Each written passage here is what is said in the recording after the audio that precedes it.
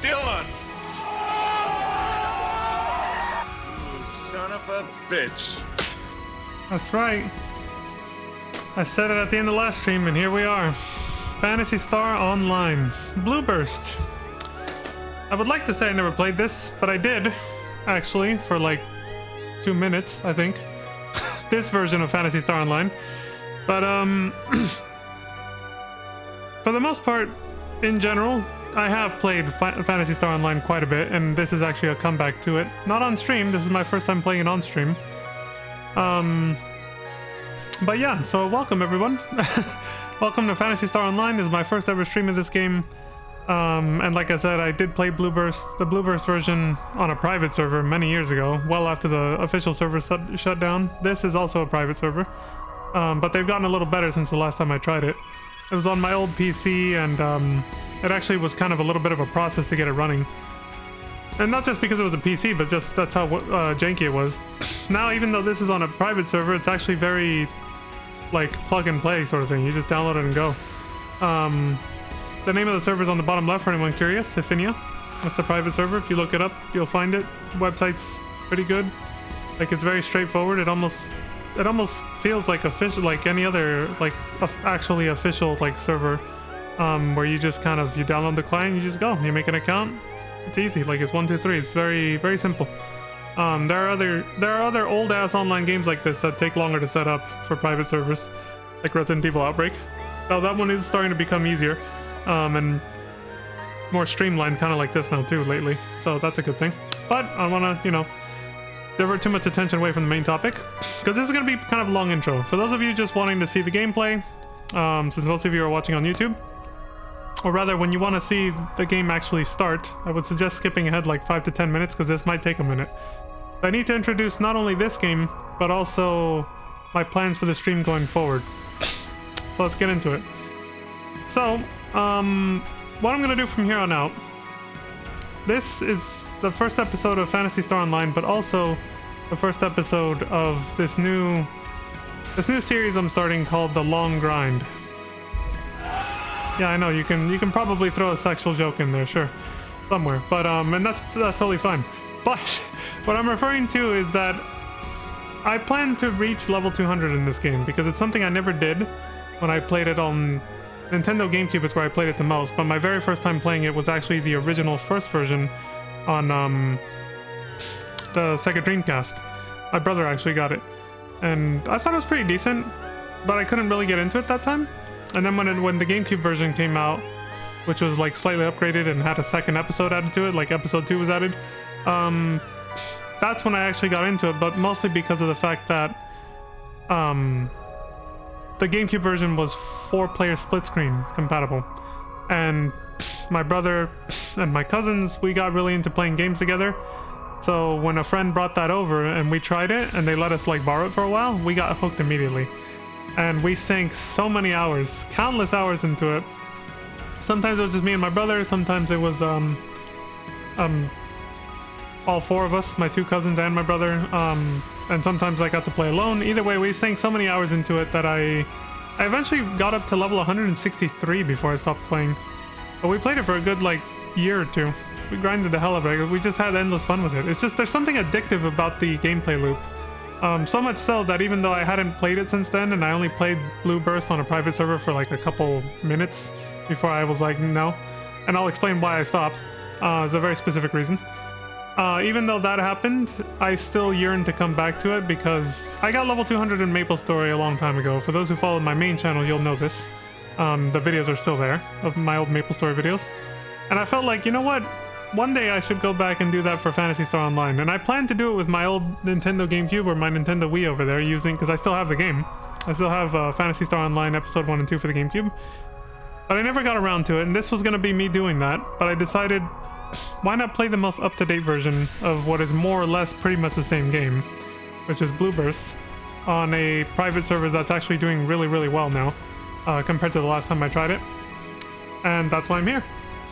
And so the reason I quit the last time, which I wasn't streaming yet the last time I tried this on a private server, is because that server in particular, for whatever reason, did not have the main story missions that I knew and loved from the original game. So like I could have pulled out the GameCube and the Wii version and just played that off single player, you know, off stream back then. I think I might have tried that for a little while and then just kind of gave up or whatever. But the reason I quit Blueburst when I tried that first was because those missions were missing, and that was kind of like a huge part of it for me, especially when I wanted to do like a solo offline grind, you know. Which, disclaimer, you cannot play this offline. Like if you want to play this, you have to hook up to the private server, but they do have a single player mode. I researched a lot of this before I even started it up and started doing like I almost say like tech support, I guess, setting everything up to make sure it was going to work for today. I did that pretty much the last 2 hours of my night last night after the Legaia 2 stream ended. So I know it's gonna work. I got it working and everything. It's gonna work. It's totally fine. Should work. But you know, streamer luck. Sometimes once you start streaming, everything falls apart, right? But anyway, I digress. So yeah, that's why I gave it a shot but then stopped, because I really wanted to play the single player missions. And this server, this private server, brought them back. This private server has all the original story missions that I remember from episode 1, from when I played it single player on GameCube. But you couldn't do missions in multiplayer. Multiplayer was just like playing online, where you well, no, it was actually, you just played through the normal... This is better explained if I show the structure of the game once I start playing, so I'll set that aside for later. But yeah, either way, that was the main reason.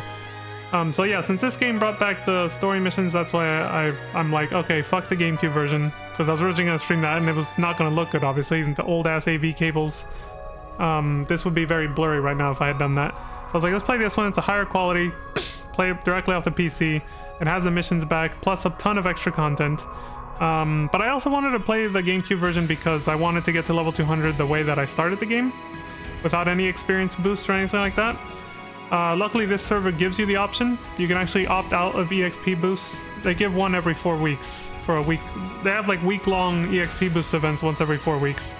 And in between those 4 weeks, every week is like a different kind of boost. Like right now, I checked the server, and the boost they have right now, because they rotate between 4, is rare item drop. So there's a 150% chance rare item drop right now. Although I don't think that affects normal mode, which is where I'll be starting, obviously, at level 1. But maybe we'll actually get a rare item, because otherwise it's impossible. Rare items don't drop until hard mode. Basically New Game Plus, your second playthrough. But with this boost that the server has going for this week right now, maybe it'll drop, I don't know. But that's not really my priority. Like I said, my priority is just to get to level 200 after I beat the story at least once or twice. But so that brings me back to what I was saying about the long grind series, is I will stream this full time until I finish the story at least once, maybe twice though. And there's a specific reason for that, but it's kind of spoilery, so I'm not going to say. But maybe twice. And then after the second time, I know I'll roughly be... Well, who knows what level I'll be, but I know I'll be pretty high up compared to right now, obviously. I'll be somewhere like probably level 50, 60, 70, something like that. Somewhere around there by the time I finish the game the second time. Maybe higher, depending, yeah, because next week is the EXP boost, so that'll affect me. But yeah, so I decided to play this version because even if I get an EXP boost, it's whatever. Like I don't want to miss out on the new content that was added on Blueburst that I never got to try because I didn't play the official servers and all that. There's a ton of new missions, even some new story missions that I've never played. I've only played the original episode 1 missions on the GameCube.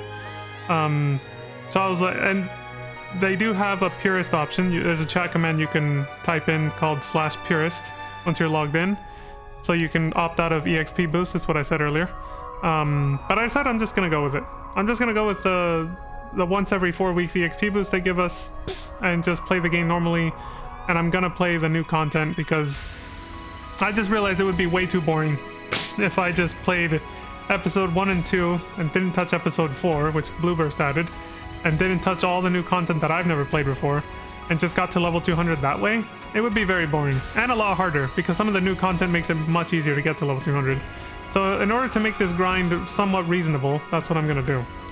I will play the newer content from Blueburst that was not on the GameCube version, and I will graciously accept the EXP boosts that happen once every 4 weeks, which right now will be next week, so we're not getting it this week. Yeah, I'll go ahead and accept that. That's totally fine. And I think that pretty much settles my plan for Phantasy Star, but my plan for the actual long grind series, which isn't just going to be Phantasy Star, is that once I finish the story once or twice, like I was saying earlier, because I kind of digressed there, I will continue this grind to level 200 by grinding at least probably 1 hour max at the beginning of every stream. And then switching after that first hour of playing Phantasy Star Online, I will switch over to the next game I have planned, that I had planned before I came up with this idea. And the long backlog of games that I have, story-driven games that I like to play, you know, not to grind to like max level or something like that, but just to play them, right? Like how I play Legend of Legaia, Legend of Dragoon. And so the stream is basically going to fork like a goddamn cryptocurrency. It's gonna fork, it'll split. So the first hour of the stream will be grinding this, and then everything after that, the next 2 or 3 hours after that first hour, will be playing the story, whatever story game I'm into at that point. Which I don't want to spoil the games I have coming up next. But that's pretty much how it's gonna go. And then once I finish Phantasy Star Online, when I get to level 200, I will start the next long grind game, which I don't want to spoil what it is yet, but it'll be the same thing where it's just going to be a long, repetitive, but hopefully cozy and comfy grind. And then once I reach max level in that game, because yes, it's going to be another RPG, won't say what it is yet, then I'll move on to the next game and so on and so forth until I run out of games that I want to do like very long grinds like this on, you know, and then that series will just come to an end at that point until I find something else to do that with. Obviously FF14 doesn't make sense for that because that one's not designed that way. The MMO is actually not designed, like getting to max level that's just like expected. Like it just happens while you play through the story.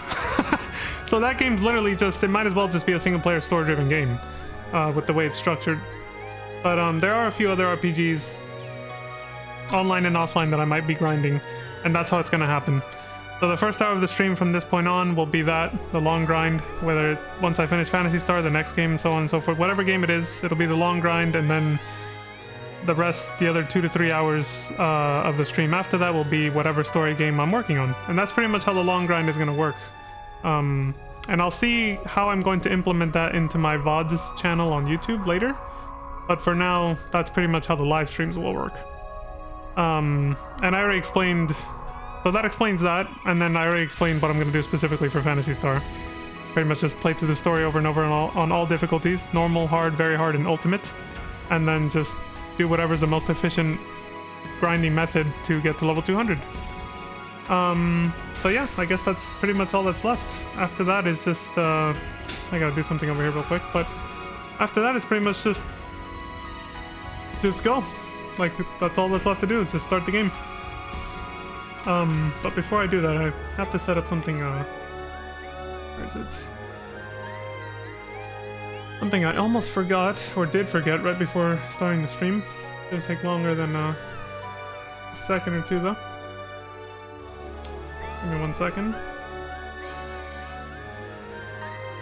Yeah, as for introducing this game properly, aside from just saying I'm gonna grind it, I'll wait till we actually start, because then I can explain as we go, sort of thing. But yeah, that's pretty much it for that. Of course, I got bad luck on this right now.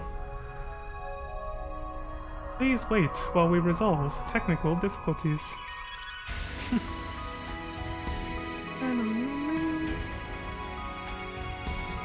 There it is. Alright, cool. Other than take as long as I thought it was going to. Clickety click click. Let's hustle.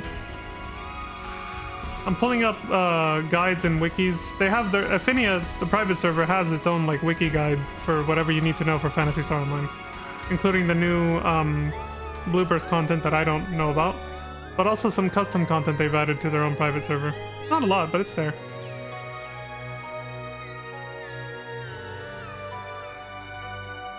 So I'm pulling up some guides that I'm gonna need because I also need like refreshers for certain old content from back in the day, so.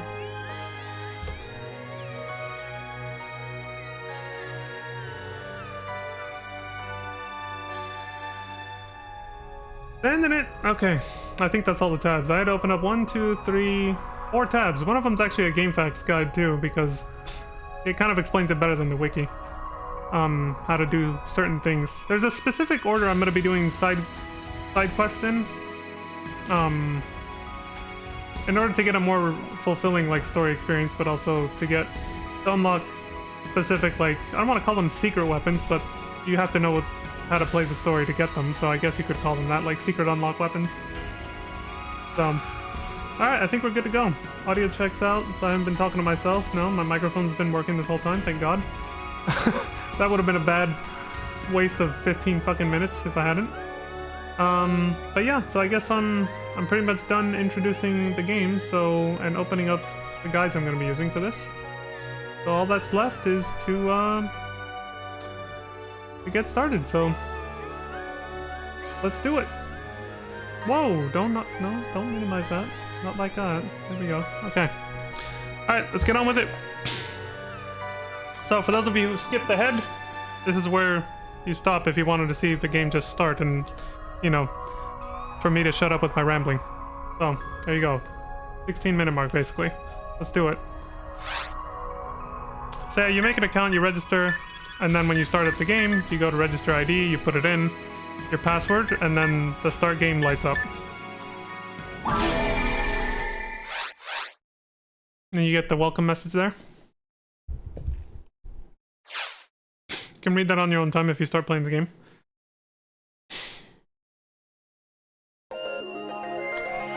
So yeah, immediate nostalgia for anybody who grew up with this game like me. The GameCube memory card only had 4 character slots. The user interface looked exactly like this. The only way to delete characters was to overwrite them with a new one. So I made this character just to test the game to make sure it was going to run on my computer without any problems. And yeah, I didn't have any crashes. I tested it for like an hour last night, I think, under different settings. But yeah, if you want to delete a character, you pretty much choose them like this, and you put recreate, and then you just make a new character and it'll overwrite it. But you can't just... Something that annoyed me is you can't just straight up delete the character to make it like this, like an empty slot again. No. Once you make a character in that slot, it'll always have a character in that slot. You can't make it empty again. Not that it changes anything, but for those who are a little OCD like me, it's kind of annoying. So that character's just always going to be there now. But I decided the next best thing my OCD could do is, well, fill up all 4 character slots. The one I'll be grinding on stream to level 200 will be in this one, obviously, the first one. And I'll probably make 2 more just to fuck around and find out, and probably play this one a little bit too. But that'll be off stream. Maybe if I want to show something specific, I'll show, you know, I'll log into them on stream and show something specific. But the one that we're actually going to focus on and get it to 200 is going to be in this slot right here. So that's the one we're going to do. As soon as you hit new character, it says want to create new play character, question mark. You hit yes, and then this happens. You get the intro. Phantasy Star Online Blue Burst. And you get a very low resolution sort of slideshow intro that is not like the GameCube version at all, which I will show that on YouTube after this, because this version is... We're going to be watching this twice, basically, because this version of the intro is dog shit. I don't know why this is included in Blue Burst instead of the high quality one. Like, it's like an actual slideshow, and I don't know why. You'll see when right after this, I'll play the GameCube one, and you'll see the difference.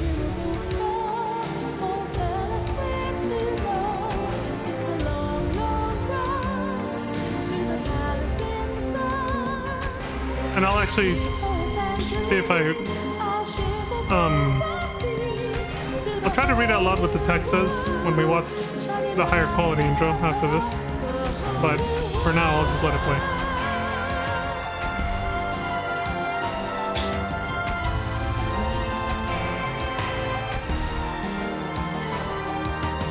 This is introducing the character types.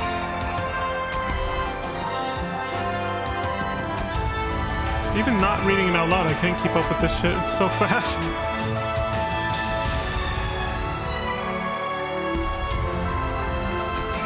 I don't know why it's such a low quality intro. I tried changing the settings to see if we could get the actual original one back, but no, we can't. You only see this intro. There's also an intro that's completely different that is high quality, or Blueburst in particular. That would have played if I didn't take like a box on the launcher called Classic Intro FMV. The reason I ticked that is because it actually sets up the story properly for the first episode. Whereas the new Blueburst intro, I think it doesn't have any text on it. So I don't know, it's completely out of context, but I think it probably sets up episode 4, because that's exclusive to Blueburst.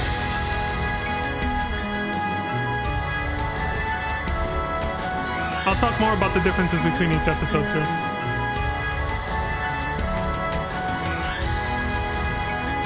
Sort of, you know, I'll just explain as I go kind of thing.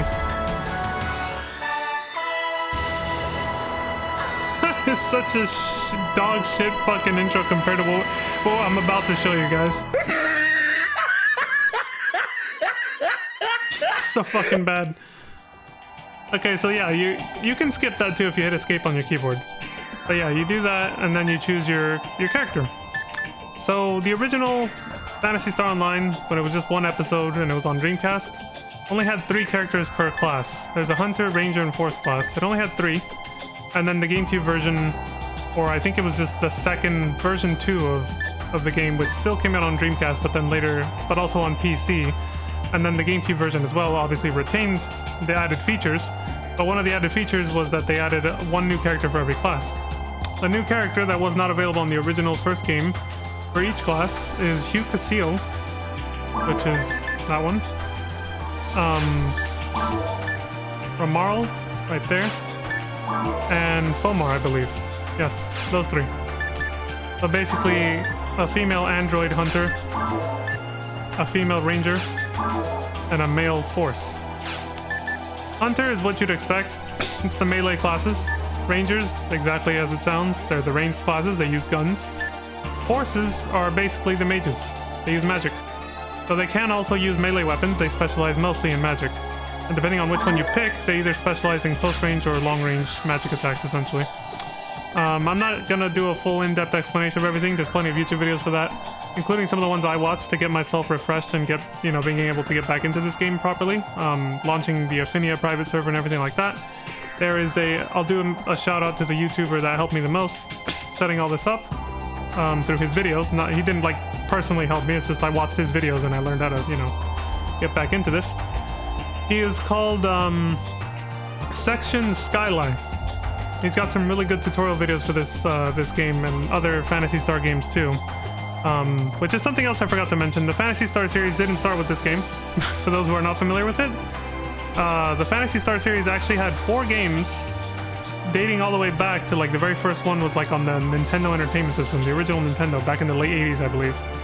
Late 80s, early 90s, and the series has mostly always been there were 4 people in your party, a 4-person party JRPG turn-based combat system. So not that different from like Final Fantasy. The difference was like the battles were done in first-person POV, so you didn't really see your characters. You would see the character names on the bottom row of your screen, basically. But it was a turn-based RPG, and a lot of its like themes, as it's called Phantasy Star, PH Fantasy Star. It's all outer space stuff. It's all intergalactic. However, it's not like Star Wars where you're fighting some like... I don't know the specific stories for the previous games. I can only say for this one, but they all had the theme of being in outer space. And you would fight like, you know, alien monsters and other things like that. As far as I know, they didn't really take the approach of Final Fantasy where you're most of the time you're like going up against some kind of empire, or you know, you're fighting the power in some way, right? There was a reoccurring final boss villain in a lot of the Phantasy Star games. I remember this from back when I researched them as a kid after I got interested into the series from this game. It's this creature called Dark Faults. Yeah, a creature named Dark Faults is what it's called. It's usually the last boss for a lot of the games. It's some kind of like evil dark spirit entity, essentially. Its lore kind of differs between each game. But yeah, in every game you're pretty much just saving the universe from this evil, horrible creature, basically. But that's pretty much Phantasy Star 1 through 4, which is all the games that came out before this one, before they made Phantasy Star Online. This is obviously a huge departure because not only is it the first online version of the game, but it's obviously also not turn-based. The parties are still four party members, but since it's online, it's, you know, 4 actual human players now, and it's a sort of early action hack and slash type of RPG that I found out recently from that YouTuber Section Skyline was a huge inspiration for Monster Hunter, which is interesting because I've never played or had any interest in Monster Hunter, and that guy had a whole video, Section Skyline had a whole video explaining how similar the two series are, Phantasy Star as well as Monster Hunter, and how they sort of inspired each other. And I was quite impressed. It actually made me get an interest in Monster Hunter a little bit. Not enough to still want to play it, I'm probably not going to. But that's mostly because I like the futuristic sci-fi vibe of this series more than the overall setting and vibe of Monster Hunter. It's really not my thing. But I thought it was pretty cool. I didn't know that they were related. I was like, holy shit. I didn't know this series that I've never had any interest in was actually inspired by one that I absolutely loved as a kid, you know? So I think that was pretty cool. But let me make a character, and then we'll go back and see the more high-quality intro on YouTube that we just watched. But there's the background. So I will be playing as a hunter. These are the characters I'm probably going to fill up my first 4 character slots with. Because something I forgot to mention earlier was that on the launcher you can pick sets of 4 character slots all the way up to 32 characters total. So unlike on the GameCube where one memory card just has those 4 characters and that's all you get, for this private server, and it was probably like this for the official server too, you can have up to 32 characters. You just have to change the slots that you want to load up before you launch the game. But yeah, for these first 4 slots, I'm probably going to put in hunters. I don't know if I'll ever try rangers or force, but all of that will definitely be off stream on my own time, so it doesn't matter for this. But the main one I'm going to grind to 200 is the one I played as a kid, which is Humor. So it says, hunters are proficient with bladed weapons. Hunters can also use a wide variety of other weapons. Although lacking in accuracy, they gain high attack power. Suitable for beginners. I'll be playing this one, Humor. Excuse me. Hunter human male, excels in close range combat, has the most balanced growth potential, has some recovery and attack techniques. You would think he's the most beginner friendly one, but I saw some people say he's actually one of the hardest to play later, like in the late game. Like it's easy in the early game, but it gets more difficult in the late game. But then there's also these other 3. I guess I'll read these, since it's the only job class I actually take an interest in. The Hewn Rural.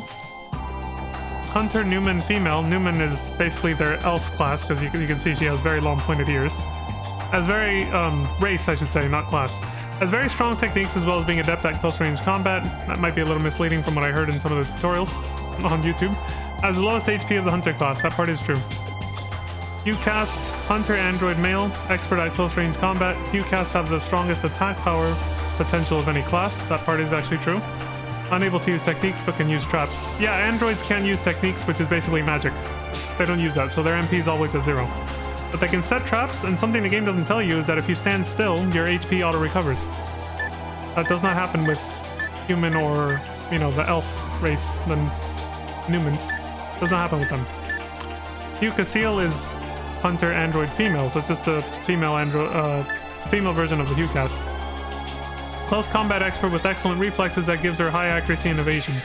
Unable to use techniques but can use traps. So you can see the recurring theme here is like, what if Hugh, Raw, and Foe is just referring to hunter, ranger, and force. The rest of the name refers to like, basically refers more or less to like a combination of their gender and race. So Mar is obviously like, you know, human male from what we can see here, as you see there. And then I guess human female is Marl. There's one. There's another, yeah. The Newmans, the males are just called Noom. The females, Newrals. It's like her over here, yep. And then the androids are called Cast for the males and Casil for the females. Cast, Casil. Yeah, I mentioned this just because it is important to understand what some of the characters will be referencing in the story when they refer to like the races and classes of, they mostly refer to like the races of other characters, not their classes though. I think sometimes they do say, oh, it's a hunter or a ranger or a force, but that's, as far as I can remember, that was pretty rare. They mostly just referred to like, oh, there was a Casil or a cast that went over there, you know? So it's important to know this terminology so that we know what the hell they're trying to talk about or tell us when we actually play through the story. Like, oh, there's a cast that went that way. Oh, so a male android. Okay, got it. You know, it's important to know that. Somewhat. Alright, let's go ahead and make it. So I kept things simple even as a kid. I was like pretty happy with the base design already. So I think all I remember ever changing every time was the hair and the costume color. That was it. And you can change most of this stuff later, even after you've made the character. The only thing you can't change again is the name, which is a whole fiasco in and of itself that I'll briefly touch upon. Let me see. The first of 5 faces. This character creator is about as robust as FF14's. Which is not a lot, obviously. That was sarcastic. Though I personally don't think it's a bad thing, but I'm not going to go off on that tangent right now. For FF14, I mean. How do you rotate the camera again? There we go. Okay, so the hair I always picked is this one. Because all the other ones just do not fit me at all. I never, yeah. This one came close, but then I was like, nah, there's just something missing to it. Maybe if it was a little spikier. So yeah, the only one I still like to this day is this one. And I would either go all black or... I think it was black. The last time I made my character, again, this was like, you know, many years ago, but pretty sure I either went all black or all white, but then I think I did black with frosted tips, but I don't think that's actually possible. I might be misremembering that. I think I just made it look that way. Yeah, one time I did this. I will come back and change this. But yeah, one time I did this, and the costume color I picked was...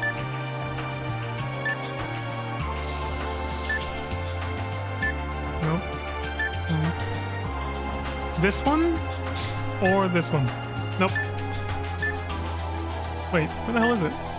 I know they have it. I guess it's near the end. I'll know it exactly when I see it. Oh, it's the very last one. Okay, so yeah, this one right here. Yeah. Or, like I said, that one.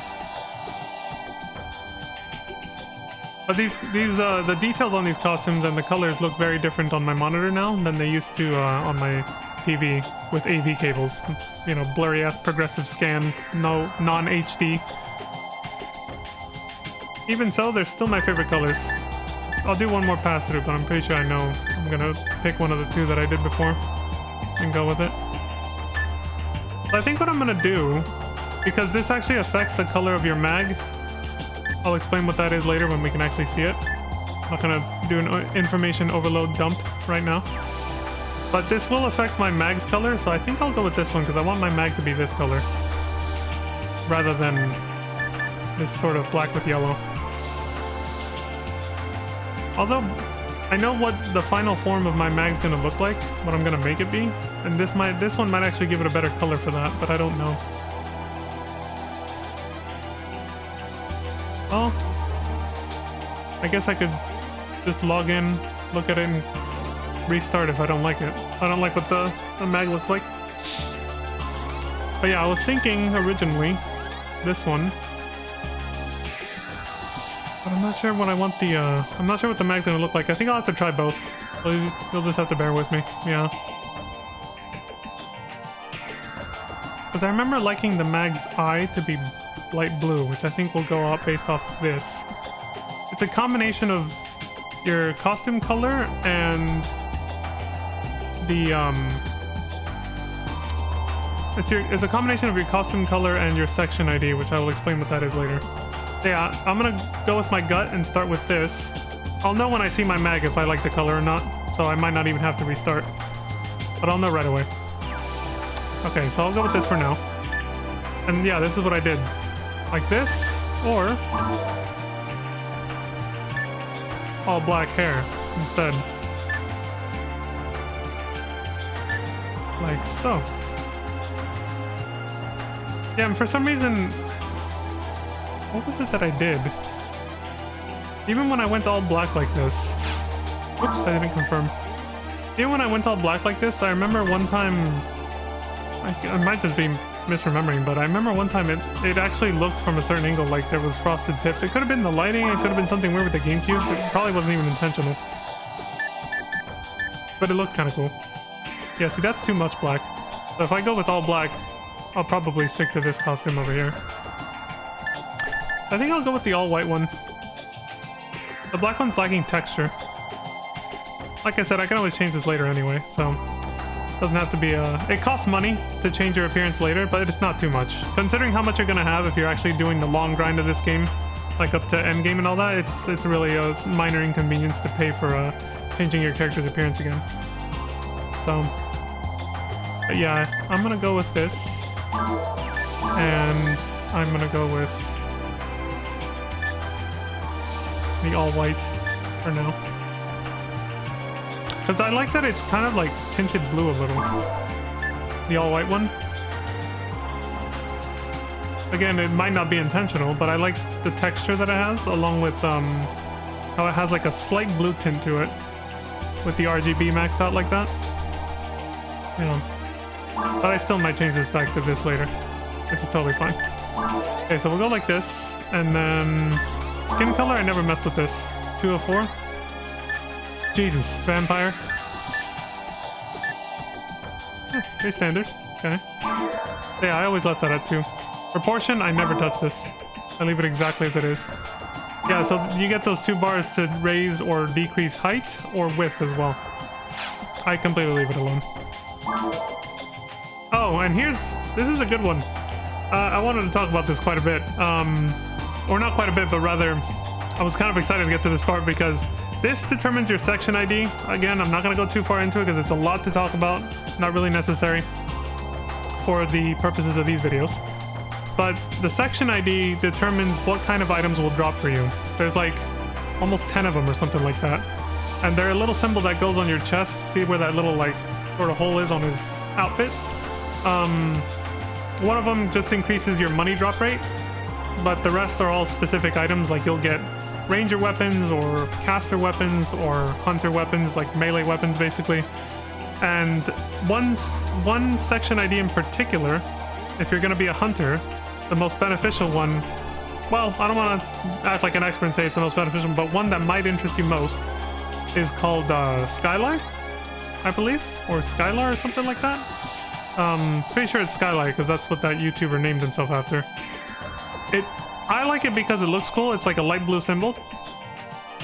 But that one drops mostly hunter weapons and specifically swords, which is what I'm definitely going to be after, is unique swords. Especially on the higher difficulties, because there's some really cool swords. I don't want to spoil what they are until we get there. But there's some really cool swords that I'm looking forward to reacquiring again that I had back in the day. So the funny thing is, I didn't know any of that when I first played this years ago, and I only learned more about it with the wiki on Affinia now. And by complete coincidence, I actually got the Skylight section ID. I had no idea how much I was benefiting from it. I just thought it looked cool because of the color and the shape. You know, years ago, I didn't realize how much I was benefiting from it, but how I got it, because it's determined by a combination of your race, I think, or the specific character you pick and the name you give them. And there's this whole formula, you can look it up on YouTube, for what letters will do what with the combination of your race and class and all that. Like, I'm not gonna go into that, but by complete coincidence, I actually named my character something that gave me Skylight, and not just because I got that section ID. I had no idea what it did. I just thought it looked cool, but I got it by complete coincidence from giving it a certain name, naming my character after one of my favorite characters in video games at that time, which should not come as a surprise to anybody who's been watching the most recent streams. And I will type it in now. Vaughn, yeah. I didn't always name my characters Leon. Leon was has been my favorite character for like ever. Even back then, he was one of my favorites from like Resident Evil 2, 4, Squall renaming himself Leon in Kingdom Hearts. I actually kind of like that. Though his reasons for doing it are kind of sad, but I digress. I also was very much into Legend of Legaia around the time that we got into, which I just streamed those 2 games. Around the time I got into Phantasy Star Online, I really enjoyed Legend of Legaia, so I actually named him Vaughn And let me confirm it. All right, you have to hit enter. And look what happens when I hit OK with this name. Boom. Skyline. Dylan! Son of a bitch. Yeah, I got that lucky. I got literally the most beneficial section ID for my character class without even realizing it back then. Just complete coincidence. I happened to, just because I put in the name of my favorite character at the time. If I put in Leon, I'll just show that after this to see what we get, but I think it was like Blue Full or something else. Again, there's a whole formula you can check to see what determines it. But yeah, this character class with that name creates Skyline. However, for those who are worried like, oh, I don't want to name my character something I don't like just so I can get a certain section ID to get the drops that I want, don't worry, Affinia's got you covered. Once you start the game, there's a series of chat commands you can use to do some very small slight tweaks to the game, just to help you out. Very small quality of life things. They won't let you like cheat through the game unless you make your account in sandbox mode, which lets you just spawn and level up automatically at the click of a button and spawn whatever item you want, because that's just to play around with endgame stuff without having to grind, which is why it's a separate account type. You can learn more about that from them. But they have a chat command that lets you change your section ID to whatever the hell you want it to be, no matter what name you chose. So you don't have to worry about this anymore. You can literally give your character any name you want, and then use that command to change your section ID to something that will actually benefit you, depending on what class you picked and what you think will be best for you. So you don't have to do this. Like, you don't have, I could have named him Leon. We would have gotten a different section ID. Then I could have just used that chat command and changed it. It changes it back to, you know, I could have changed it to Skylight. Basically, I could have forced it. That's totally okay on the Affinia server. They let you do that. They give you a chat command for it. Totally legal. But for the sake of nostalgia, I think I will leave him as Vaughn, because that is what I named my character when I was trying to, you know, when I played on GameCube with my brother and my cousins back in the day and tried to get him to 200. My character's name was Vaughn, not Leon. I think I did make a Leon once, but then we like lost that memory card, or it got wiped somehow and we had to start over. I think we turned it off while it was saving one time. My cousin did that by accident and we fucked everything up, and then we all had to start level 1 again, which sucked, but you know. We weren't even mad, dude. We loved the game so much, we did not care we had to start from level 1 again. We really didn't care. We just loved playing this game so much, so it didn't even bother us. But my last iteration on GameCube of this character was Vaughn. So I'm just gonna leave it. I just want him to be like a spiritual successor of my old GameCube character, so I'm gonna leave it like that. And now I don't have to tweak the section ID through a chat command. Oh, this game had loading screens that allowed you to actually like mess around a little bit. We're not gonna see a lot of them here because this game is so optimized, and obviously my PC has 32 gigs of RAM. It's just gonna like, you know, we won't see load screens. But they had interactive loading screens to let you fuck around while you waited, because loading screens used to be a thing and they were quite long back in those days. But here's the private servers. It says up there, as you can see, where they're located physically. Obviously I'm in, you know, North America, so I'm gonna hit US. Alright, the square button shows you how many users and parties. This is a very special US server that you'll actually see in the message. It'll tell you what it is, what it's for. Then within each server, there's 3 blocks. You can think of them as like channels from MapleStory, if you're familiar with that. Obviously, the first block has the most people. I'm going to be playing solo for at least my first 2 playthroughs of the story. At least those. So I will be playing on the least populated. Let's see. 222 users, 12, 25. People normally go to block 3 from what I saw last night because it's the emptiest. But obviously, because everybody automatically does that when they want to be alone, sometimes it ends up not being the emptiest. And so I guess I'll just go to block 2, whatever. Okay, you see this right here? Experience the thrill of PSO episode 1 and 2 again with 1x drop rates, so no increased drop rates. No boosts of any kind if you play on the US/Diva Loca ship, the other one that you saw listed there. It removes episode 4 and there's no boosted rates and yada yada. If you want to be super purist. Again, there's also a chat command that lets you do that too. You can just type in //purist and then you don't get any boosts if you really want to go hardcore. Again, I considered it because it would be true to the GameCube experience I had years ago, but then I said I'll be missing out on all the new content. And I kind of want to play the new content that I didn't get to play on Blueburst before, so I decided to go with that instead.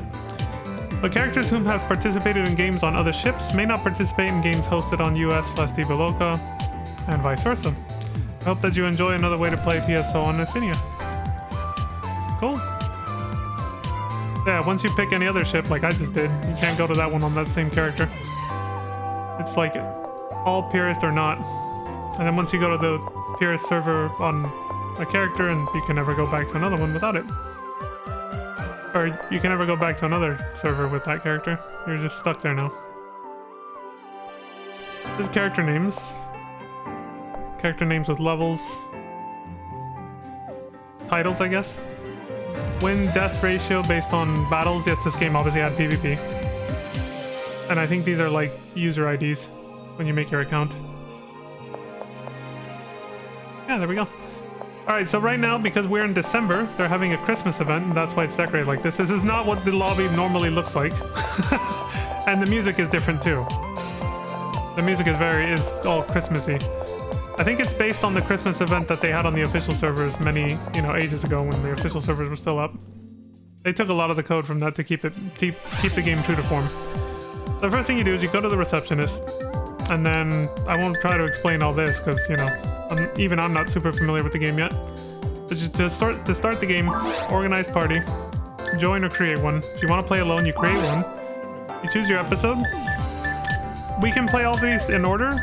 There is an episode 3, but it's a separate game completely. I'll briefly touch on it now. Episode 1 and 2 are what I played on the GameCube. Episode 4 is Blueburst exclusive, and luckily I happened to see a passing comment from one of those YouTube videos that I told you about, where they mentioned that episode 4 actually takes place before episode 3. So it's completely safe to just play 1, 2, and 4. 4 is like a prequel to 3. And the reason for that is because episode 3 was called Card Revolution. C-A-R-D Revolution. And it's exactly what it sounds like. They made episode 3 of this game be a card game. A turn-based battle card game. And you guys know how much I hate card games, so I had no interest. And I guess I wasn't the only one. That one also came out exclusively for the GameCube and PC, I believe. That was no longer on Dreamcast. But I don't think I was the only one who didn't give a shit about wanting to play a card game after playing this game's action hack and slash gameplay style instead. Because obviously when they made a new episode after that, it went back to this form. That was with Blueburst, the launch of Blueburst, and that was episode 4. So clearly I don't think the card game had a lot of fans. I'm sure it's got a cult. I'm sure it does have some kind of a cult following and maybe even has a private server of its own. But I certainly don't give a shit about it. However, I will watch it. I will watch I'm pretty sure I can find a playthrough of it. If I can't, then oh well. But if I can, I will watch the story for episode 3 after we finish episode 1, 2, and 4. I was worried I was gonna have to play episode 1 and 2 and then watch episode 3 and then come back to play 4 again here. But since I heard that episode 4 actually takes place before 3, I realized, oh, okay, I can just safely play episode 4 without any issues. Nice name, Hub Tickler. So yeah. So I'm gonna start with episode 1, and then the party name or password obviously doesn't matter. So I'm gonna do this. Oh well.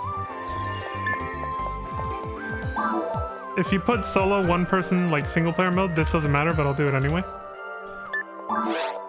So this is something you might make a mistake in if you just go into this blind. If you hit normal, challenge, or battle, it's for 4 players. The difficulty, battle is PvP, but normal and challenge is still PvE against enemies. However, the enemies will be tuned to 4-player parties. So if you're by yourself and you're gonna go in by yourself and you hit normal, you're gonna get destroyed, especially at level 1. Even at the very beginning, you will just get destroyed completely. Because you will be overwhelmed by the sheer amount of enemies, because the number of enemies will also be scaled to 4 people, to a 4-player party, but also their stats, including the amount of EXP they give, but you're gonna die more often than not, and it's not gonna benefit you in the long run. Unless you're cheating or you're just an expert at the game already. But if you're new, do not pick this if you're going in alone. Pick one person, because that scales the difficulty and makes the game play exactly like the single player version that I played on GameCube, basically, that you could play offline. So like I said, unfortunately you have to play online for Blueburst. There's no offline mode. So you have to connect to the server.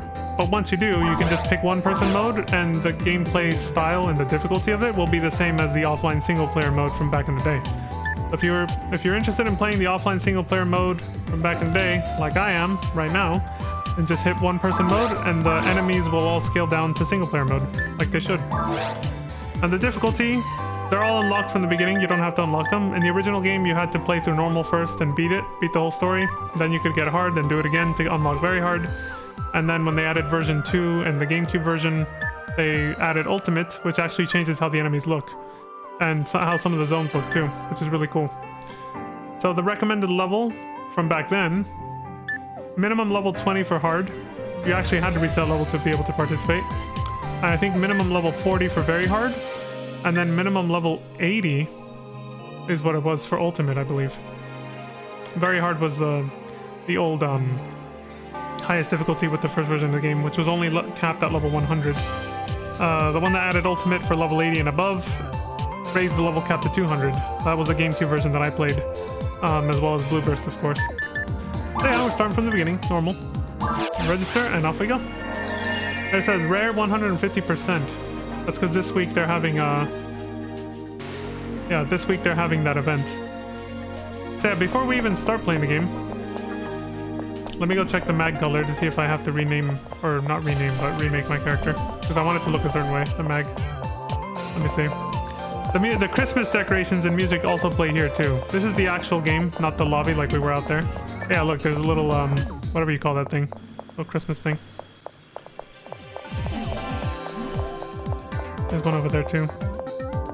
Once I'm happy with how the mag looks. Again, in the old single-player offline version, you didn't have access to all 4 areas yet. You had to unlock them one after the other. The order is Forest, Cave, then Mine, then Ruins. And then that's how you beat the game. Let me go into the forest real quick. Okay, so my mag turned out silver.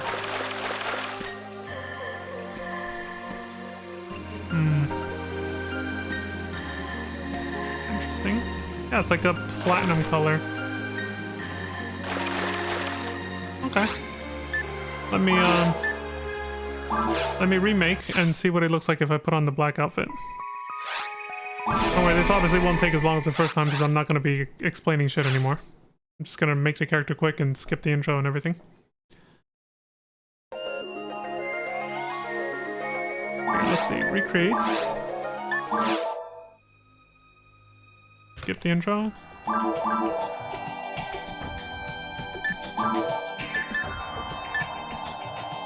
Number 4, we agreed on all white instead of all black, it looks better.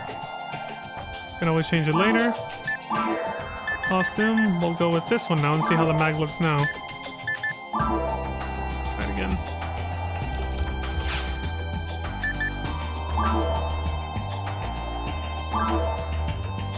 See what the mag looks like.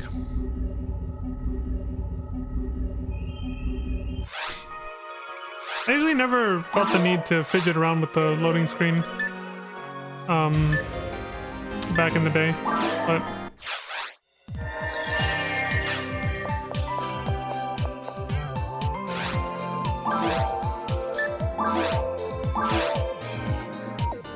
yeah, I don't think I have to bother with any of this.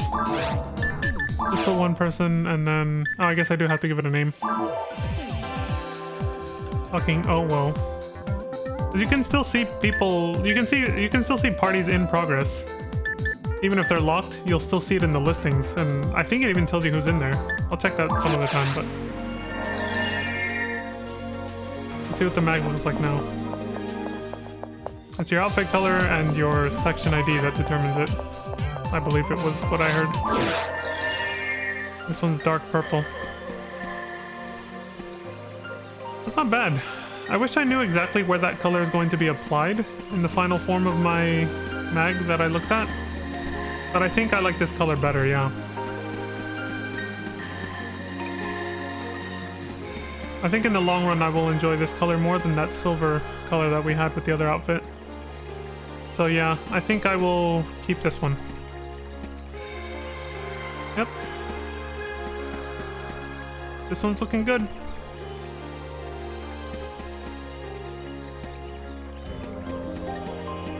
I'm just making sure I'm happy with it. I think I am though. definitely. Oops. Okay, sounds good. So I guess I'll keep this outfit. My plan was to change to this anyway. I was only going to start with the white and blue one if the white and blue one looked better for the mag. But this one ended up looking better, so... Alright, cool. Now that that's settled, let's watch the actual high-quality intro, like I promised. I'll close this just because I can't turn off the sound unless the game's off. You can only turn off sound and music from the launcher. But once you're playing the game like this, you can't mute it. So... Switch over to the, oh, I have to exit this too. Exit game. Alright, let's switch over to the YouTubes and do that real quick. Desktop.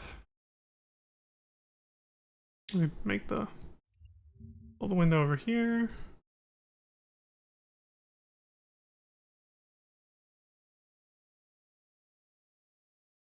Screen capture, properties, capture window. This one. Boom, baby. There it is. So this is the actual high quality intro that you'll see. It's a much better version of what we saw earlier. Because it's like fully animated instead of a slideshow. I don't know what the fuck that shit was.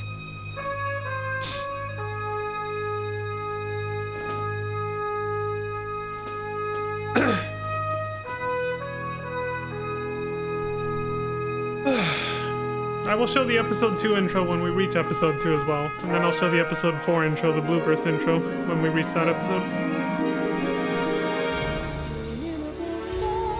Okay, I want to actually read these and they go way too fast. This one's fine, but the later ones just start going bum bum bum bum like how fast. Okay, so the intro says, the Pioneer Project, quote unquote, a plan born of desperation, conceived in response to the imminent destruction of their home worlds.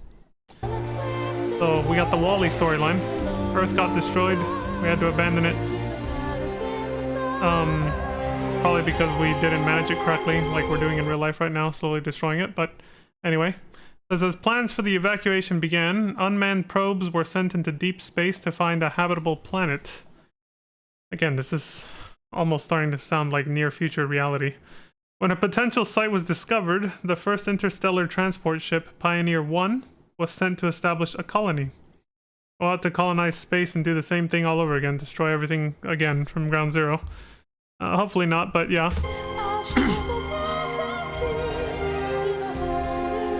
Pioneer 1 confirmed that the planet Rhaegal was a suitable location, and the initial colonists started preparing the planet for the main wave of refugees, beginning with the construction of the central dome.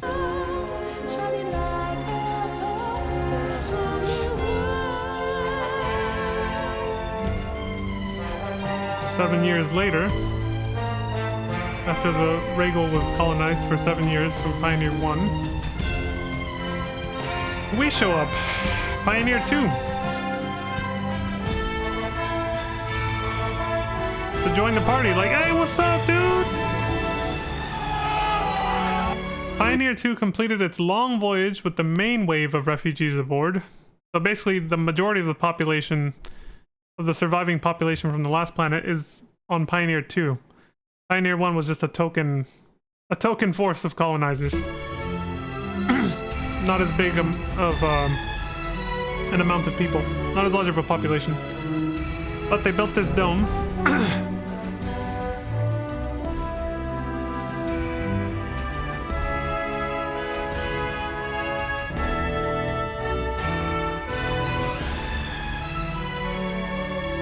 They touch tips! He's pulling his car down! Look at that. That was a static image. Look at the left of the dome. There's something very important for the plot there. And it was only a static image in that slideshow piece of shit version we just saw before this.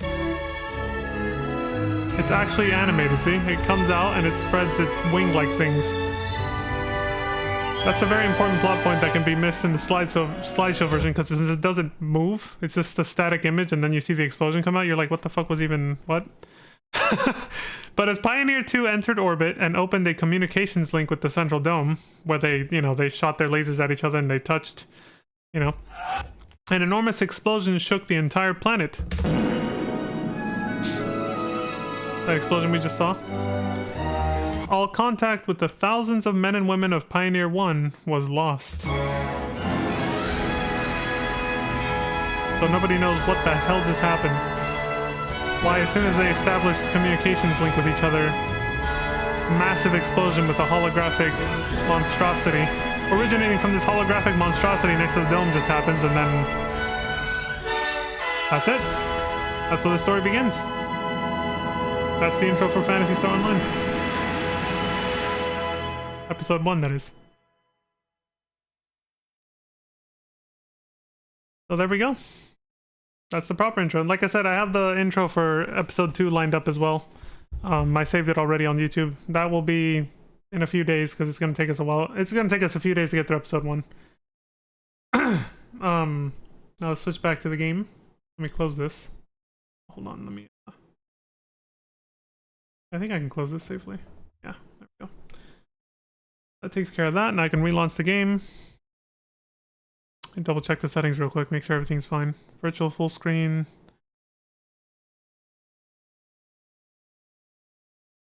Yeah, everything looks good. Okay. Start game. Now we can actually finally start. An hour in. Oh, shit, that's what I forgot. Properties.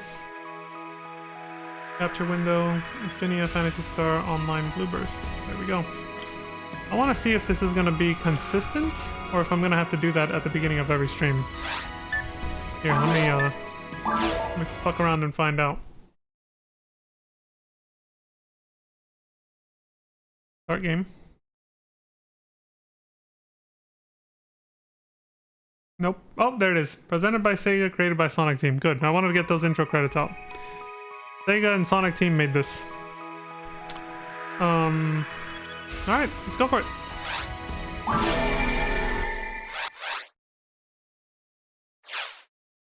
So yeah, I'm happy with this version of my mag, so we're gonna go with this one. I like this color better, so... The outfit will most likely stay as well. I like this outfit in general. This outfit color better than the other one anyway. But if I get bored, I'll switch to the white and blue one that I had on too. I'll just pay the 10,000 Meseta or whatever it is.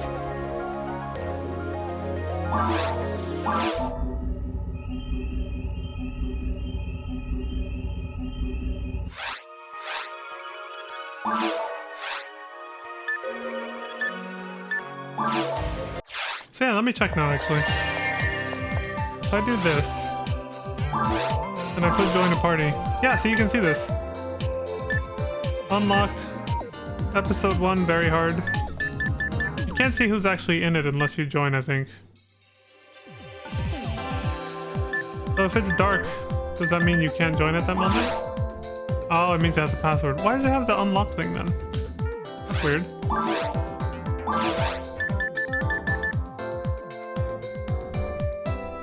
Or maybe that pixel isn't meant... That pixel on the left side of the lock icon is not meant to symbolize that it's unlocked, I think.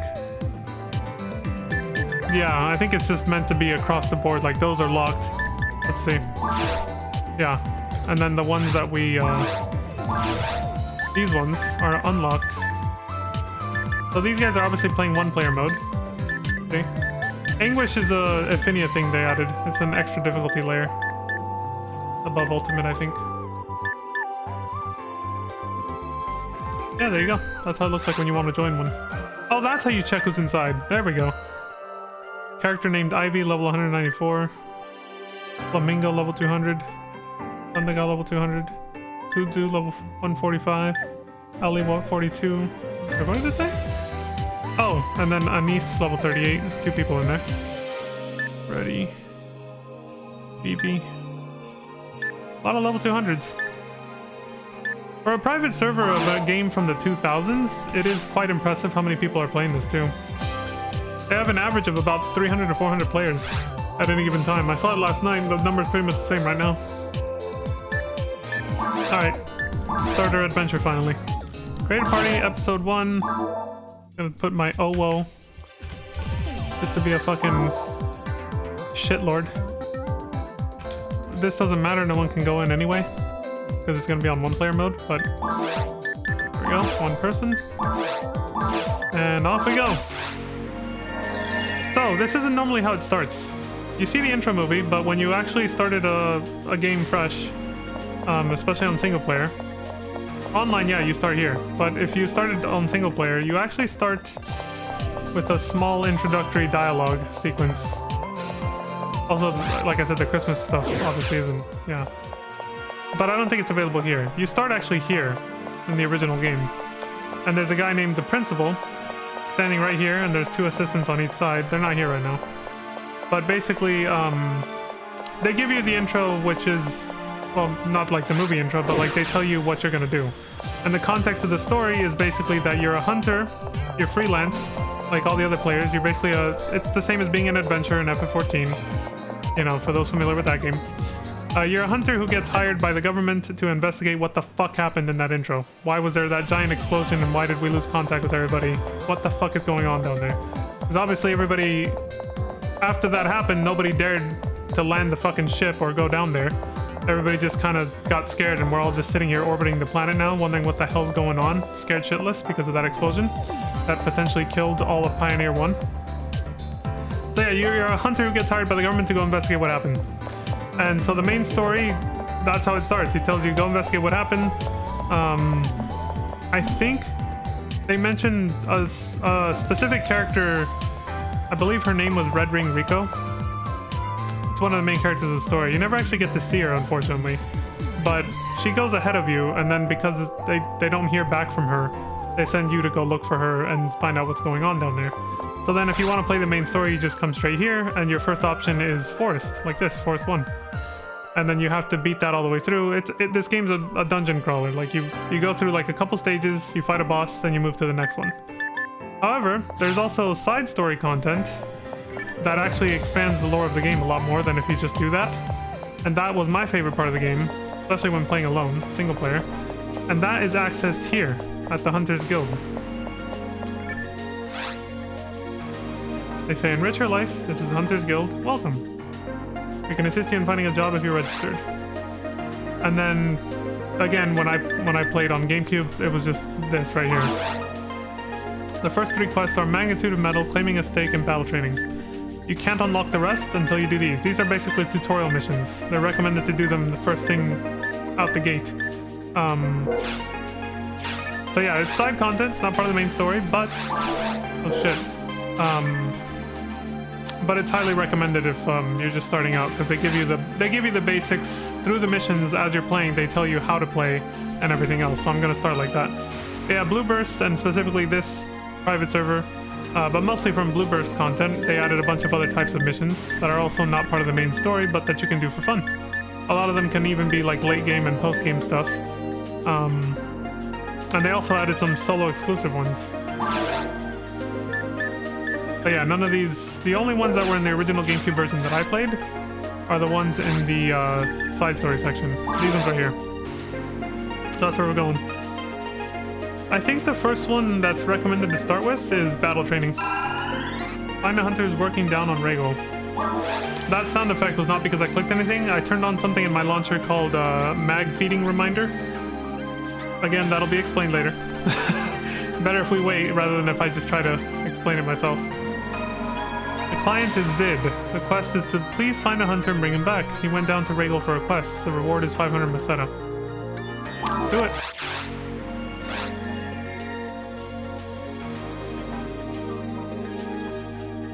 Skip dialogue? Question mark. I'd rather not. Nope. It says, are you Vaughn? I'm Zid. I asked the young hunter Ash to do some research on Rhaegal. He's supposed to be done with the job by now, but he hasn't returned yet.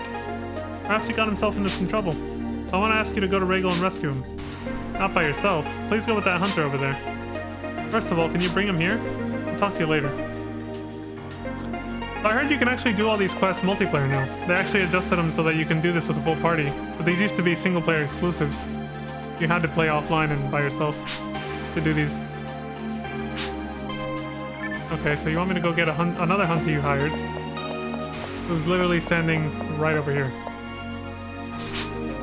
Some conversations initiate automatically. I didn't even push X for that.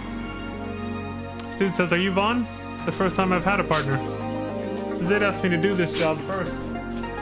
Unexpectedly, he told me I'd have to work with someone else. Oh, he told you that after you already signed the contract, did he? Yeah, that's totally what happened to him. He's like, I had to say yes as he is my client. So he's basically like, fuck! I gotta work with a fucking noob, man. So now he's in our party. There's our party list on the left. I should say over there. Kireek, level 36. And I'm level 1. He's like, damn, I got stuck with this noob, man. Hello again, Vaughn. He's Kireek, your partner for this quest. He's a HuCast. He's a pro. Perhaps you can learn a lot from him. Kireek, I know you are unhappy, but I need 2 hunters for this. One has to retrieve the data disk that I asked Ash to get. The other is to help Ash return here if he is injured. This is my personal agenda. It has nothing to do with business. Ash is my cousin. I don't want to lose him. Please understand. Kireek says nothing. And then he says, I have no choice. Basically. That sound effect is just that you completed a quest objective. Can't believe I remember that. What are you doing here? Please hurry up and find Ash. Good luck. He's like, get on with it, motherfucker. I didn't hire you for no reason. Just sit there and gawk. I'll give a slight tour of this place, the main hub. I already showed the government central command area. There was nobody there.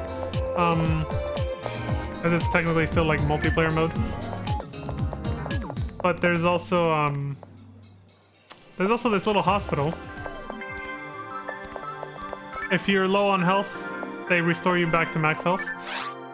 Welcome to the medical center. Well, you're completely fine now. Please stop by anytime. Good luck. Yeah, you pay some money and they full heal you. So it's like using a tent. It's basically like staying at an inn in a classic RPG. Something I forgot to mention about the government office. So like I said, they're not here like they were in the offline single player mode that I played. However, they still gave it Christmas trees though. I did see that, and I didn't look at it right now in the quest section list before accepting this one, but I did see that Blueburst added government missions that kind of expand the main story more, I think. I think they're meant to be main story. Those also were not around in the old GameCube version I played, not for offline single player anyway. I think they were added with Blueburst. Government missions that kind of follow the lines of what I said, where you get sent down to Regal to investigate what the fuck happened. This is your item storage, because you can only carry so much in your personal inventory, so you have to bank stuff. This is your bank, your item bank. You can deposit or take stuff. Money is Meseta. Items. It's called the check room. There we go. Take. Is there anything already in there? Obviously not money, right? No Mesetas in your deposit box. What about items? Nope.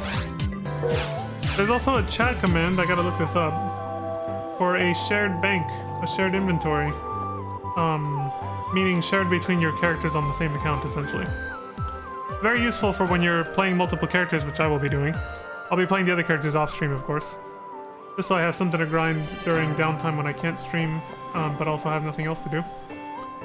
Because that does happen sometimes. It's rare nowadays, but still. There's a chat command, I believe, to open up the shared bank, item bank, or check room. Where is it? It's a /purist. Forced classic drop style with experience share off and 1x rates. /bank. Toggles between character and shared item banks at the check room. So can I just type it in right now? Let's see. Oh wait, how do I open up the chat mode? There we go. Spacebar. /bank. Shared.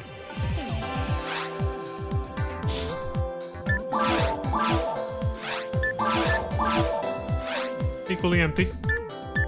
I think I'd rather just use the shared one. I don't see the point using a...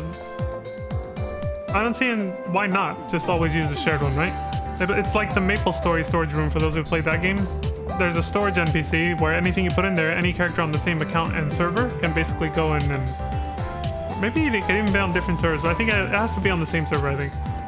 But yeah, you can pick up items that somebody else put in there, basically. But yeah, there is also... If I do that again, character. None of this matters for now. I suppose just to avoid clutter. Yeah, so I'll leave it on character, I guess. That's how It used to be, or was it always shared? Can't remember. And here's the shopping center. They changed their... I obviously have no money, so there's no point talking to these fools, but this guy is an appraiser. They call him a techer. When you get special weapons, which will pretty much only happen on hard mode and above, he will tell you what they are and their stats, and you can actually re-roll over and over, like tell him you don't believe him, and he can get you higher stats, but it's all luck. This is the weapon shop, this is the item shop, and this is the armor shop, I believe. I'm not going to talk to him right now because, like I said, there's no point. I don't have any money. I just have starter gear, and I'm gonna have to just go with that.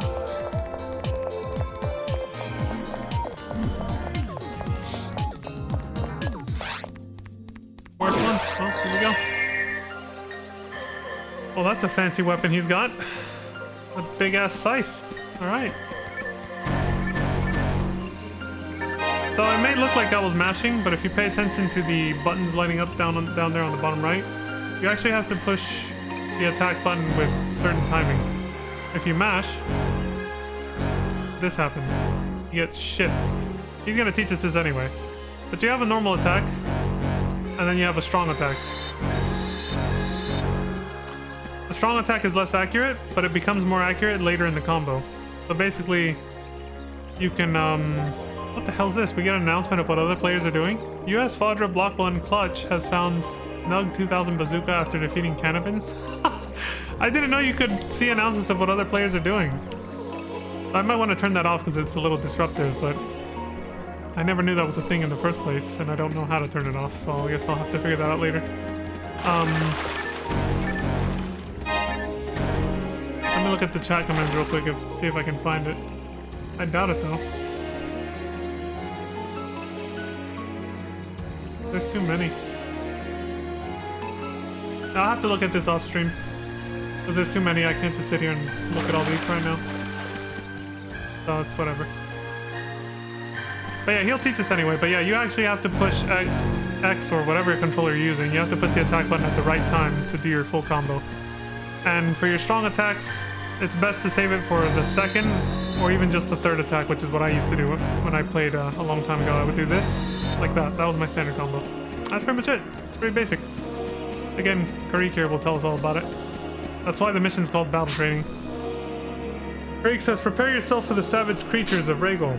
If you're close enough, a cursor shows you which enemy you can attack. Don't let them surround you.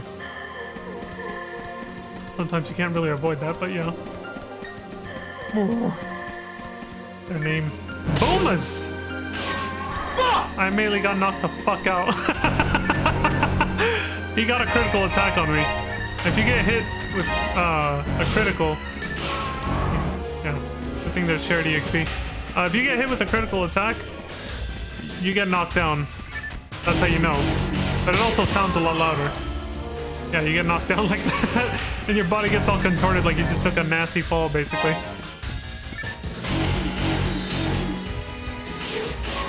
Blocking is automatic. You only get EXP if you tag an enemy. Hit him once, basically. Just like Maple Story. However, that's only for this... I believe that's only because I'm playing the single player mode right now. It's doing that old school style. Where I have to tag the enemy before Kireek hits him, otherwise I don't get shit EXP. Because the Affinia private server actually made it so that I think you have to play a certain game mode or use a certain chat command maybe, or set up the parameter before you start when you're setting up your party to make it so that EXP is shared regardless of whether someone's tagging or not. So you don't have to worry about trying to tag every enemy in the room before somebody else kills it, basically. Which is much better in my opinion.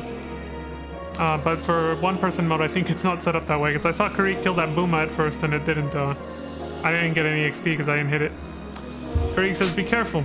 Even if you defeat one group, another one may be hiding near you. Yeah, more enemies can spawn, and you'll only know it's over once you hear that sound we heard just now when I was talking. It's like, boom, like that. Usually unlocks the doors in the room and lets you know there's not going to be any more enemies for now in this room. He says, watch the radar, prepare for the battle so you don't get surrounded. Yeah, so my camera's covering it partially. But the radar in the top right-ish sort of corner will tell you where the enemies are. Like, enemies will spot as little blips Bosses are bigger, of course. They're these much larger, like round blip, but yeah, you'll see them moving around. You'll know where the enemies are. If you don't look at that, you could get, you know, they could sneak up on you from behind. It's happened to me several times when I used to play this a long time ago. That's a door switch. Press it, the door should become unlocked. The attack button turns into that. You cannot rotate the camera with the analog stick. I saw an option for it in the launcher, but it didn't really work when I activated it. I still couldn't move the camera like that. So I don't know how it's supposed to work, but the old school way is to push the shoulder button. It starts with R1, the right shoulder, the right first shoulder button basically. I switched it to L1 because I remember that being what it was on GameCube. I could be wrong, but it's definitely one I'm more comfortable with. So L1 puts the camera right behind your character, like that. So if you just spam it as you turn and run like I've been doing right now, that is pretty much how you can keep your wits about you, because if you do this and you try attacking an enemy like this, you might not even see what the hell they're doing, especially if it's a big enemy and you can't see their attack animations. You might not know when to like brace for an attack or run away. I think some enemies do like charge ups for stronger attacks, so it is important to be able to see them. So I'm just going to be spamming L1 a lot. You'll see that a lot to put the camera behind me. Hey! I see that. Fucking wasp nest over here.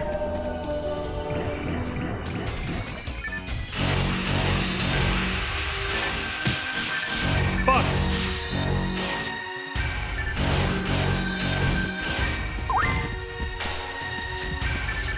So I just healed myself using an item. This game's version of a potion is called a monomate. It's items that they did use in the old Phantasy Star games from what I remember researching back in the day.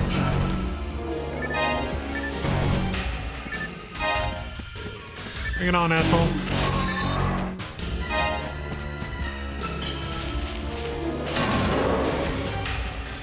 Oh, I was like, what happened? He killed it instantly.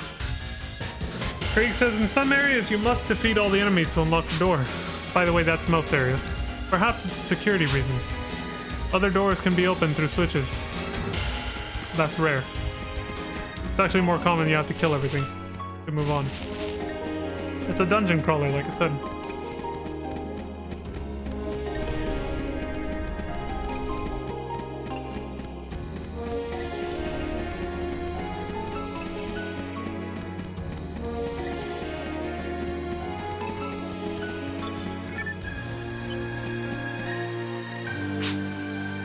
Arms and protectors have attributes. The weapons and shields. Learn to link attributes to enemy types. Monsters around here are all native animals. Practice on them. Techniques also have attributes. Learn the attributes if you want to survive. Okay.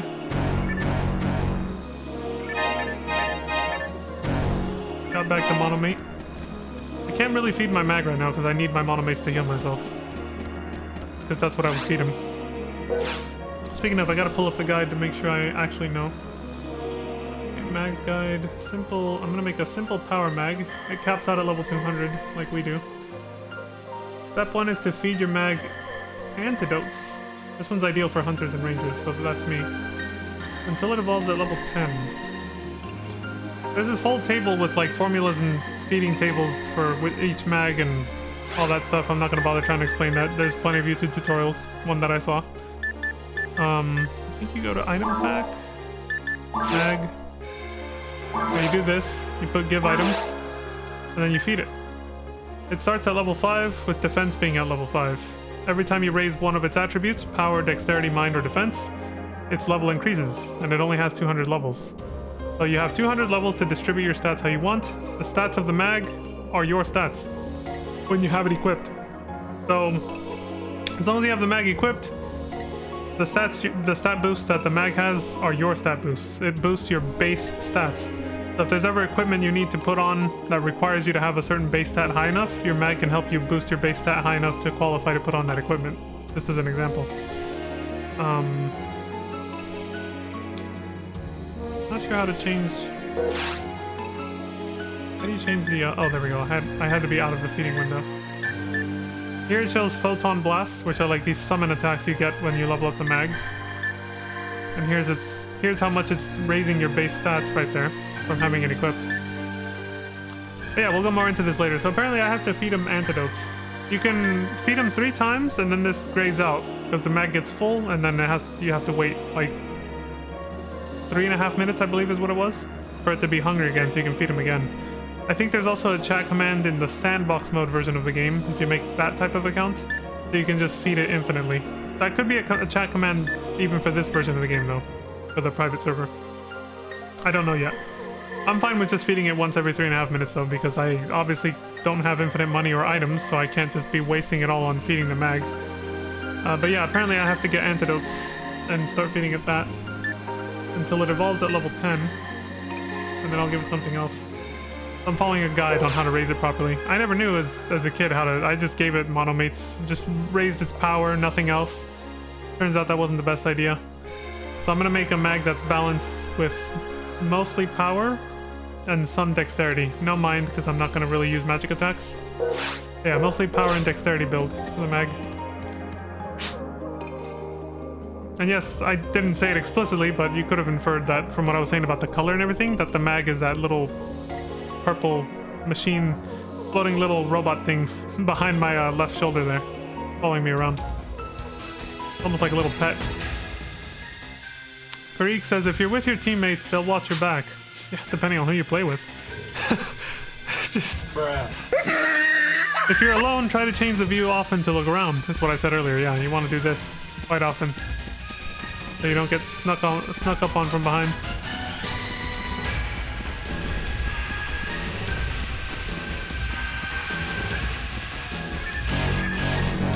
So that bar down there, 1, 2, 3, 4, 5, 6, 7, 8, 9, 0, those slots down there are obviously for more hotkeys.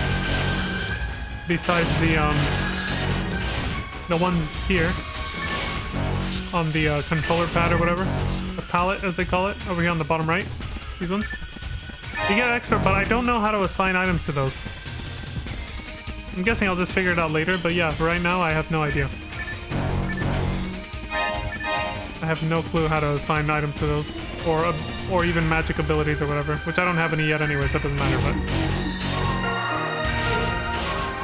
Leveled up finally, first one, level 2.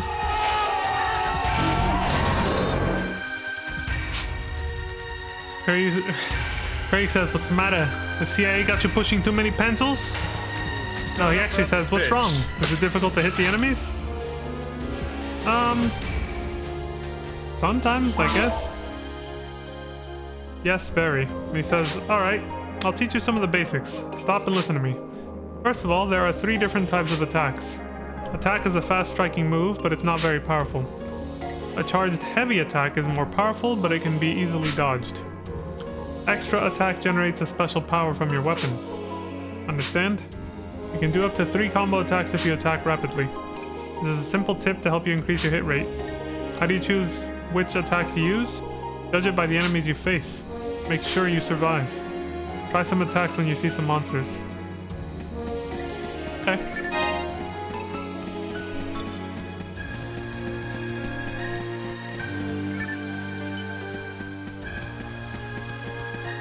The special attack, I didn't add it. I don't have it on the palette by default because your first weapon doesn't have a special attack. And by special, it just means like it adds a status debuff, basically. Like you can poison the enemy or something. There's various different types of special attacks, basically. You can go to customize. And you can put it here, for example.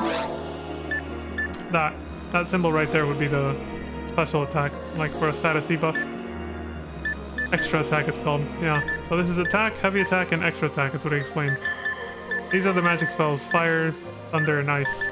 They have their own names for Phantasy Star, but that's basically what they are. This is light and dark. And this is healing. I believe this is normal heal, called Resta. This is antidote, so it cures poison and stuff. I think this is to revive. Yeah, pick someone up who's been knocked out.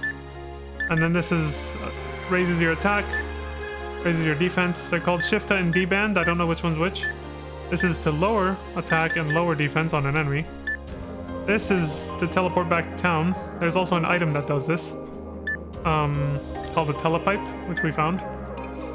This is Monomates. Restores HP.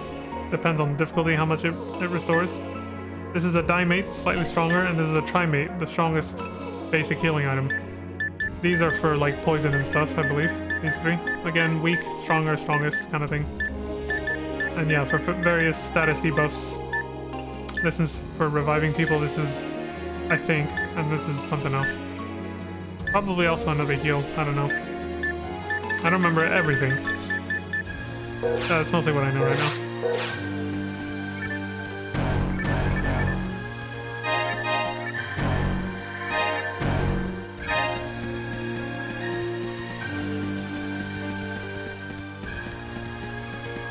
Alright, I don't need to look at the mag guide anymore for now. I need to get some antidotes.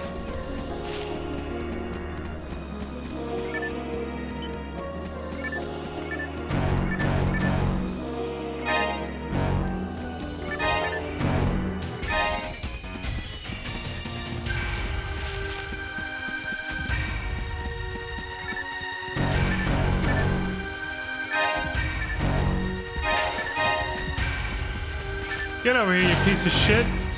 Oh, I timed it wrong. It's gonna take practice to get used to that again.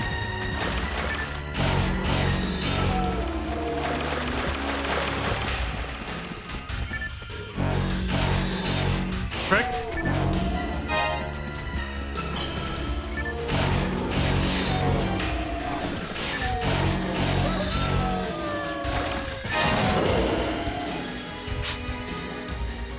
Vaughn, did you learn the trick? 2 easy attacks, then a critical heavy attack as a finishing blow. This is one example. Well, thanks.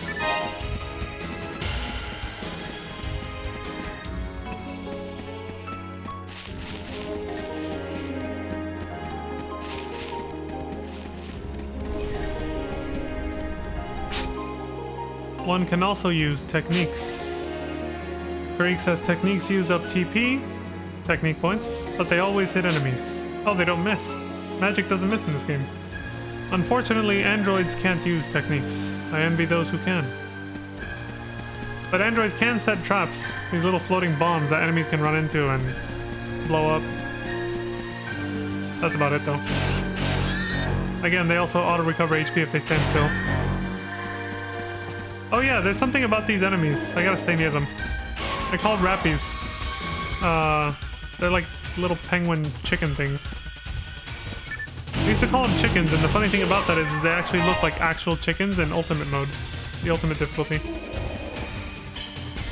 They play dead. That's why their body hasn't like melted and disappeared. Because when you kill them, you get the XP, sure, but they play dead, and then they try to get up and run away when you're not looking, like that. And if you hit them, like he's doing, they drop an item.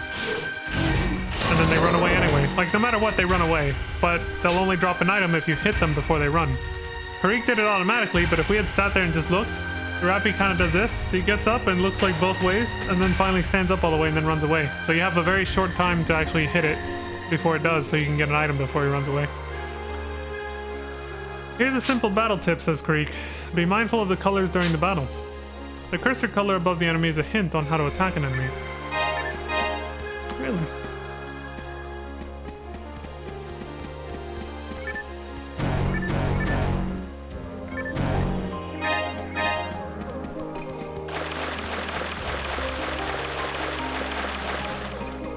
I forgot to say this during the intro, and I said it at the end of last stream though. Phantasy Star Online is actually the very first console MMORPG. Every MMORPG before this game was PC exclusive. This was the first one to come out on consoles, and it was for the Sega Dreamcast, and then later the GameCube. But yeah, at first it was Sega Dreamcast only. Only when version 2 came out, where they changed the user interface to what it is right now, I think, because it looked different. And then the GameCube version came out. When those two versions came out, the PC version also came out after that, at that point. Or not after, but at the same time. Let me check my map. I believe we're looking for... Is it in options? Yeah, I'd rather have it at that.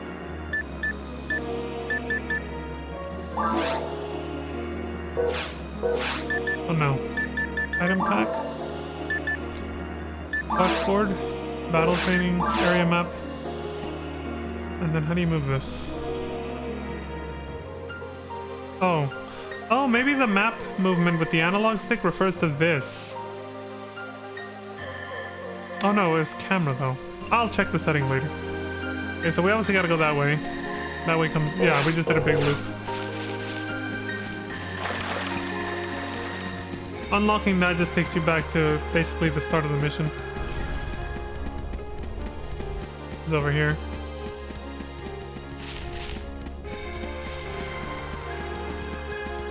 Yeah, this is where we started. This doesn't look like a door, but it counts as one. If it's blue, you can go through. If it's red, it might as well be a locked door like those were. You won't be able to go through it. Enemies can't go through it either. That's something he hasn't explained. So if you're in a room and you start to get overwhelmed and you're like, shit, I gotta run away. If you're able to make it, meaning if an enemy doesn't catch up to you and kill you or hurt you, as soon as you cross that threshold, you're safe. Disclaimer, if you stay too close, they can still hit you. If you're right here, they can probably still hit you. You want to make sure to get well away from it, like this. And then they'll stop chasing you right here, and they'll melt back into the floor, and like they'll despawn until you go back in, or they'll reset back to their position, which is what usually happens, like somewhere over here, wherever the hell they are. And they'll just walk around until you go back in and fight them again. Same goes with these doors. You need to run away, cross the door threshold a few steps just to be safe, and then you're fine. There's very few doors, if any. I don't think any. Actually, I could be misremembering, and there's just none of them that enemies can actually follow you through. I'm pretty sure. They just cannot follow you through doors. Even if it's open. That's what I want to stress here. Like, you're safe even if the door hasn't closed behind you. The enemies cannot follow you past the door threshold. So that's something to remember. It's actually, you know, important because you can die pretty quickly if you fuck around and find out in this game. You don't lose EXP, thankfully. That was never a thing. But you will drop all the money you're holding and I think your weapon. And in the original game, you could go back to where you died to pick up your money and your weapon again. If another player didn't steal them. But in the GameCube version that I played, your money just disappeared. It just vanished into thin air. And so that's why you have to use the bank. The item check counter or whatever that we were at earlier in town. To store your money to keep it safe. This version, I don't know. I don't know if your money stays there and floats and you can pick it back up again. I'm not sure. But just to be safe, I'll be banking my money between every mission, basically, in case I die. Your weapon, I do believe, still drops onto the floor and you have to go pick it up again. I think. But yeah, just cross the door if you need to run away, and then make sure to take a few steps back, and then they will never chase you through it. The enemies cannot go past the door, even if it's open. So it lets you look into the room with, you know, from a safe distance and then plan out your attack, basically. Strategize with your teammates or whatever. Kireek says, Vaughn, look at the action palette. See the outline colors? Notice that the cursor color has a matching action palette color.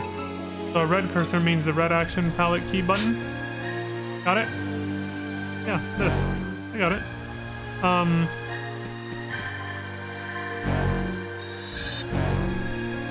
not sure what he was really trying to teach me with that, but okay. Maybe I missed the point of what he really meant by that.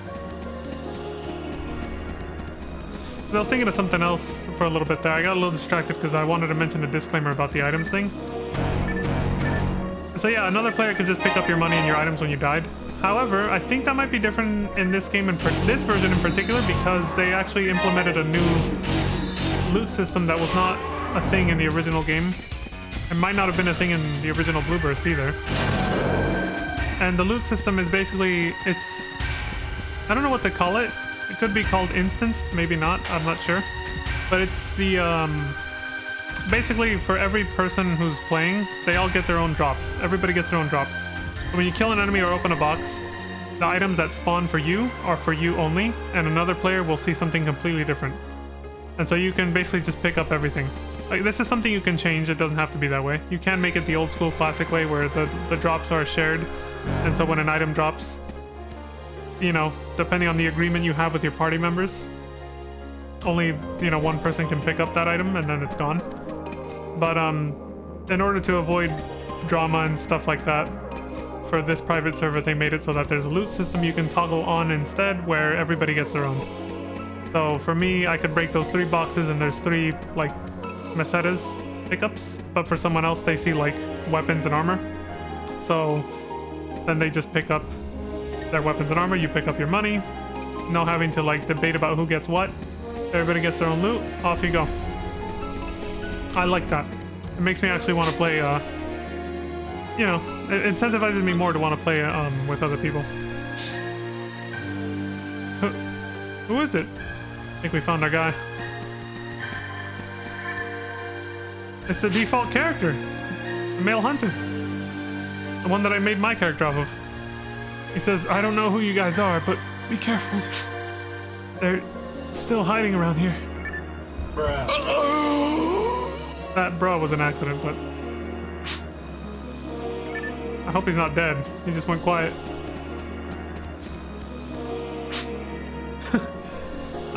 I can hear something. A growl? Uh-oh. Got the data disk. Surprise, motherfucker.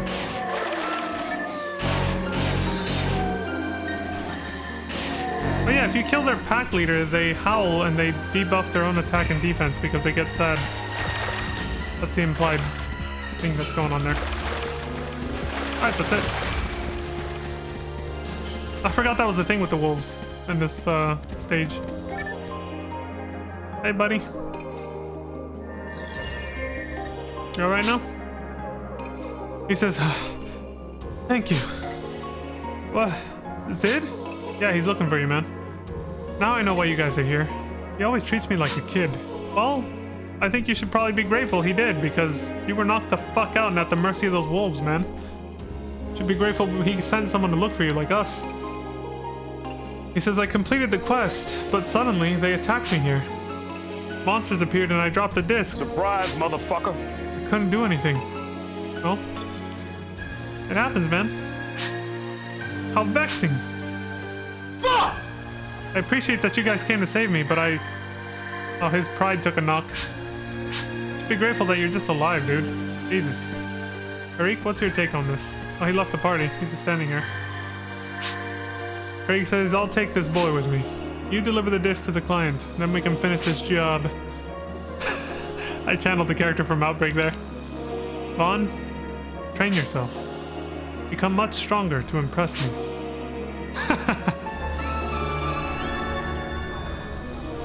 Alright. I'll hold you to that. Whenever we meet again, buddy. And they're kind enough to give you a free telepipe. This is what it looks like. So you can warp back to town without having to go back to the beginning of the stage. And yeah, I think we're pretty much done here. There are some quests where after you finish them, if you go back to areas you visited, new enemies will spawn. It's very rare though, and there's usually a very specific reason for that to happen.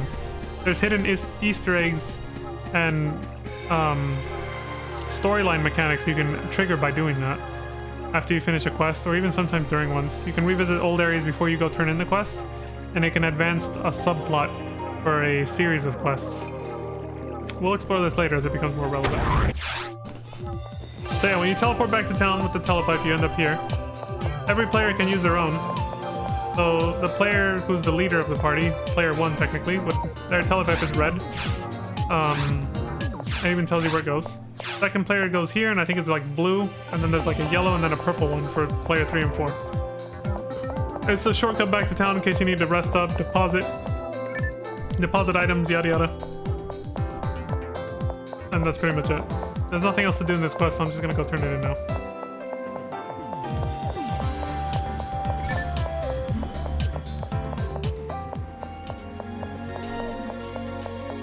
What was your name again, kid?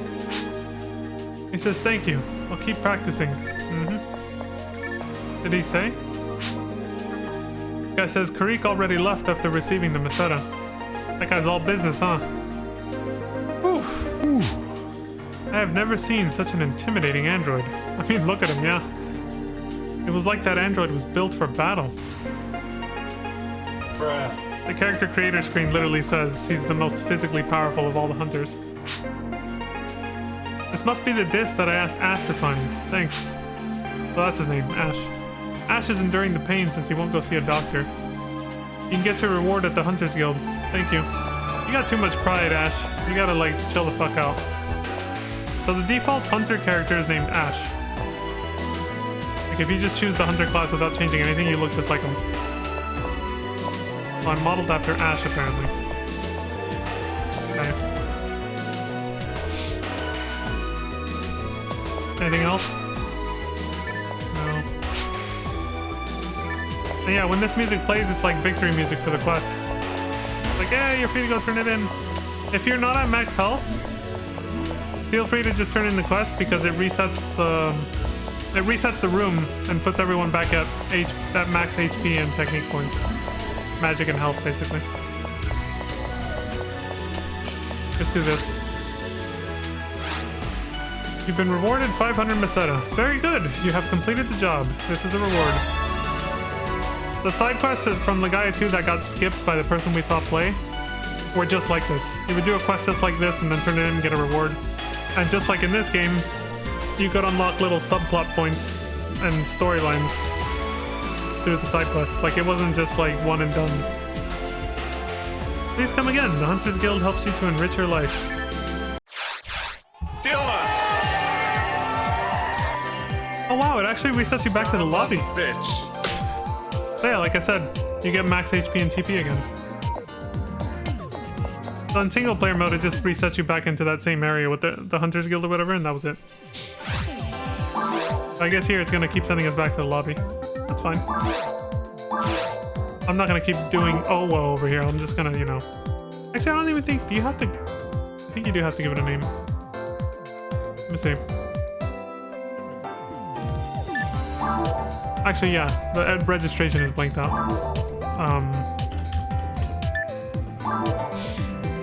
This is not necessary. We're playing in single player mode. I don't need to do that. Back to one person. Off we go.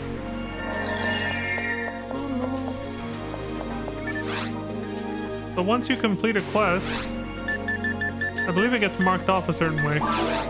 Yeah, like that. You get that gold, like, sort of star thing instead of whatever this green thing is above it. And you can't do it again. However, once you complete every side quest in the game, they all unlock with that yellow marker, that yellow, like, star marker, so you can replay them again. In the old game, if you did that, you couldn't re-unlock, like, quest lines, like, meaning storylines that would span multiple quests. You would have to start a new game for that, which means a new character, or just play on a new difficulty that you haven't played yet before. So you have 4 opportunities for every character to explore and figure out different little subplots. There's not too many. There's only like 2 big ones that I know, and they're pretty much connected to each other, but you have 4 opportunities essentially. But I think in this game they made it so that even on the same character, once you've completed all the quests, if you play the quests in the right order and do the correct unlock conditions within those quests, you can redo the long-standing plot lines again, even after you've completed all the quests and they're marked with a yellow star. So if I switch to hard mode or very hard right now, this will be green again. Like, you have to complete the quests all over again as if it's like a fresh new game, basically. Only if you want to. You don't have to do them. They're side quests, right? You don't have to. But that's basically the gist of it.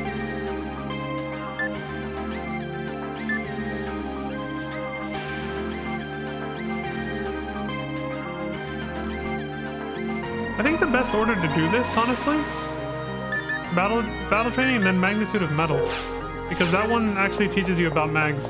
That's the mag tutorial. I don't know what the claiming a stake one is a tutorial for. I don't remember it being much of anything. It's kind of just a filler, just to get your feet wet. Not much else. But I gotta check something. I picked up some shit during all that. Did I get a better weapon or no? Aim attack power. Does 10% more damage to native creatures. Okay, so it is a better saber. Put that on. Good with that. Frame. 1 more evasion point. I'll take that. Got a barrier. What's the difference? Well, this one has more defense, but less evasion. This one has more evasion with the same amount of defense. Even better. Awesome. Yeah. Alright, we got gear upgrades already. Sweet.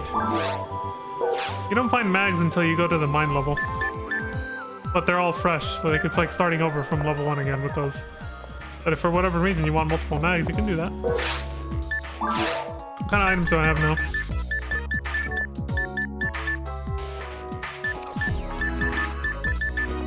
Mono fluid. No antidotes yet. I'm gonna see how much they cost, see if I can or should buy them. I didn't have a guide for raising mags as a kid. I just winged it, you know. Now that I do have one, I'm taking advantage. Oh look, my mag's asking me for food. Hold on, dude. Monofluid, difluid, trifluid. There we go. They're only 60. You can only carry 10 of each item as far as I know. Let's see what these all do. So these are heals, like I said before. Primate always is a full heal. Okay. These are for magic. These restore your magic basically, like others in the FF, Final Fantasy. These teach you new magic.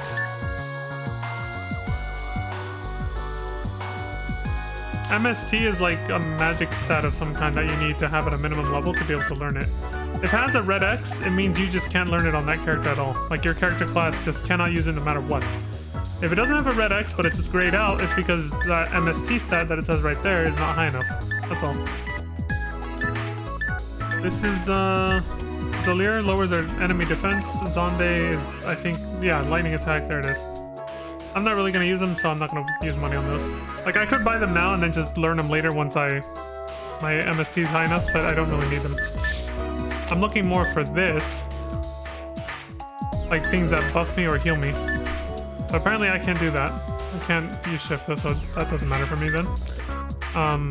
There is a photon blast that does it though. I will be getting that with the mag guide that I got. What does this do? Soul Atomizer removes all adverse effects in body, so it's like a remedy. Moon Atomizer revives a fallen teammate. So the sun removes adverse effects, the moon revives, and Star Atomizer, which looks expensive as shit. The ultimate recovery item that completely restores your HP and any nearby teammate's HP. It's a full heal for the whole party, no wonder it costs that much. Antidote, it gets rid of poison. I got poison! Anti-paralysis, gets rid of paralysis, self-explanatory. There's a telepipe I mentioned. Temporarily creates a teleport gate to the city. All teammates can use it until the creator returns through it. Oh yeah, everybody else can use it infinitely until the person who made it uses it twice. Once to come back, once to... It's a one loop, basically. Go back to town and then go back to where you planted it and then it disappears. Trap vision reveals traps that are hidden in rooms. This doesn't matter for the forest area. This becomes a thing in the cave and the mines. Oh, androids automatically have this. If you're playing an android class, you don't have to buy these. You automatically can see traps exactly where they are. Traps are basically floating bombs. They're just floating in place. You cannot see them if you're not an android. You need these. Isn't it insane how much I remember from this game? That's how much of an impact that it had on me. I still remember like so many mechanics of how the game works from way back in the day. It helps that it's a pretty simple game too. Games nowadays, like the newest Phantasy Star, which I believe is Phantasy Star Online 2, and I guess some kind of semi-sequel remake of it called New Genesis, which is the version you have to play now. But it has a DLC for the original Phantasy Star Online 2. They're obviously more in-depth, more complex. They have more to them than this. I think I will check those games out. No promises on reaching max level in those games, but I will check them out for the story if they have one though. At least. See what they're like compared to this game. Anyway, let me get antidotes. I don't think I can buy too many. Wait, can I just... Yeah, 10. How much would that be? Gotta do the math on my own. Okay. There's no quality of life here for... 10 times 60. Oh, well, that's easy. It's 600. That's quite a bit of money for how much I have right now. So let me just buy the 3 I'm gonna feed my mag right now. There we go. Money won't be an issue soon enough, but right now it still kind of is. Alright, buddy, eat up. Christmas came early, buddy. Let's go. Let me double check that this is what I'm supposed to be doing. For a simple power mag, Your first step is to feed your mag antidotes until it evolves at level 10. At level 10 it will turn into a Varuna, or Kalki or Vritra, depending on which class evolves it. For me it's Varuna, I checked this. And then it'll gain the Photon Blast Farla. Is it? Esla or Layla? For me it's gonna be Farla because that's what Varuna gets. That's fine. We're raising the dex first, okay.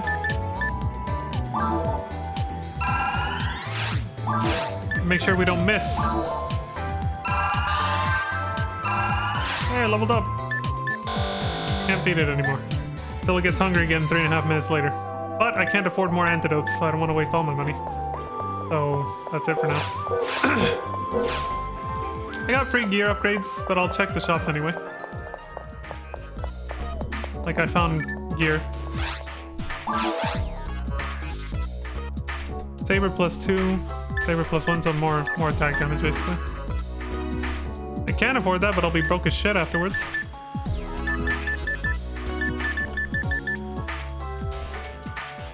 Ah, what the hell. Can't take it with you, right? Watch me find one just like this, and then I'll be like... Fuck!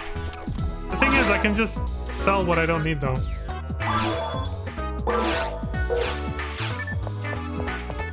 Check the armor shop.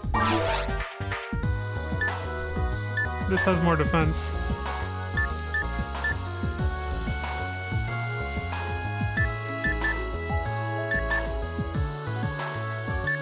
I need to be level 4 for these. Okay.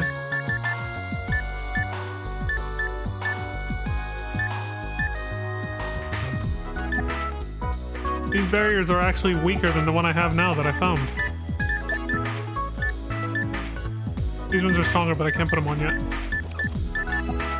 These are like the accessories, right? I believe so. Boost mind energy, evasion.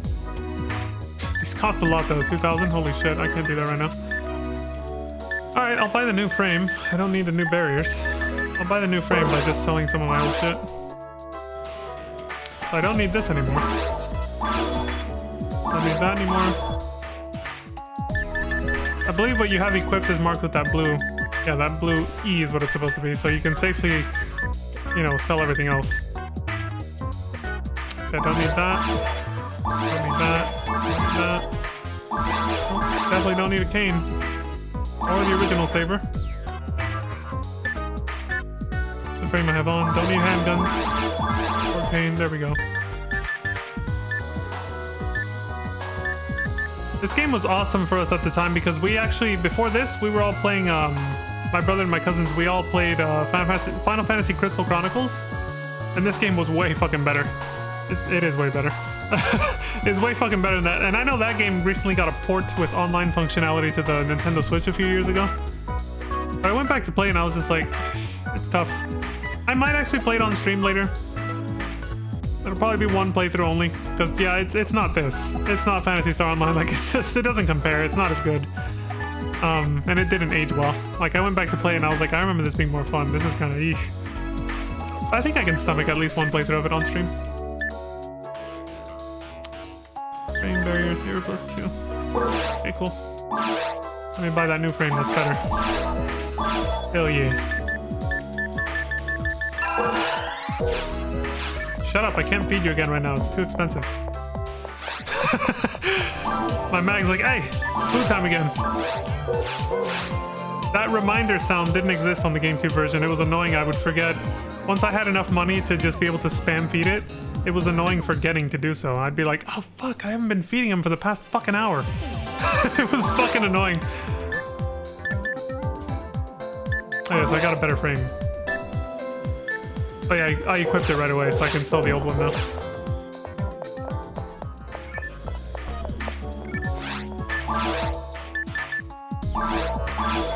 There we go. Alright, we're out of here.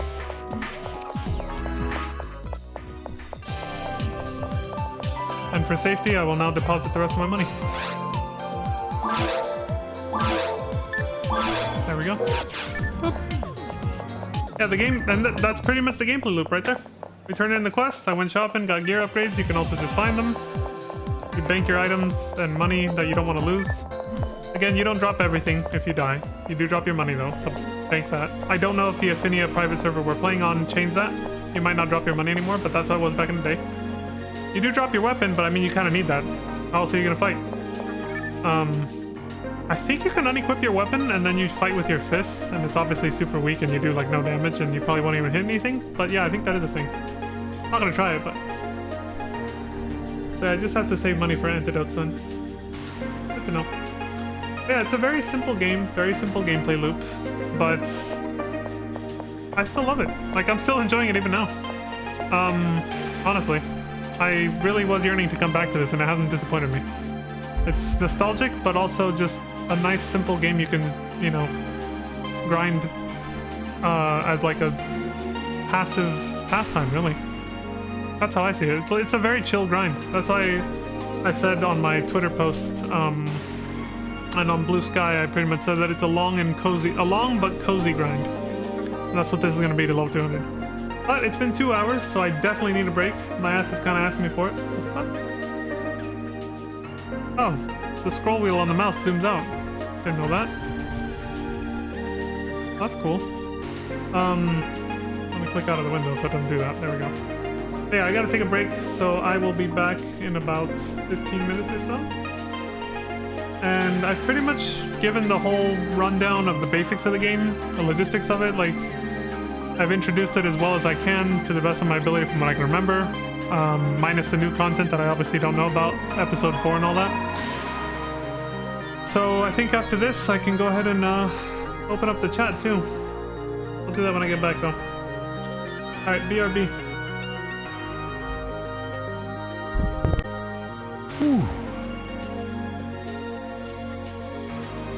A test of your reflexes! That's right, I'm back. Alright, let's keep going, shall we? Make sure all the audio's working. Yeah. Let's continue.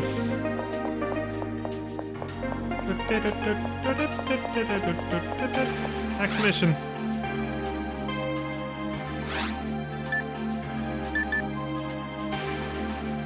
All quests require a Halloween cookie. I like that. Wait, where do you actually access the government quests? I don't remember. Event. Oh, damn it, dude. There, okay. Push twice, then you're good. Termination. No. I forgot how you actually access the new, well, new for me, government quest for Blueburst. Kill monsters, hordes of monsters from, retrieval?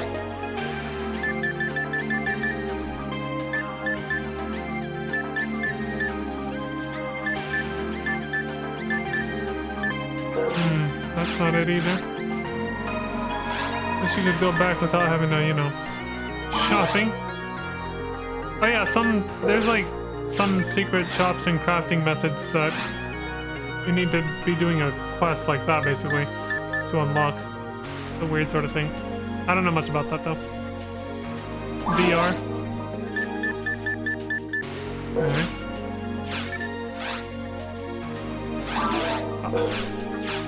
Motherfucker, I have to not push X the third time, okay. Halloween and then side story and so on. How do you access the government quest again? Not that I wasn't gonna do that right now anyway, but where the hell did they go? Let me see. Quest. Government quests. It can be initiated by talking to Momoka at the G General counter in the principal's office in episodes 1 and 4. And Noel in the lab in episode 2.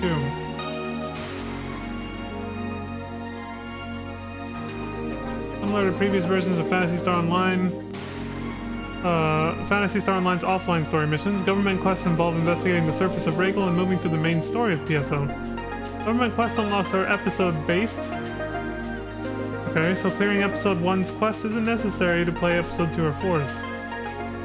Additionally, Some government quests give out rewards the first time they're cleared on a given character and difficulty, so just like the side story ones that we're doing. Unlike other quests, players may join government quests while they are in progress. Mamoka at the G General counter. There was nobody there though.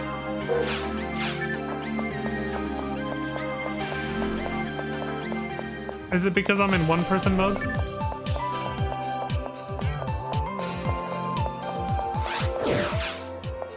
Yeah, there's nobody here. I guess I'll have to look up a YouTube video on this later. Like I said, for now it doesn't matter because we have plenty of regular Hunters Guild missions to do. Cause yeah, I don't remember if there was. I don't remember seeing an explanation on how to access the government quests. But oh well. Like I said, we'll deal with that later. Also, if you ever want to go back to the lobby with where all the other players are and leave the session you're in, you just go through here. Lobby. Oh. Alright, I guess whatever. Let's go. I'll figure out the government stuff later.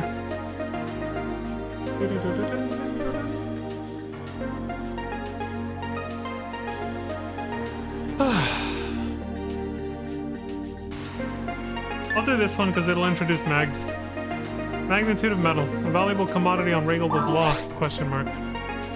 Client is Garen, who's a trader. The quest is to retrieve items that were stolen on a trip back from Regal. 500 Meseta.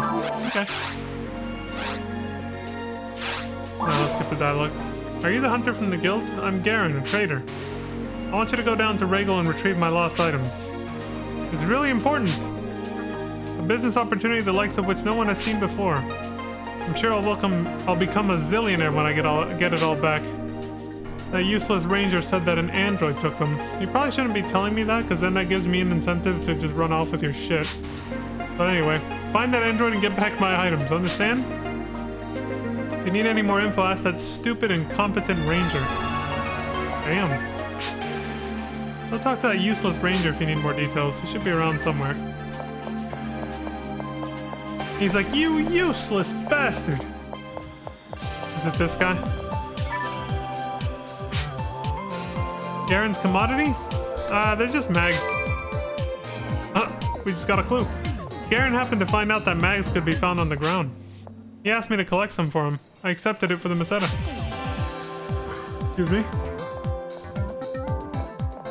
I collected enough mags on Regal to make everyone happy, but then I thought about the mags and the hunters who used them before. Mags are just protectors invented by a scientist. But, excuse me, we're given one when we become hunters. Kind of tradition. Mags are an essential piece of equipment for hunters, right? When I was thinking this, an android appeared and he was right though. Garen shouldn't use them to get Meseta. We got mag rights activists. No, the mags weren't stolen. They voluntarily left. I'm not lying to you. It's the truth. Yeah, so it's like a little AI robot partner that we have following us around. Okay, I left all. Good. I deposited my money. Not like I need to bring it with me.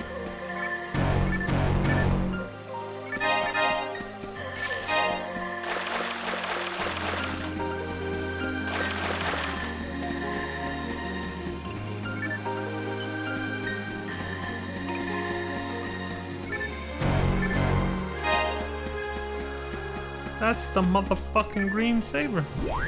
There we go.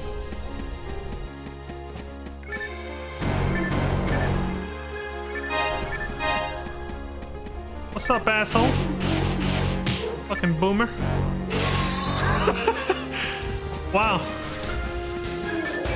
Their name is Boomer, but my brain couldn't help but say boomer because I'm just so used to that fucking word, man.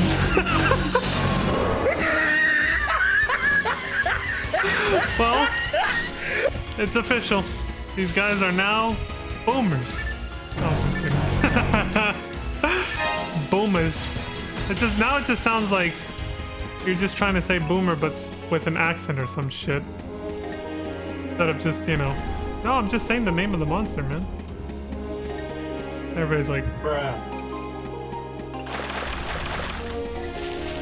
Wait, what the? You see that motherfucker? The wolf. He has no idea. Okay, he woke up. He wasn't even on the map till he woke up. I guess that's just their spawn animation. I see an arrow. The player indicator. Oh, I'm full of these? There we go. That green arrow must be that female android over there. Yeah.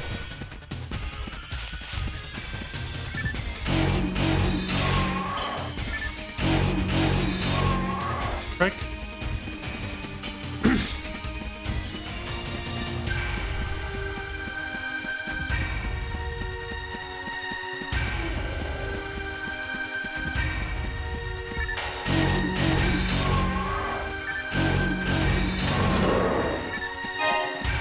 Oh, good.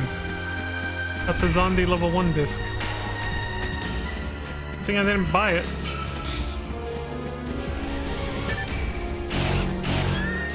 A rag rappies. I swear that sound effect comes from Sonic Heroes. Another way you can trigger them to get up so you can hit them before they run away is to walk away from them. But these guys are gonna fuck everything up if I do that. I killed this one first, so...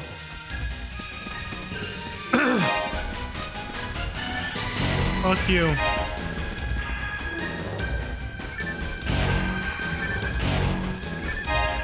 Ah!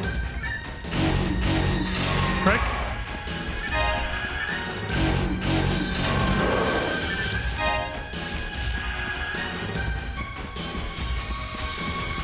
Oh, I forgot to mention a disclaimer on the chat command that this server has for changing your section ID. You can only do it once, and you can only do it before level 20. So if you picked out a name, didn't get the section ID you wanted, but you don't want to change your name, you just use that chat command like I said before to change your section ID, but it has to be before level 20, so you gotta decide what section ID you want. And the private server, Iffinia, has an entire wiki with a section dedicated to section IDs to tell you what kind of item drops you'll get. So you can go pick out what you want for your playstyle or the character class you got. I'm incredibly lucky that the name I picked from when I played this as a kid gives me a favorable section ID for myself. The Skylight section ID. I'll get sabers and swords and stuff along those lines.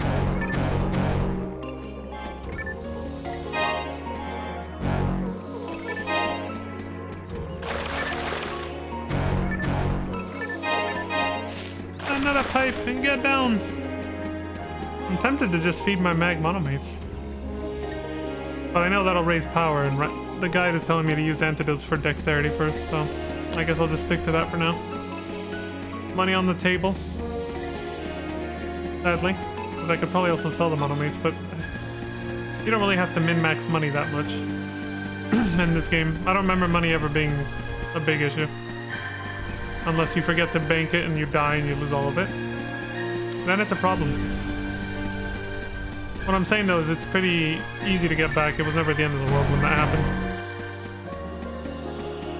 Because like higher difficulty drops more money and you eventually just make it back. It's not that bad.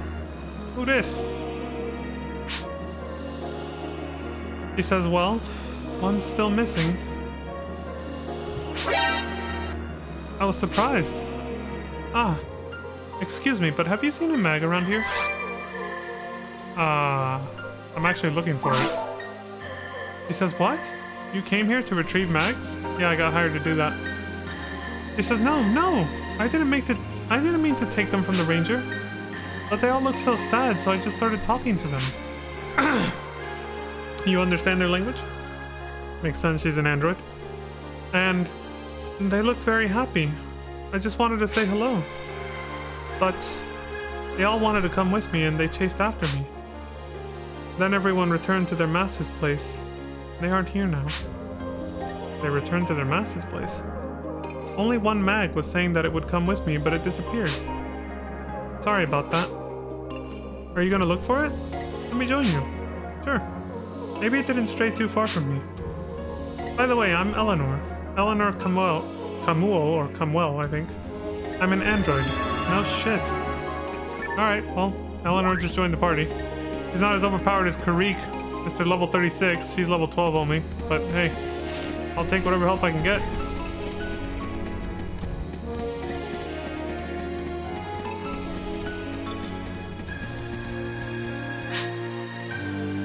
Are you mad because I let the mags run away? No. I'm sorry. But please listen. I don't know if you're aware of this, but mags are intelligent. So I've heard. When a hunter equips a mag, it recognizes him or her as its master. Some mags are clever. They can protect or heal their masters. Moreover, some can do a lot of photon damage. Wanna sneeze? Doc told me, but I forgot. Who's Doc? Anyway. Mags will try to help you if you're nice to them. Mags feel very sad when they lose their masters. Now, that's not just sentimental, that is actually a game mechanic. So, there's one stat I didn't mention here. Synchro, 29%. Synchronicity with your mag is basically how, well, it's what it sounds like. It's how in tune they are with you. And at later levels and evolutions, a mag gets special abilities that they can do for you on their own automatically. You can't trigger them to do it. It's just a random chance sort of thing, but the odds of them doing that beneficial effect goes up with the synchro. And how she said mags get sad if they lose their masters. If you die, the synchro gets reset to 0. Something else the synchro affects is how fast your photon blast meter goes up. And the photon blast meter is that empty grayed out ring around that red sort of oh here, my mouse is barely visible, but it's this grayed out ring. When that fills up, you can use your photon blast starting at level 10 when we get our first one, which is a special like summon powerful attack that we can use. I mentioned it briefly before.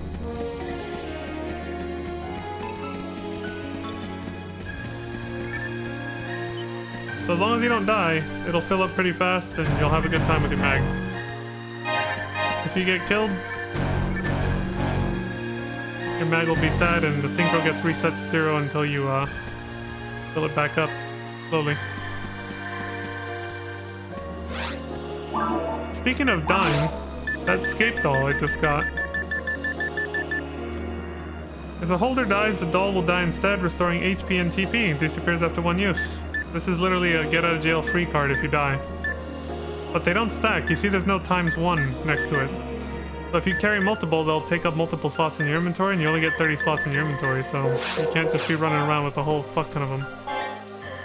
Thank God I was at max health. I would have accidentally used the monomate there from pushing circle too much.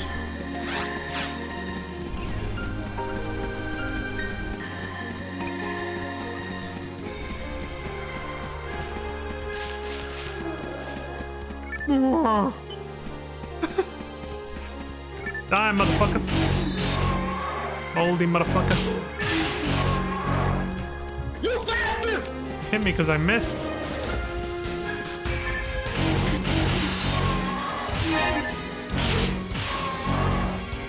Asshole. I see you. Okay, she got him. Sniped his ass. At like point blank, but still.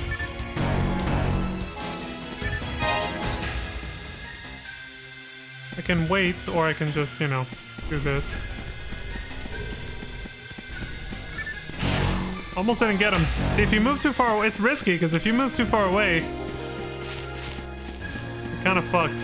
You gotta be careful with that. You could have gotten away. Thankfully, it didn't happen, but...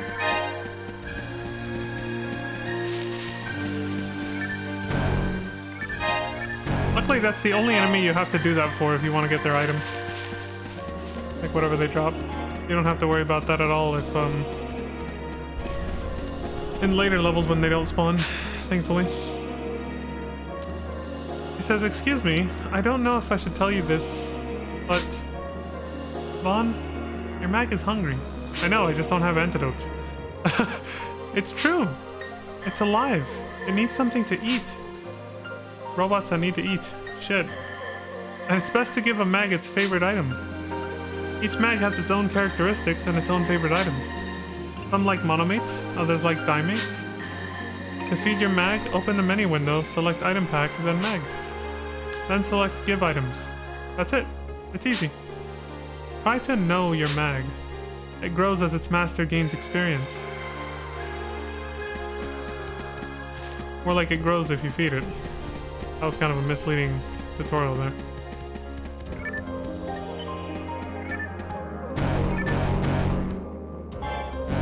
Oops.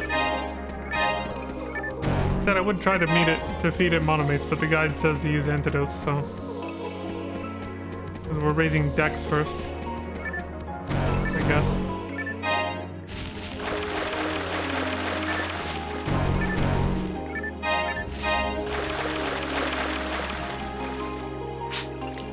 Eleanor says, Vaughn, your mag is very cute. Aw, thanks. It likes you a lot, Vaughn. Aw, that's cute. I like him too. He's cute. Eleanor says, huh? How can I communicate with mags? Well, because... He's confused. I'm so sorry. I just don't know. Yeah, it's not like androids can just communicate with mags. She's actually special.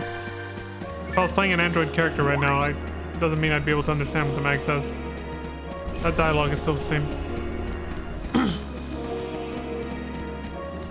Are these like space pods that just crashed here?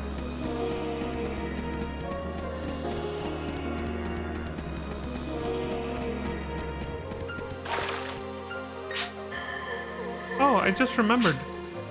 When mags get damaged, they charge energy to endure the pain. The charged energy can be converted to a photon blast. But I'm not sure. When the energy is fully charged, your mag tells you to use the power. True. Okay, so we just looped around. Let me check the map.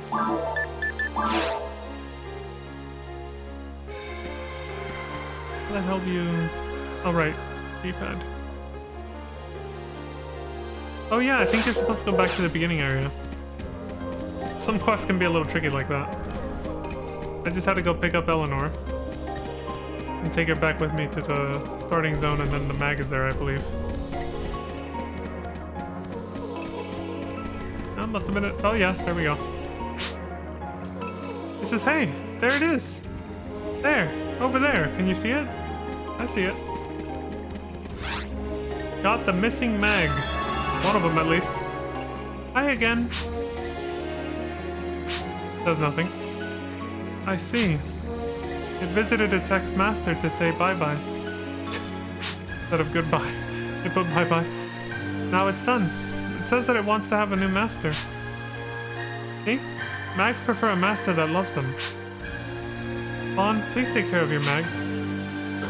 Excuse me. Even if you can't hear its voice, know that it understands you. Thanks, Eleanor. Quest complete. Mags are good partners to hunters. I know my mag. I can feel my mag because I'm very close to it. Yeah, we can't see her wearing it, but... You can actually make mags that look very cute. Like their final forms. There's a bunch of in-between forms too that also look nice, but... To me, out of all the ones I saw, there's only two that stood out. Thankfully, because it means I don't have to raise too many to get them.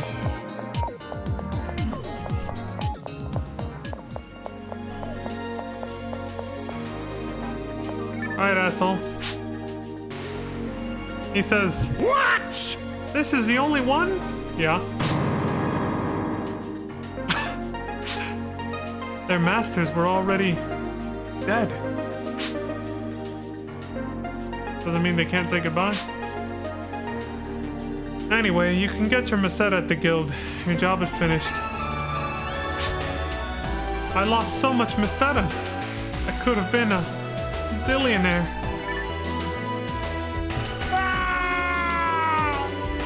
Too bad for you, buddy. What does this asshole say?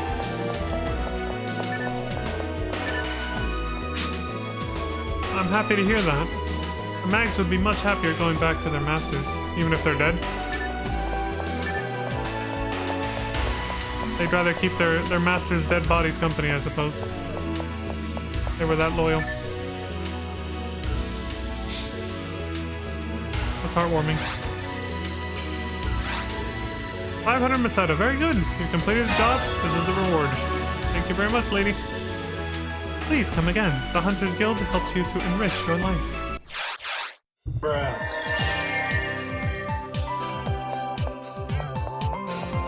This person's been sitting here for a while.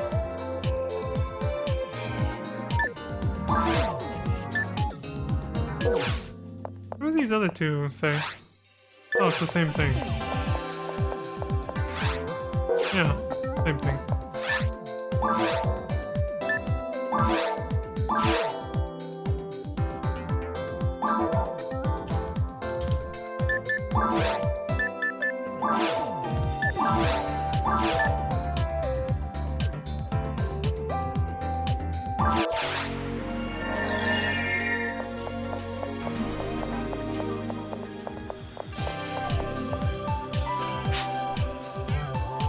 This lady says this is all just hearsay, but the principal's evidently seeking help from the best hunters he can find. I wonder if it's true. Yes, it is. He hired me. Rico loved the color red. That's why she always wore something red. The red armlet on her left arm really left an impression on people. That's why we called her Red Ring Rico. Well, she must be alive. I know how tough she is. I'll talk to these NPCs more when we start playing the main scenario, because they obviously talk about that.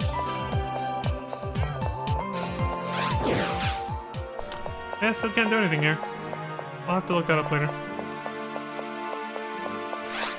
Maybe I missed something, but perhaps the government quests are only multiplayer, so can't do them in one-person mode, maybe.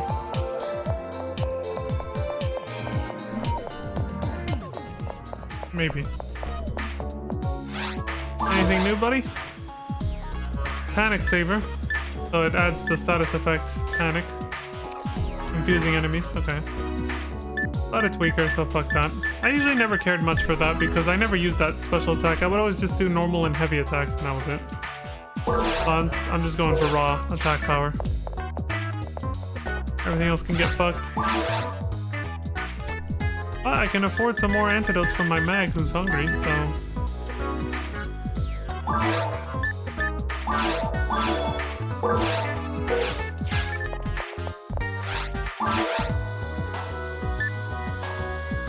And has more evasion, but not defense. Armor unlocks at level 4, okay. Alright.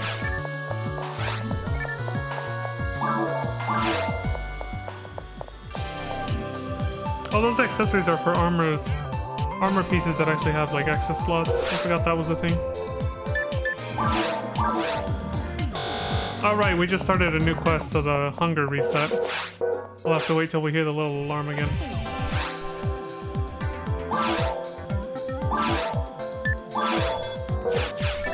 Our wealth is growing. Oh, full?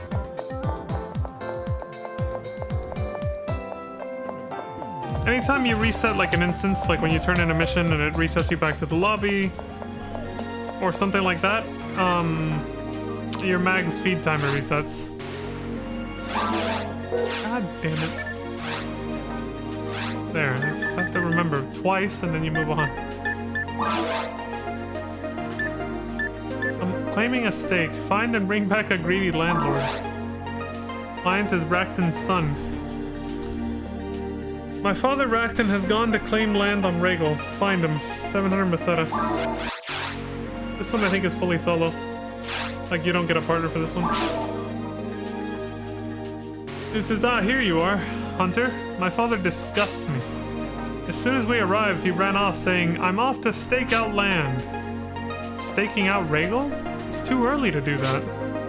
Oh, so we got a hyper-capitalist, basically, who's just ready to go make money as fast as possible. We don't know much about Regal. It's dangerous. Please find my father. Alright, I'll go get him. I'll bring him back alive if he hasn't died yet. Who the fuck are you? Bracton is a greedy man. He's so self-absorbed. I called it. But ironically, his son is a very good-natured man. That's good to know. Who's this? Not a bad look. I was thinking of making one of those characters. A female... What are they called? Neural or something? I think it's the hunter variant too, yeah. It could be the other one though. Not sure if it's the force one or the hunter. This one. So that's not a bad look though. Bracken? Oh yes, I saw him. He was fleeing from some monsters in the forest. Help him? No way. Sympathy only gets you into trouble. Why do I have to save him? It's not my job. She's like, fuck him.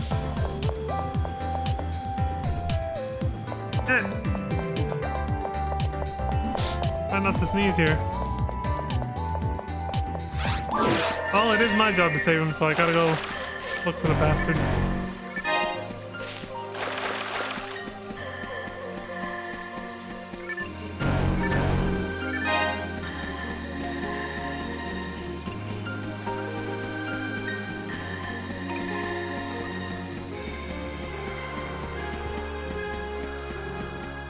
What's up, fools?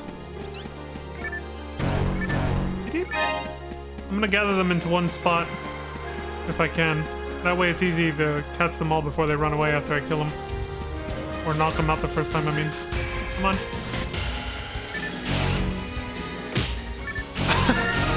Don't peck me! Ooh. Leveling up maxes out your HP too. Nice.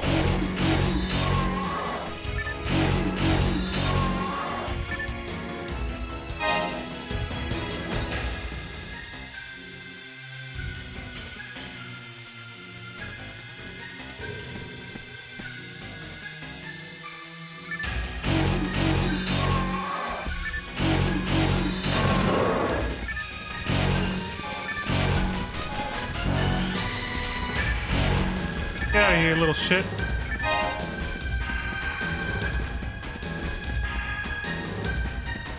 Look at all this loot.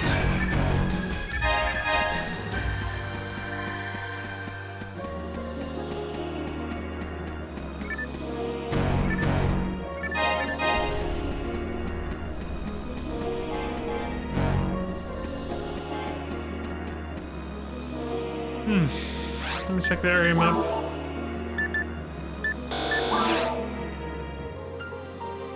Okay, so I see somebody over here.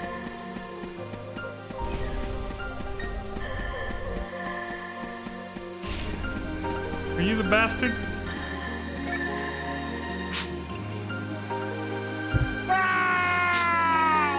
I'm scared! What are these monsters doing here? What did you think was gonna happen? I can't raise the price of this land if these monsters hang around. You jumped the gun. My son asked you to take me back to Pioneer 2?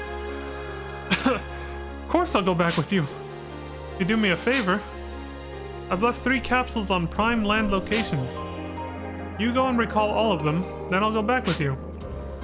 Why? Because capsules aren't cheap. Bruh. Hurry now, the capsules are this way and that way.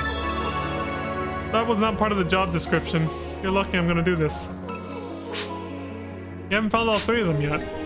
Are you really a hunter from the Hunters Guild? You suck! That's what he just said. Of course. His kind are always like that. Greedy son of a bitch. Well, I can tell you, one of them is back the way we came, actually. I think I remember this quest well enough to know that.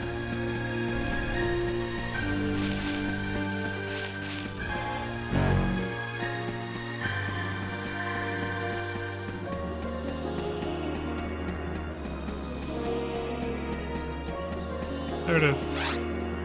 That was capsule 3. That was supposed to be the last one, but it doesn't matter.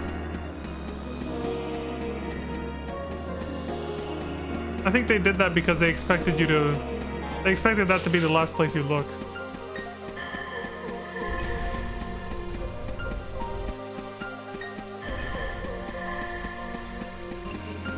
You wouldn't think going back the way you came would, you know, lead to an objective.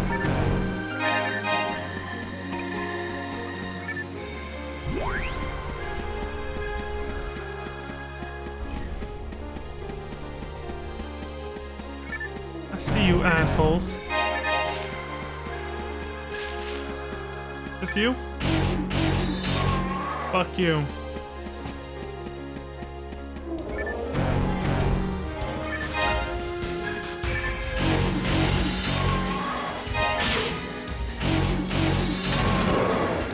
Ass wipe.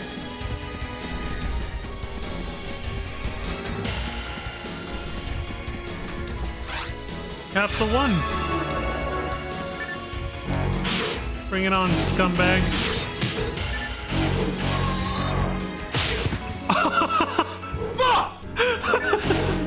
Damn! I got fucking destroyed by that. That was rough.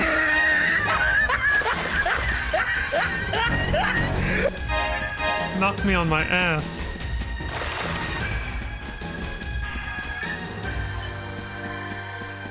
This game is so simple and easy to pick up that, like, I mean, I'm playing the game pretty much exactly the way I used to as a kid. Like, it's easy to get into. You don't have to learn like a bunch of crazy mechanics just to be able to play the game decently. The hardest thing you have to do is learn how to time this, basically. Along with a few other things that I explained, but once you got the basics down, you're pretty much set. It's the simplicity of it, I think, is what attracts people to it. Even newcomers who didn't grow up with this game, some of them have been giving it a shot lately.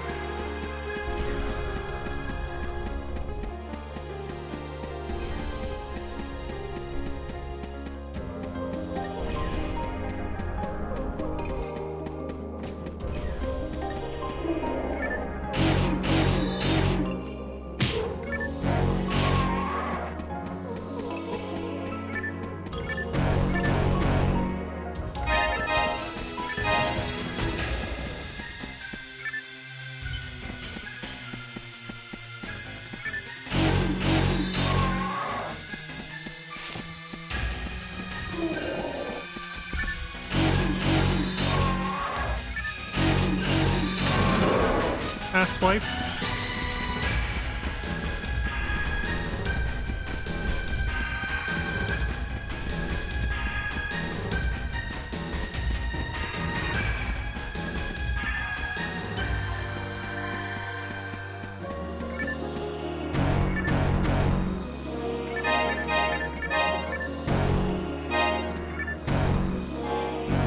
Oh shit. I didn't even realize my health was that low. Gotta pay attention to the top left. That was pretty risky.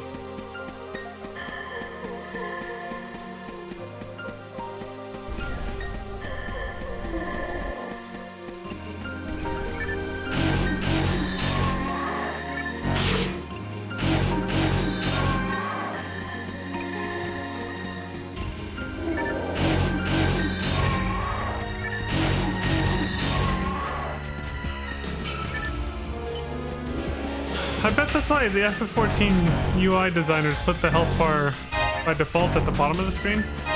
You're more likely to be looking there. The bottom center. That's where my eyes usually are. It's like in the center, and then sometimes looking down at the hot bars, even though I don't have anything on there right now.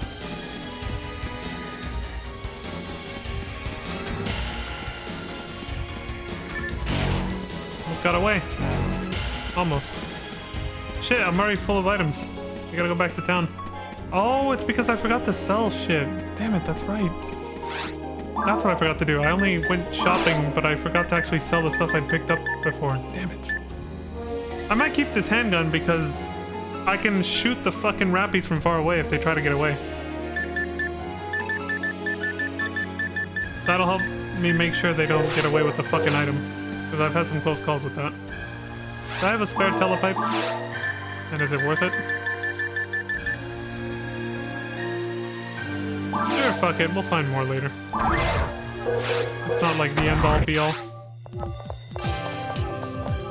We'll probably be able to buy them too. We're starting to make some good money now. For basic items and necessities at least. Speaking of, let me get my money out. I can start feeding my mag a little bit more.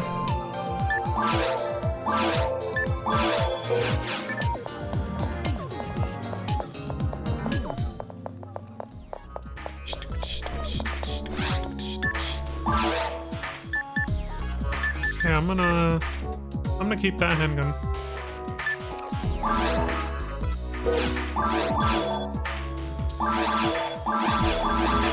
Don't sell that.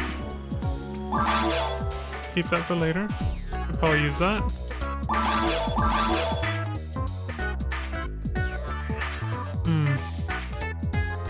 For the foreseeable future, I won't be playing multiplayer, so I don't need these for now.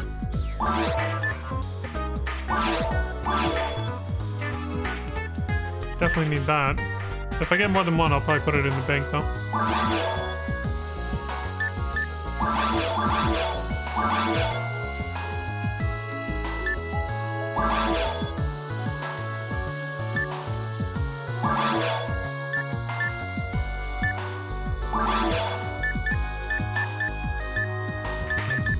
Yeah, I'll keep the handgun to shoot the rappies basically.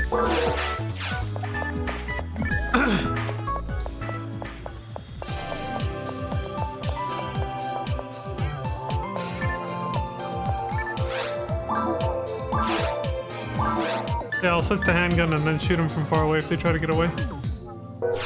It'd be easy enough. Let me feed this little guy. Oops, I didn't mean to unequip him. I meant to... Damn it, you gotta over here. There we go. Okay, antidotes. I forgot to feed him.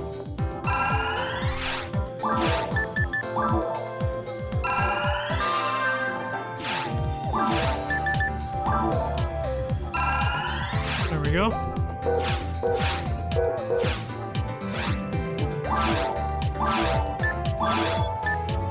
Let me deposit some of the items I can't use yet, but will need later. I definitely don't need these yet. I will eventually, but not now. Oh, let me leave one as a placeholder. There we go.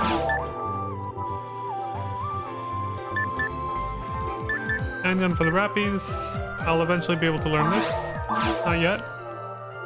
Don't need this yet. Keep one of those. Keep it. I can sell the excess. I don't need another one. Let me see. What the hell? Okay. Oh, he's on there. Okay, yeah.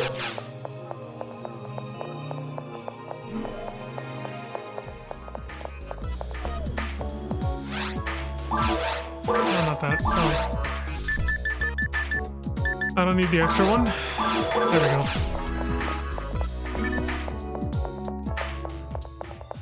Yeah, I think we're good to go.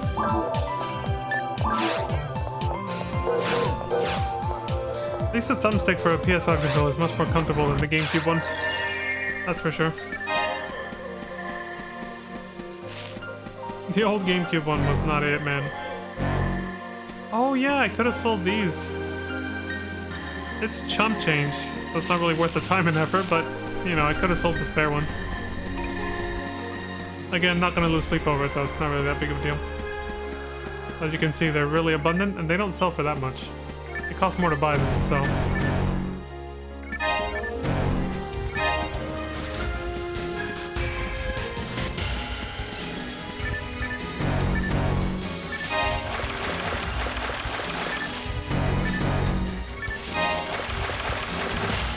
What up, bitch?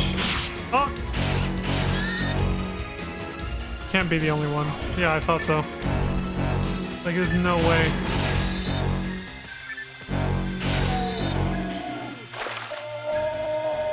Oh no. I'm gonna camp him, because he's probably gonna get up and try to leave before I can kill this thing.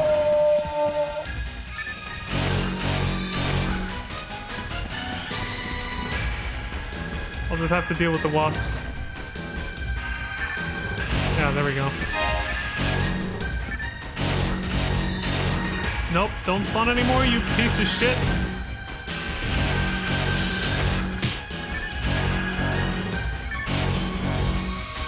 They don't summon infinite amounts. They actually do eventually just stop spawning them. You can't like farm mosquitoes for 1 EXP every time forever, you know. This is just a random thought. I just remembered I said that this game inspired a lot of Monster Hunter's mechanics, and then vice versa with the later Phantasy Star games. But I forgot to mention that the inspiration for this game, the first Phantasy Star Online game, came from games that had been on the market already for a while when this game came out, and obviously popular. Like, they did proper research, just like they did for, it's like Square Enix, mostly Yoshi P had done for FF14 when he was making it.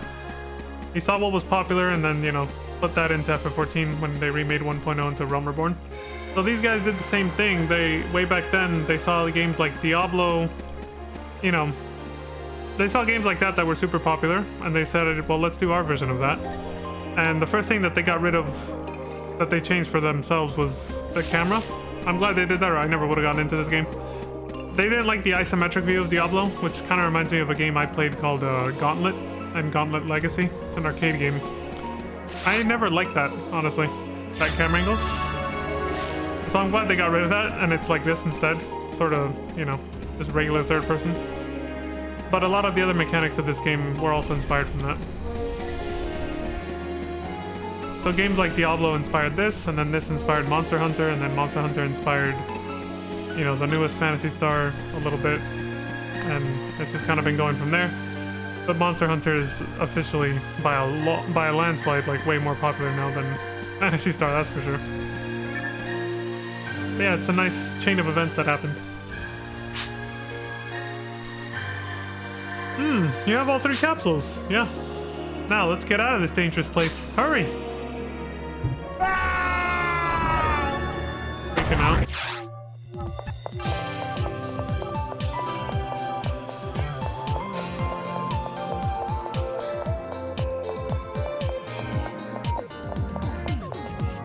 I gotta look up something real quick.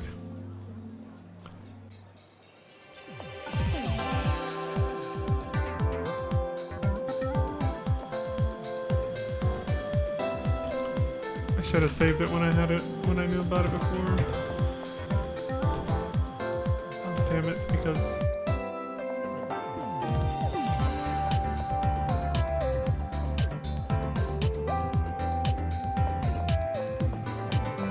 Okay, good, yeah, it's not a quest I've done yet.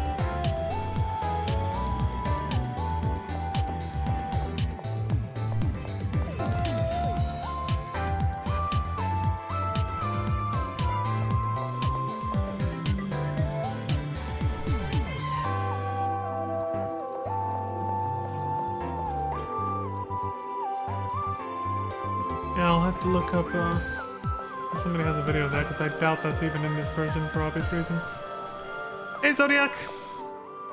Hope you had a good day. I think I checked chat at the last second. What do you have to say now? Wow, he returned alive. What a lucky man. Well, lucky for him, but not really for us. Yeah, I know. Guy's a fucking jackass. Rakton never learns from his mistakes. Of course he doesn't. How long have I been up? Oh yeah, 3 hours. That's all good. Well, you missed like 2 hours of me giving exposition of this game, so you didn't miss much. Like, I introduced a lot about this game. Wasn't too much gameplay yet, so. But I knew that was gonna happen from the beginning, because even old school MMOs like this can be a lot to take in when you first start one, so I had a lot to say about it. I'm going there again once those monsters are exterminated, of course. I'll make sure he doesn't cause any more trouble like this again. Please get your reward. Visit the Hunter's Guild to get your... Okay. Oh, that's it. Not every side story quest has like a big payoff in terms of story. Sometimes it's just, yep, turn it in, you're good. Haven't harmed Masetta. And the majority of them are just like one and done. That person's still standing there. They're gonna be there all night. It's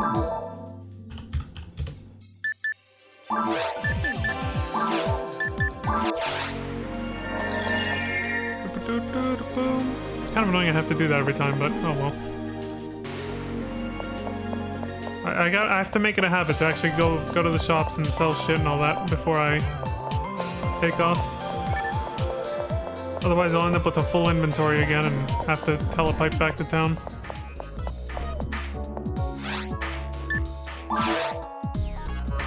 First let me buy the antidotes so I can feed the mag later.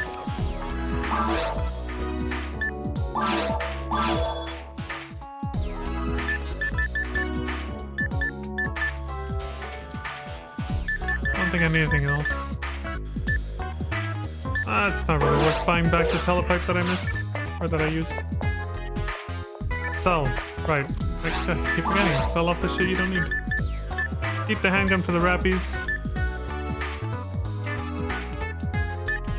Good. Sell that shit for that. If I top off on those in my storage, I'll just go ahead and sell them.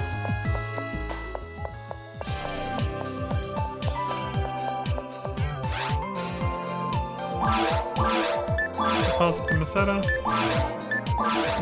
It's gonna feel weird since I started during Christmas time and we have the Christmas music and everything going on in the game.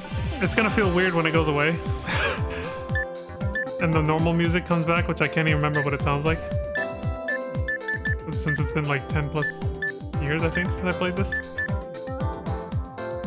Except for the 2 seconds that I played last time, but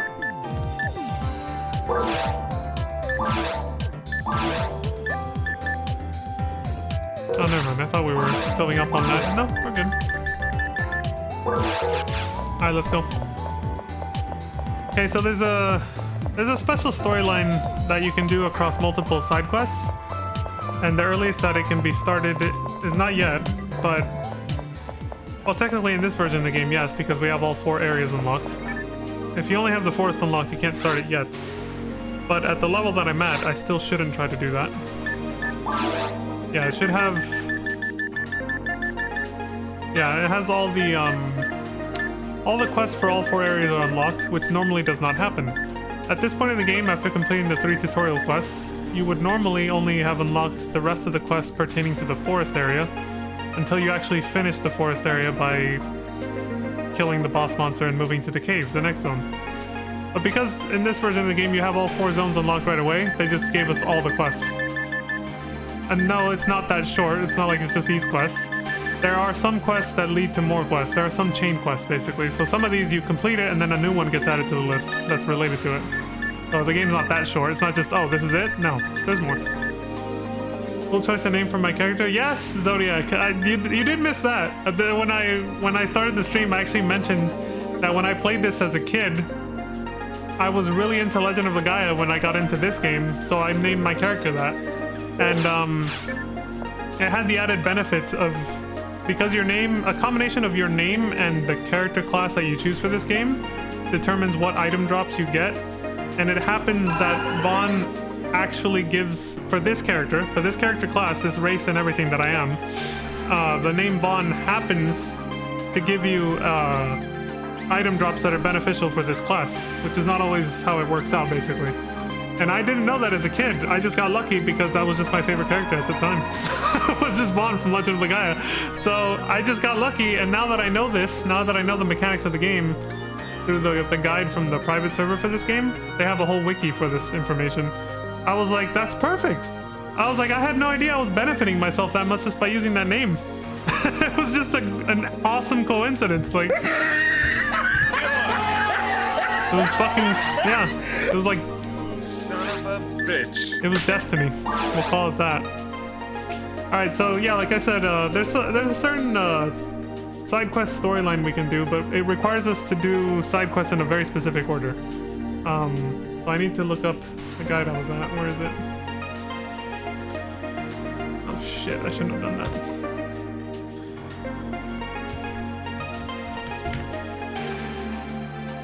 This one or... okay. So the first quest I have to do is... let me see, don't play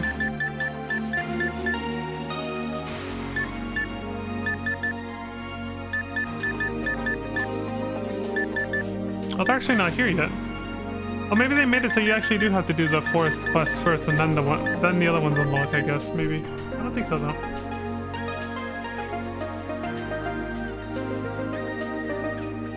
Okay, so it starts with this one. However, I believe this takes place in an area we're not high enough level yet for. Here, let me see. Does it tell you which area? No. But I remember that it's definitely not for this zone.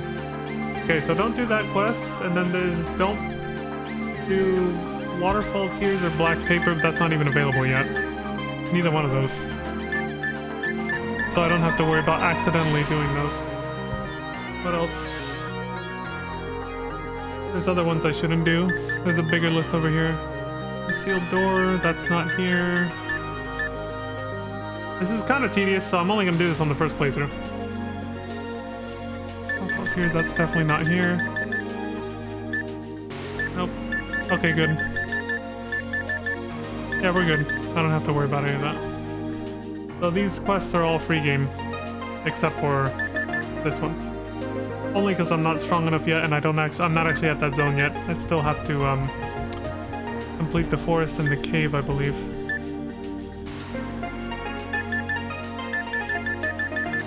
Yeah, okay, we're good. I'm free to do all of these, basically. There's another side quest storyline I want to do.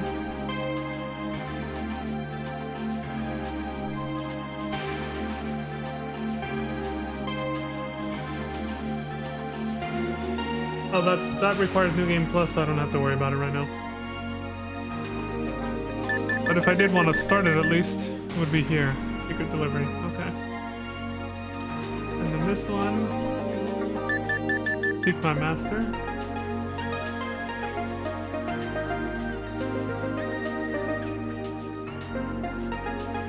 Okay, I'm gonna take pictures of these with my phone just to have a quick reminder of the fact that I have to do something special for these quests. So I need to take a picture of that one and then the secret delivery one. Where was that? It's up here.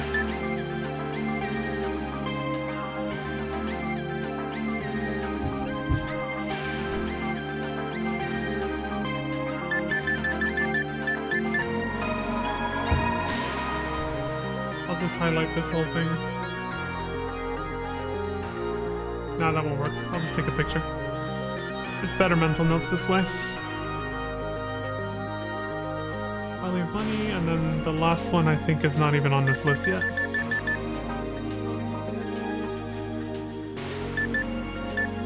Oh yeah, it's this one.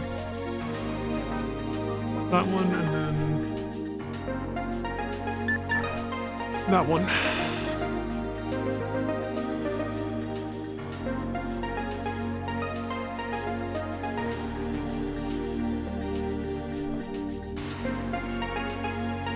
That's such a cool meme. Alright.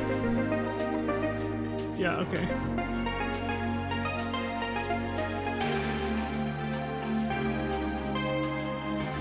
I think that's it.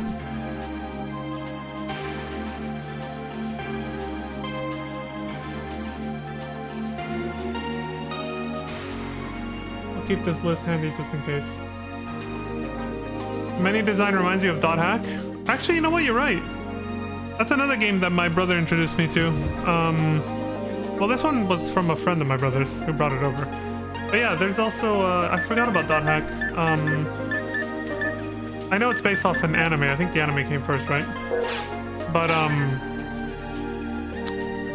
that game really reminded me of Phantasy Star Online as well. So I played this first, and then when I played that, I was like, oh wow, this is actually, it feels and looks very similar, you know? You look at the, yeah. They might have gotten some inspiration from this game, honestly, because this game was pretty popular when it first came out, so... The fact that the private server that I'm playing on still averages like 300 to 400 players per day, like at any time, is saying something about it, so... Oops. My brother got the Dot Hack game for PS2 that had like...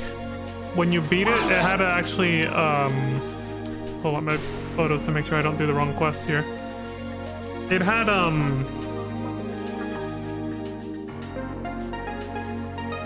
I was like, what the hell is that? It had a feature where you could actually save your data and to transfer it to the next game, like a sequel. Like they actually let you save your data to transfer it over to the next game because it came out in a set. I think it was planned to be like a set of 4 games. And then you could just keep going with the story with the character already leveled up. For those who don't know what .hack is, at least this game that I'm talking about in particular, it was a single player game, but it was set up to look and feel like an MMO because the concept of .hack itself is actually an MMO. It's an anime about an MMO. For a more recent example, Sword Art Online might have taken a lot of inspiration from that. And so yeah, it was interesting to see NPCs with little names over their head with their own level because it actually felt like you were in an MMO even though you were playing a completely single player game. They actually made the NPCs run around like they were actual other players. You'd see chat bubbles above their head, kind of like in this game when you're actually talking to other players. But yeah, it felt very Phantasy Star Online like when I saw that, and I was like, wow, this is really cool. They said, I'll do that until you have nothing else. I'll do secret delivery, value of money, and squall, lost pride. Okay. Alright, well at least I'll be able to start one of these little side quest chains. Which one should I go with? Let me do a control F on that. Make sure it's in the forest area. I don't want to go to something over leveled.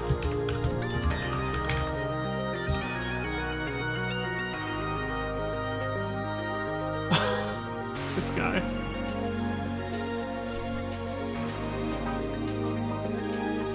Okay, so that one is for the ruins area. Okay, yeah, we're not high enough level for that.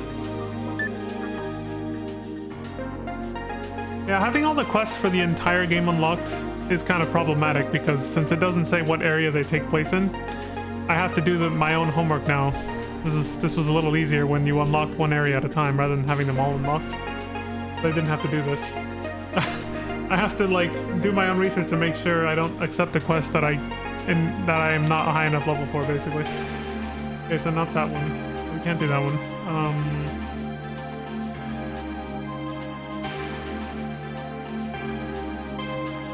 It's just that one, okay. Where does secret delivery take place? Do a control F on this.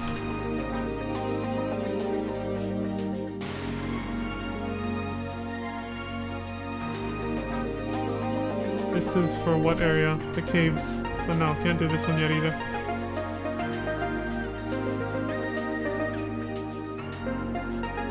Can't do value of money either, because that's part of it. So no. Can't do Grand Squall. Can't do the Lost Bride. Okay.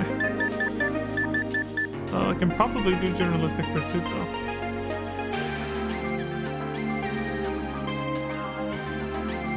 This will get easier as we start checking them off the list.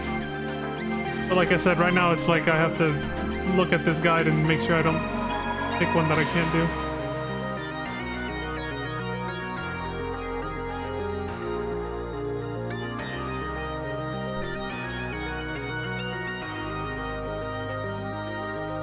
Okay, so let me see. Journalistic Pursuit.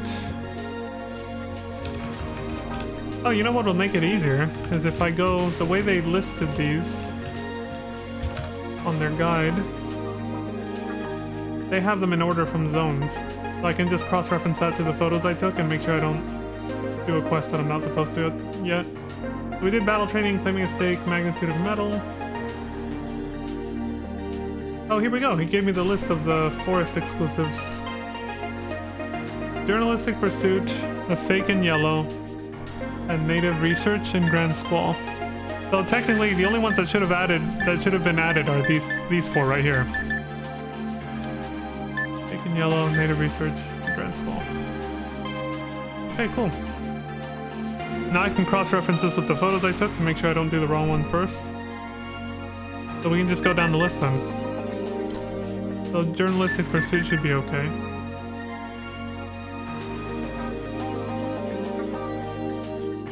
This is for the forest, but it won't appear till you access the caves. Okay, that's why they put it up there. It's kind of weird. But technically, you just go down the list. Okay, sounds good. This one doesn't relate to the side quest line that I'm trying to do, so Nope. Alright, I gotta cross my T's and dot my I's because otherwise I'll have to try this again on a different difficulty. I'd rather not. But this one's safe to do. My duty to report what's on Regal. Take me with you. The client is Null and they're a journalist. Alright.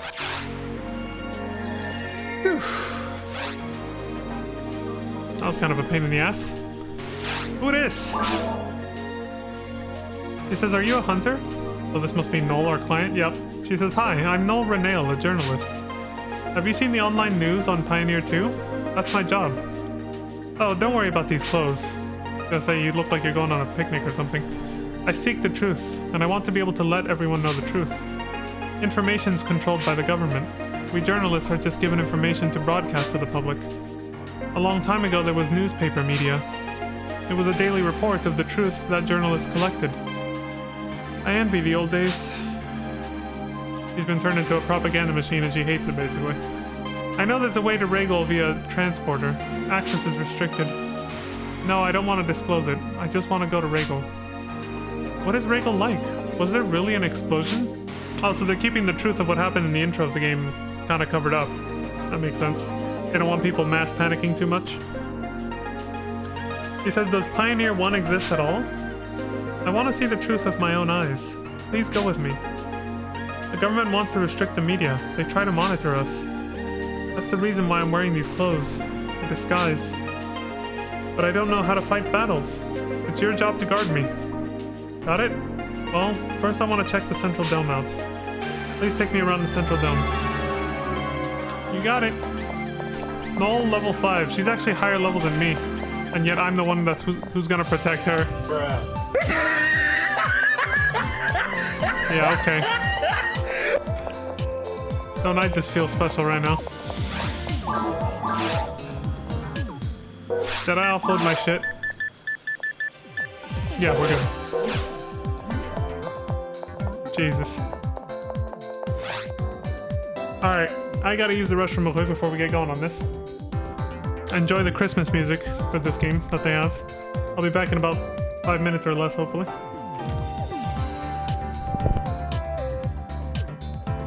Oh shit, here we go again. Surprise, motherfucker. Alright, I'm back. Let's get on with it. Alright, time for a level 3 hunter to protect a level 5 ranger.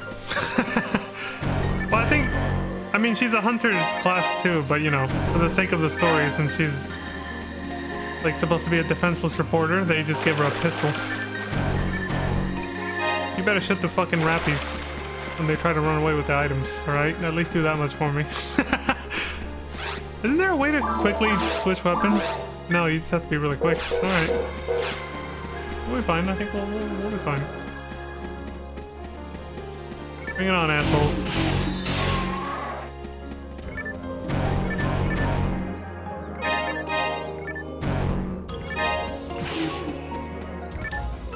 Got his ass. Wait.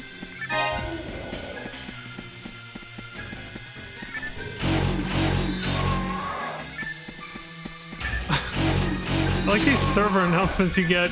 U.S. Fadra, Block 1. Court has found Sincesta after defeating Girta Blulu. Whatever the fuck that is. Dude, really? There's somebody who named their character Court? Zodiac, I think somebody's stream sniping us right now. They know.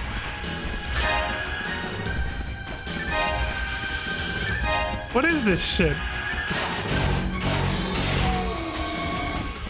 I don't know.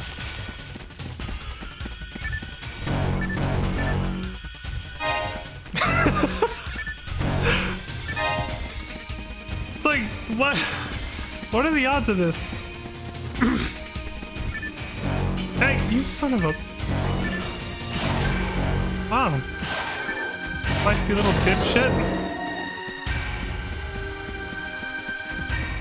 The thing about the wolves is they attack pretty rarely if you're looking at them. It's a weird quirk they gave them.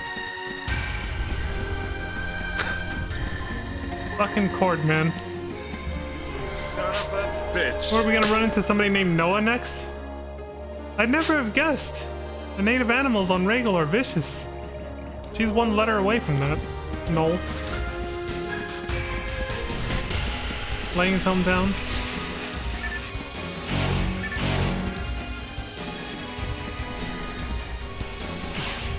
Oh shit, she can get him. Alright, you take care of them. I'll take care of the nest.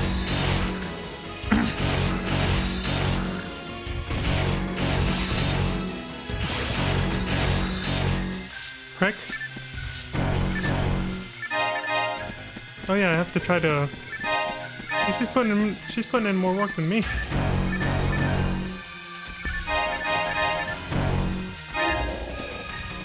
Like the battle music hasn't stopped. Who's here?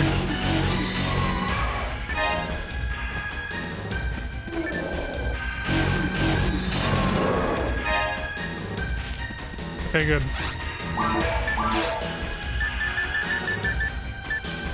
Yeah, I haven't fed my mag yet. Alright, little buddy. Eating time. There you go. Oops! Well, we're gonna have to make up for that later. Oh well. It's not the end of the world if that happens. Like, it just means one less power stat level I'll have to raise later, so. Luckily the guide I'm following doesn't have to be followed absolutely to the letter for building it like correctly. When it becomes very important to not feed it the wrong thing will be when it's like level 50 to 100 or so. When it starts to reach its sort of endgame stats for power and dexterity, which is when its power and dexterity is somewhere near level 145 or 150. So until then, it's not a problem. Now, what would have been bad is if I fed it something that raised his mind a single level. That would have screwed up the entire build. Because the mind, the mental, whatever, stat has to stay at level 0 the whole way. It's very important I don't accidentally feed it a mono fluid or something. Because that'll fuck everything up. Noel says, this is the residential area, isn't it? This area here? What happened to the people living here? What are these animals? Well, from what we know so far, that explosion literally wiped out everybody here. But of course they didn't tell the public that, so you don't know that. So animals moved in, because all the people died.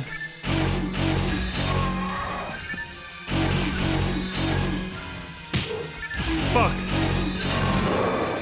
Asswipe.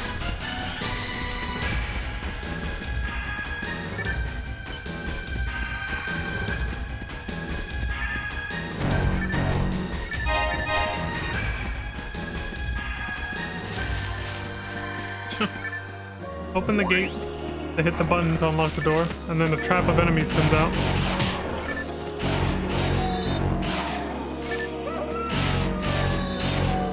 Good, they got debuffed.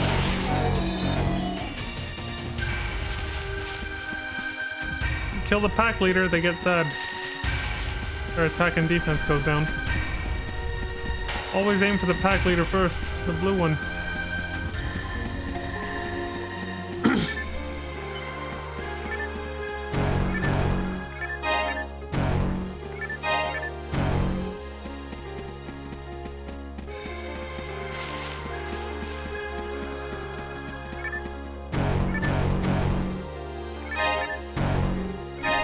I saw when I was testing the game to make sure it worked, and I made that female android character. I noticed that I completely forgot that they all have different attack animations. I think the different attack animations are... I don't remember if it's gender locked or if it's specific to every single character. I think it might just be a gender thing though. I don't think every single character in the game has a completely different attack animation for the same weapons. Null says there were rumors that a huge explosion occurred, but there's no marks. Something's weird here. Yeah, we saw that explosion in the intro cutscene, and it happened here in this area, but yet everything looks pristine. It's just the people disappeared.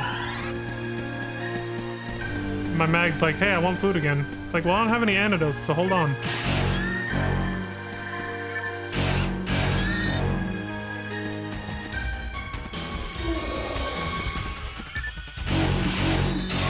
Prick. Get over here.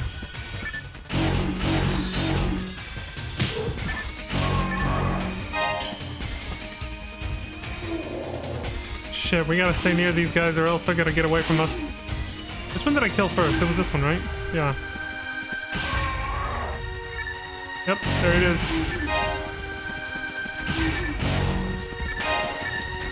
Not missing out on loot because they ran away. Assholes.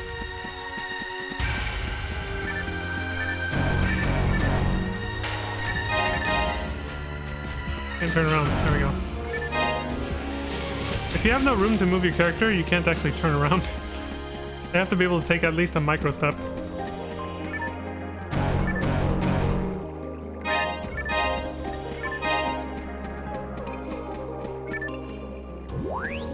Unlock that. That's a shortcut back to where we came from. Okay.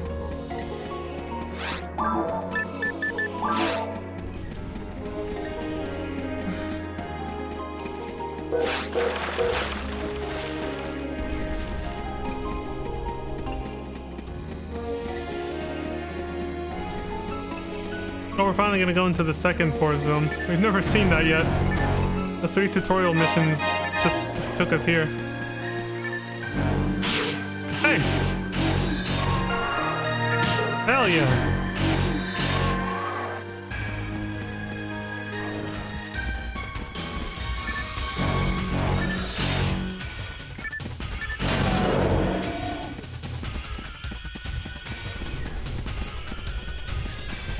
Finish exploring this one first, though. I think one of the reasons I ended up liking Dungeon Fighter Online a lot was because it reminded me of this. It reminded me of this game just because it was a dungeon crawler. The playstyle.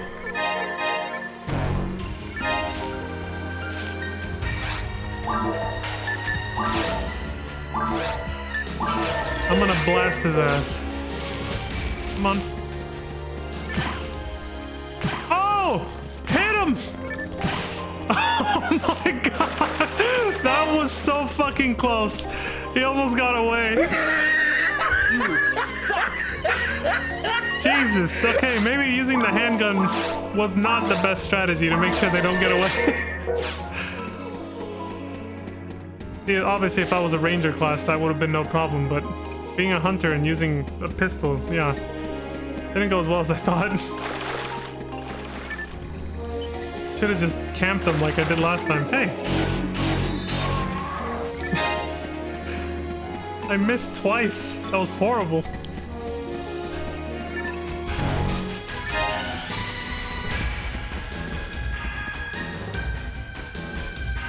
Okay, I think we're good. Yeah, there's no more enemies that are gonna spawn. Bruh. Yeah. That was a bruh moment.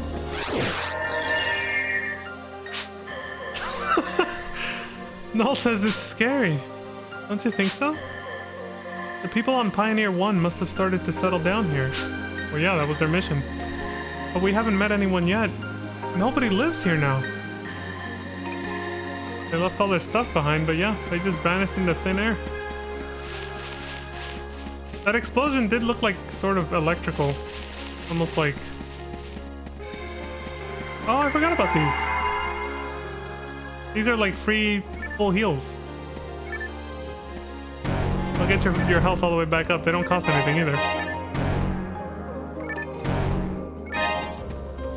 They also look different on different episodes of the game. They actually get fancier later. Yeah, I forgot that was a thing. Alright, bring it on, prick.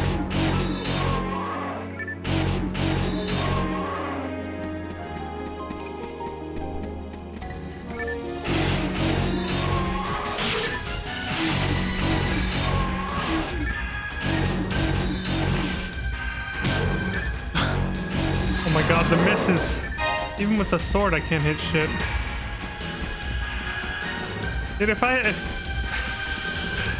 hadn't been able to hit that Rappy before he got away, I swear to god, I would have just yelled at my character like, you couldn't hit a barn door. Okay, now we got choices. Let's go this way first. This is our first time in this zone, so it'll take a minute for me to memorize where everything's at, or, yeah. I'm gonna try to gather them all together so that when they try to run away, we can just hit them all. Come on. Null, don't get yourself pecked. Okay. Fuck him up.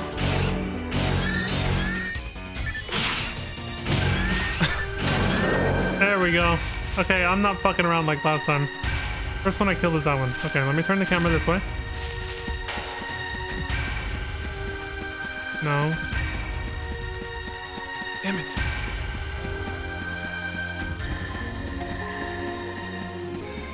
You have to get pretty far. Of course. Should have just waited it out. I missed one. Come on. Bricks. I like how they still run away anyway. Like, you don't actually get to kill them. But you get their item at least. Man, if I hadn't missed that first one, I might have been able to hit the second one before he got away. Even with a goddamn sword.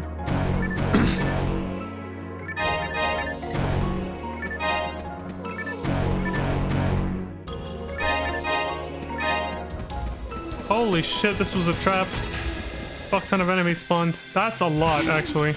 This isn't good. Good thing that one got stuck on the wall there.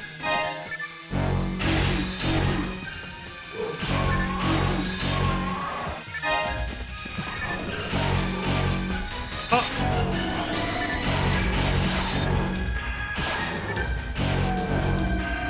Cool.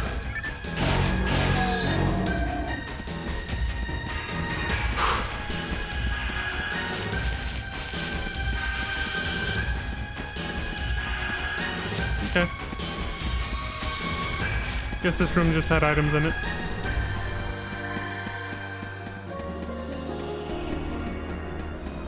I like the blood pools from all the enemies. There was a gruesome battle here.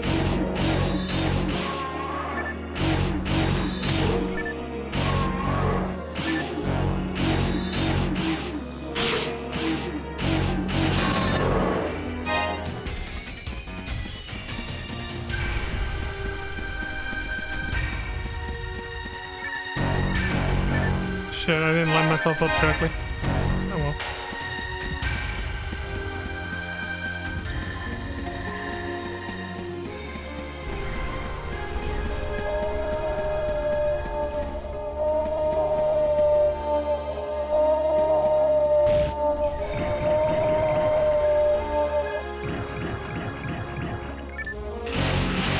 Hate that you can't target this thing till it spawns the first wave.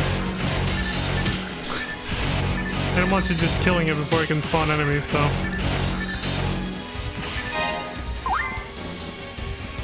Shouldn't be shy with those. Not at the beginning of the game, anyway. Actually, I mean, you get more money later, so.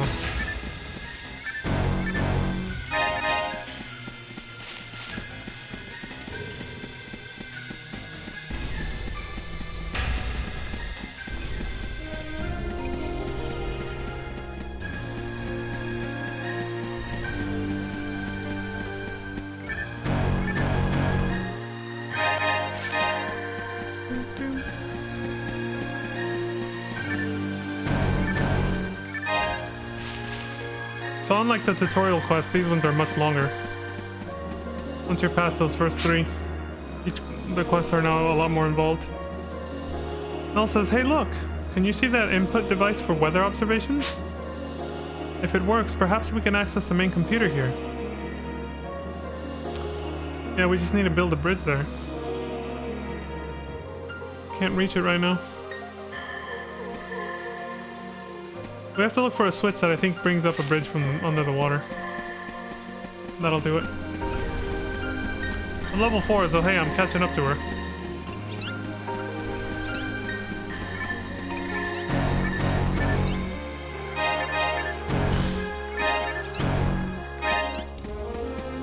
The bodyguard is catching up in strength. To the protect E, I guess. I don't know what to call him. Come on, let's go, pricks.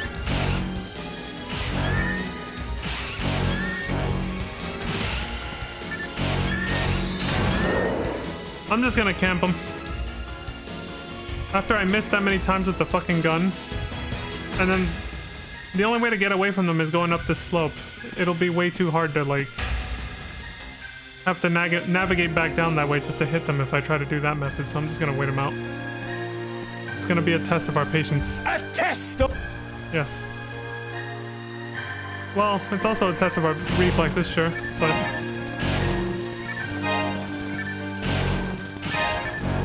Oh good, she got him. There.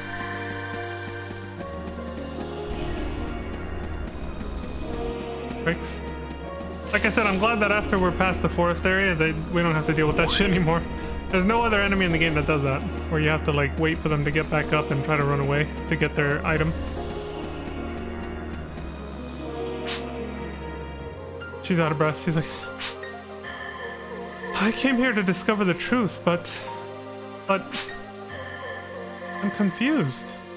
What were you expecting? If the government was keeping things quiet from the citizens, you had to know it was for a reason. Like, couldn't have been expecting sunshines and rainbows over here, right?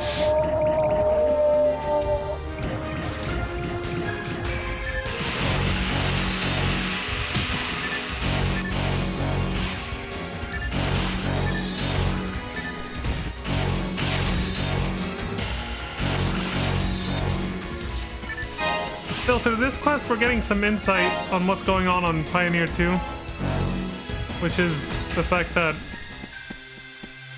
yeah, this is the actual dome where they shot out the laser to communicate with us when we first arrived. Shit, we're gonna get surrounded.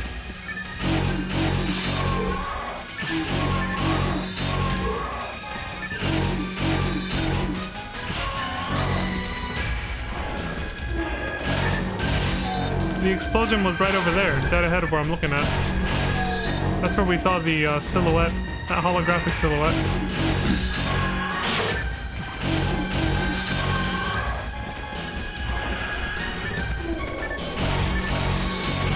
This ain't good.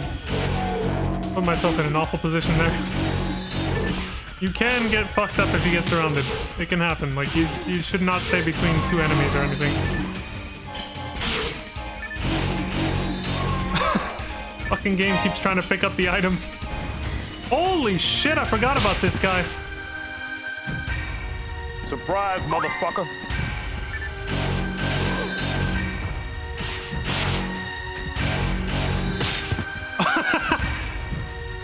No, you really should just get away from him and leave him to me. I like how she said, ouch.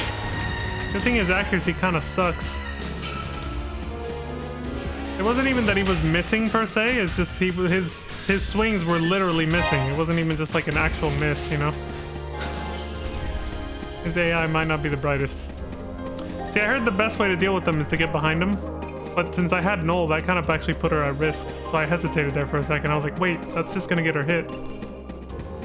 And it did. But luckily she survived it. Or else we would have failed. Fuck, I guess I am gonna need to carry some telepipes. Yeah, I'm probably gonna have to carry some just so I can go back to town to sell shit off, because look at all this loot, I'm not leaving all this behind. That's too much money on the table. Central Dome. If there was an explosion, why aren't there any signs? A lot of people were living there. What happened to them? Was everybody involved in the accident? All of them? See, that's the weird thing. You can see it's kind of cracked up and damaged, but that looks like wear and tear from like... They never said how much time has passed since that explosion in the intro sequence. They only said 7 years later from when Pioneer 1 first arrived here and colonized the place. But they never said how long it's been since we arrived and tried to communicate with them, and then that explosion happened that... It's starting to seem, from what's happening in this quest, it killed everybody. But it left all the structures intact. Like, it looks a little crumbled and damaged, but it's still there. And the explosion was literally right there next to it. It's between that tower and that rock right there. It was sort of further back in the distance. We saw that silhouette appear of a monster, and then it just blew up. But yeah, everything's still intact. That's the weirdest thing. Like, it just made all the people disappear, but everything, all those structures, still there.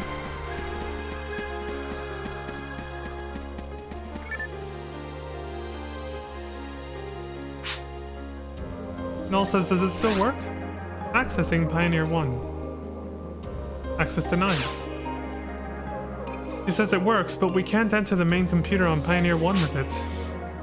How about local data? Saying nothing over and over. Everything was okay until it happened. The explosion. Every log ends at the same exact time. That is pretty eerie. It really is like everybody just vanished into thin air in an instant. Null says nothing. He says, hey, Vaughn. That's enough. Your job is complete. Why? Well, because I think I saw the truth. It's pretty easy to put the piece together at this point, yeah. I saw a lot of monsters. No marks of an explosion, no survivors. I wanted to report the truth to Pioneer 2, but I changed my mind. I'm pretty frightened now. I'm scared. People on Pioneer 2 already feel uneasy about the situation. I don't want to give them any more anxieties. Maybe something's hidden ahead. I don't think I should find out. I'm too scared to know. Got cold feet. That's why I decided to stop here. It's all over. Can you bring me back to Pioneer 2? Right on. We'll use the telepipe that you put. Conveniently. Thank you, because I didn't have one. Dude, after all that, we come back to all this happy Christmas music and fucking Christmas trees right here. It's just kind of a... Bruh. like a bruh moment, dude.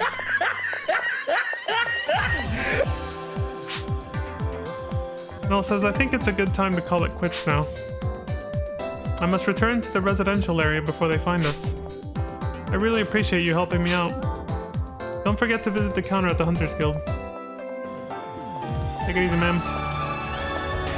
Alright, but I left too much shit down there, so I'm gonna use her telepipe to go back and get it. But I need to offload what I have now. Money starts becoming less of a problem later, but at the beginning it's still kind of a thing, so...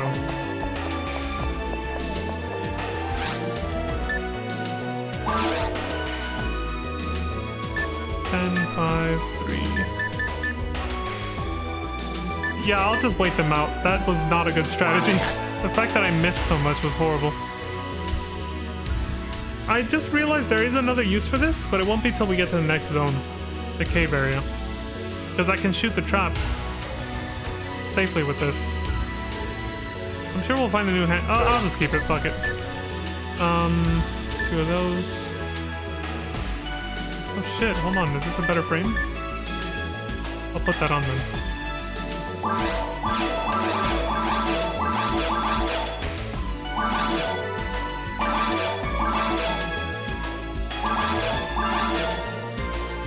I eventually found the telepipe. I'm gonna need to get more though. Oh, I'll take the handgun plus 1 then. Yep. I'll keep that one.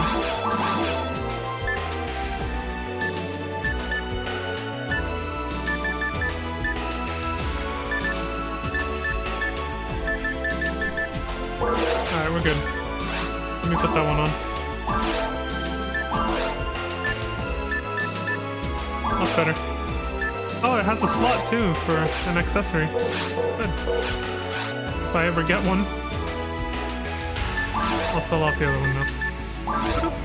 There you go. Is there a way to sort your items? I don't remember that being a thing ever. Like there being a button for it, but let me check. I don't really think there is. Oh, there we go. Sort. Automatically. Hey! My OCD is now happy. Alright. Much better. That is, yeah. My inventory was starting to look like a fucking mess.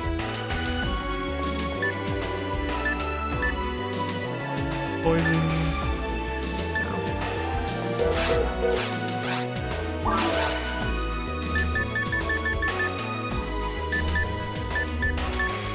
Oh shit, we got rest done.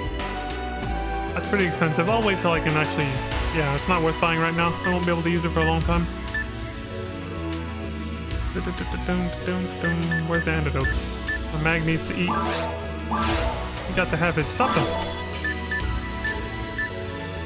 I have one for now. I'll buy them as I need them. So, I'm good. Alright, little buddy.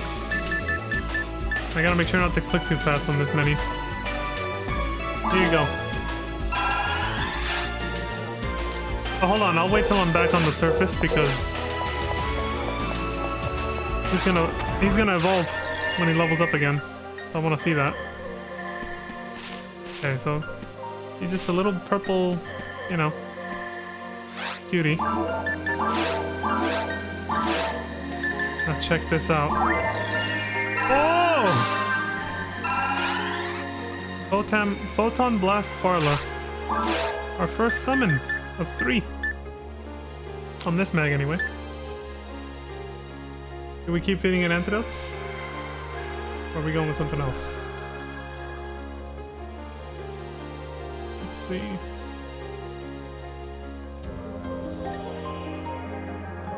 Yeah, it evolves at level 10, you get that. Now feed your mag antidotes again until it evolves again at level 35. And you'll get the Photon Blast Pilla. Okay. Sounds good. We'll just keep going with antidotes. There you go. Now he gains a little bit of power from it too, instead of just dexterity.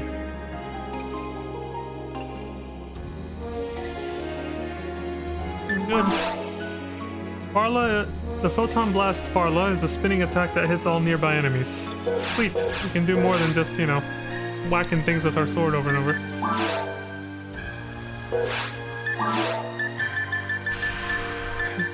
Telepipe. Okay, we're good. Let's pick up all the shit we didn't get before Null left our party.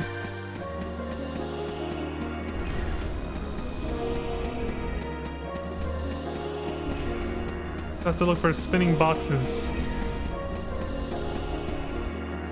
Yeah, so now he has this, like, our little mag has that, like, silver frame on it. The part that's purple would have been silver if I kept the old one that I made first. I still like this color better though. For the next for some of the next evolutions, it'll look better.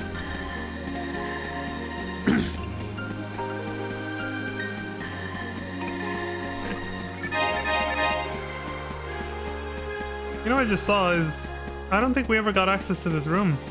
I don't think there was any way to get access to this room. Some quests, this will mostly happen in the forest area only.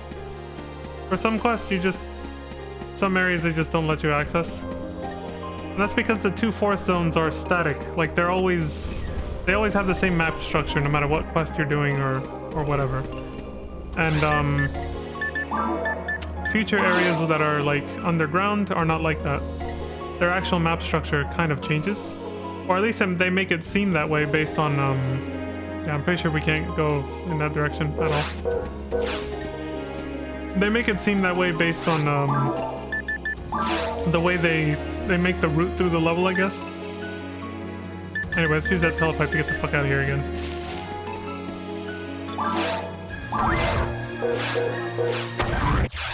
I was not about to go all the way back through Forest 1, which is what we would have had to do to get back here, so... Yeah, I think I'll start carrying telepipes now, even if it costs me a little. Another pipe! At least one at all times, because damn, they're expensive for me right now. Well, let's get our reward money for the quest. We're done.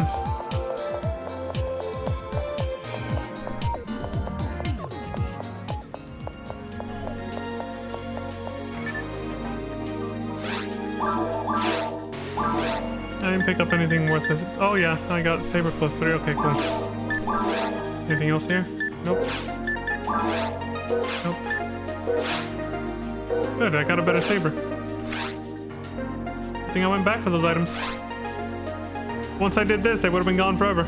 You've been awarded 1200 Meseta. Good, the rewards are getting bigger. Money won't be tight that much longer.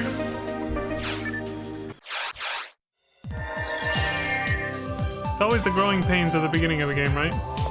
That's how every RPG is.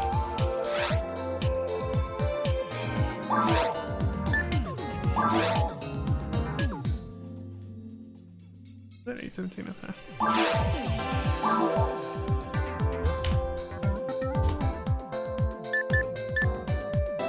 This party name is watching us.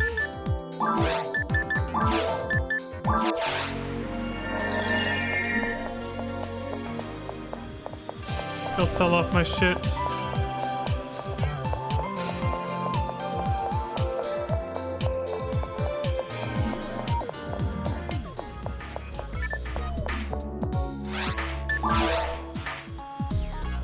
Sell that off now.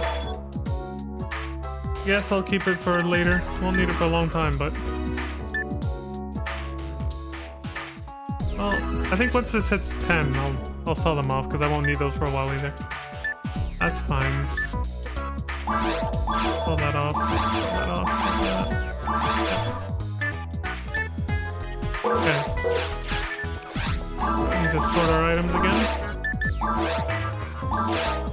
It's a lot of button clicks just to do that, but hey. I'll take it. And I'll take... Oh, we can use that now, finally. I'll go use it from my bank, because I already have one. 3 of these for my mag. Thank you. And then we'll deposit everything else. Very simple, easy to understand gameplay loop. You'd be surprised how much me and my friends and family would forget to do these simple things that would lead to disaster later, though. There were so many moments. No, not Masetta. There were so many moments where where one of us would be like, "Oh no, I forgot to deposit my money in the bank," and then we would die, and there it goes, just disappears. I was just like, no. This one will probably require one more level up. Can we take that and use it? That can stay there. Deposit item. Just one. Nothing else is close to being capped except automates. I don't really need to stockpile them. They drop so often. Like, I don't need to just... Yeah, that's not worth the time and effort. They're cheap, too.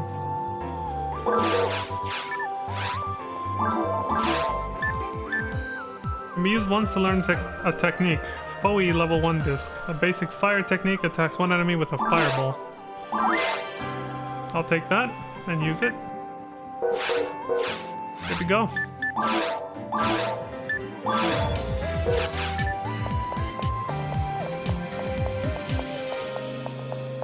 Whew.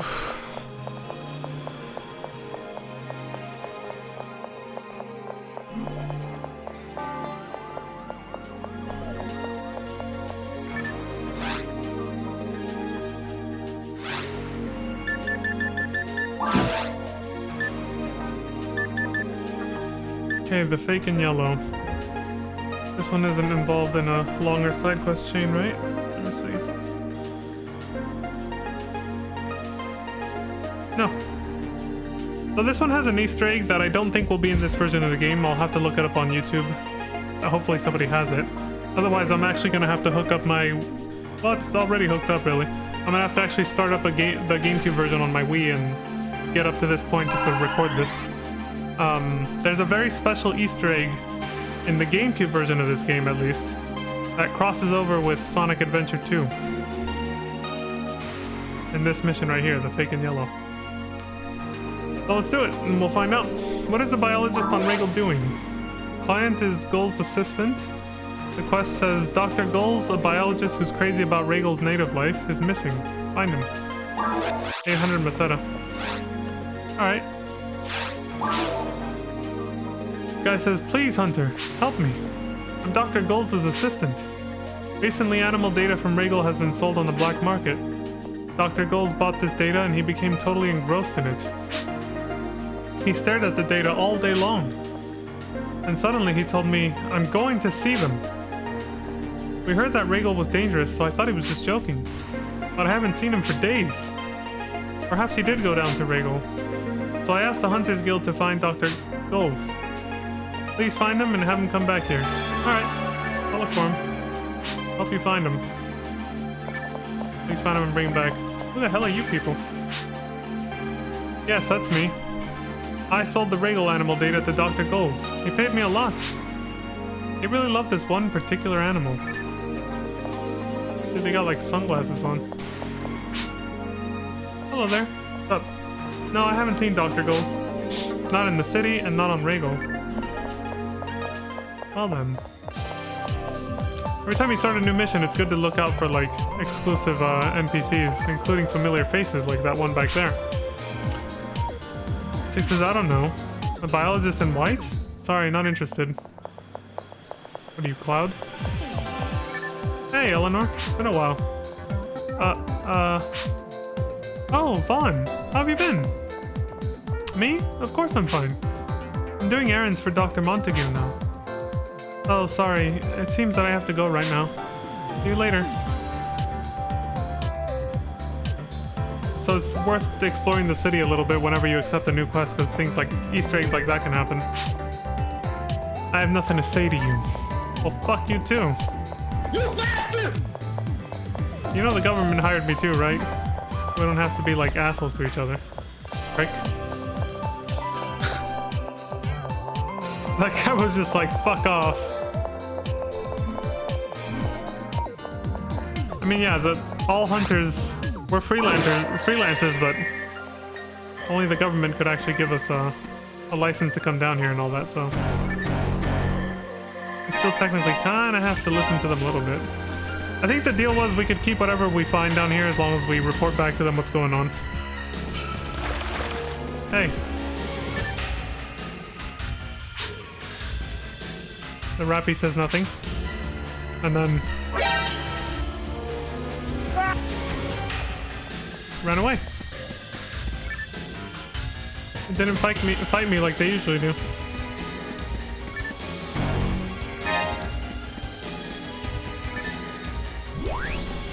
What? There goes that motherfucker. I was just trying to hit the boxes.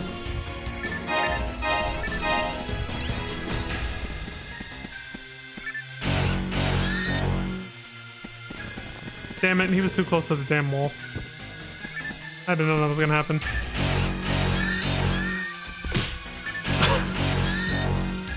Peck me, you prick. God, this is gonna be a pain in the ass if I don't group them up.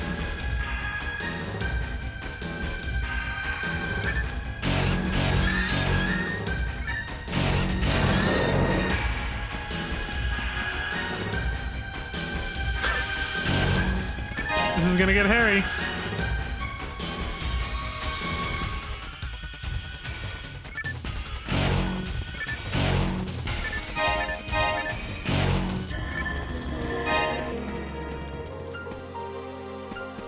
Come on. You little shit boys.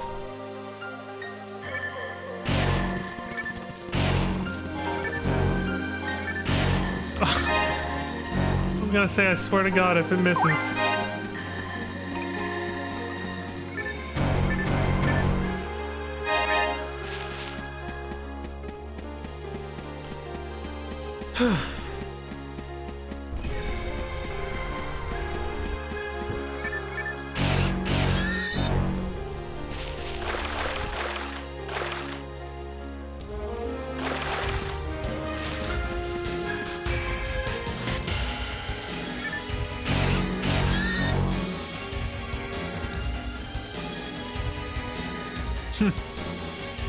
Oh fuck, he doesn't see me, he's way over there. You know what, I'm gonna wait this out. I don't want to miss out on the loot. I'll go get him after this.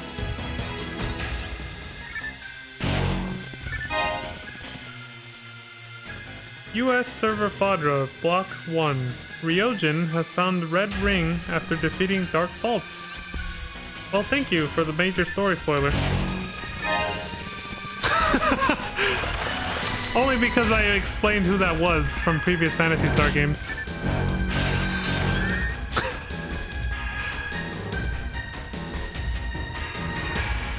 I wonder if announcements like that were also on the official servers, or if that's just a private server thing for for this one, for Affinia.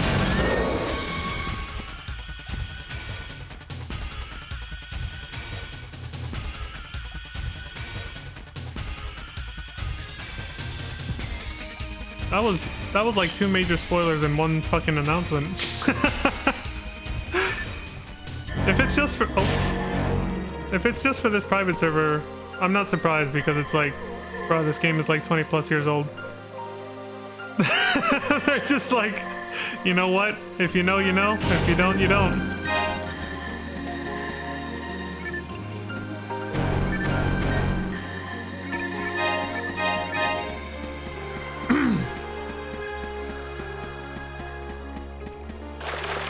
Also, I am partially to blame because I gave the backstory on previous Phantasy Star games and talked about the creature with that particular name. So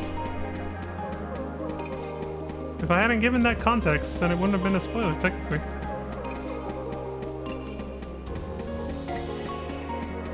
You need context for a spoiler.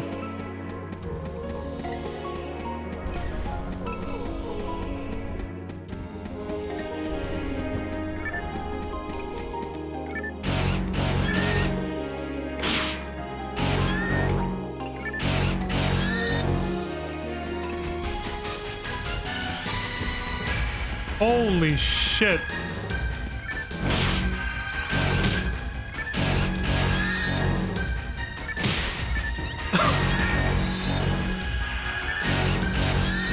I thought they were all gonna converge on me, but half of them just stayed over there. They didn't even notice me.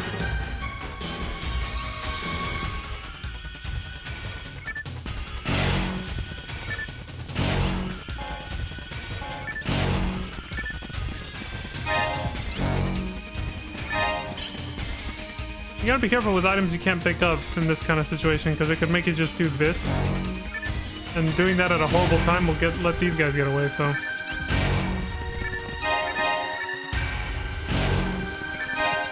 There we go.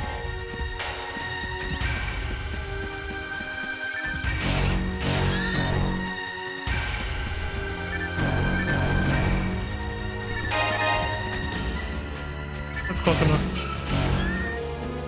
We drag the other one over here. Hey! Dumbass! Okay, he's coming, he's coming.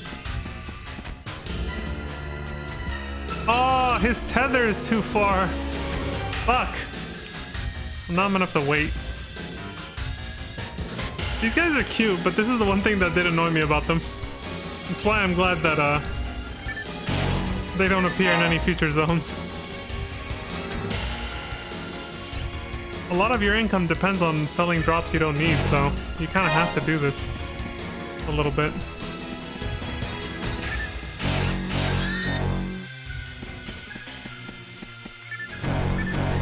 Thank God this forest area is only like a small portion of the game.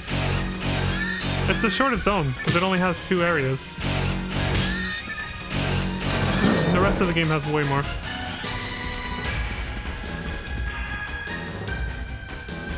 We don't have to deal with these pricks anymore, too.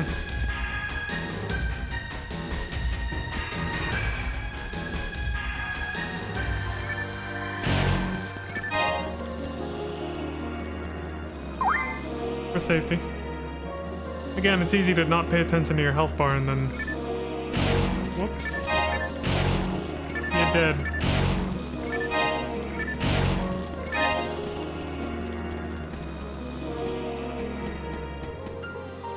Okay. Yeah, I gotta feed you.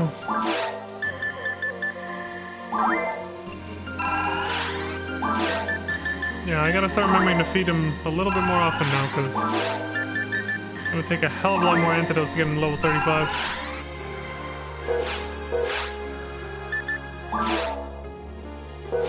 Yeah, that's it. Wait. Oh, that blended in. Oh, okay.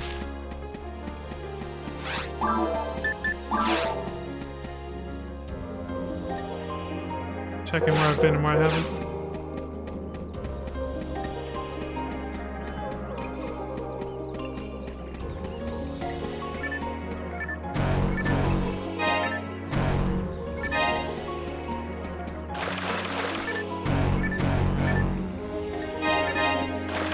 free telepipe. Good. Motherfuckers are a little expensive.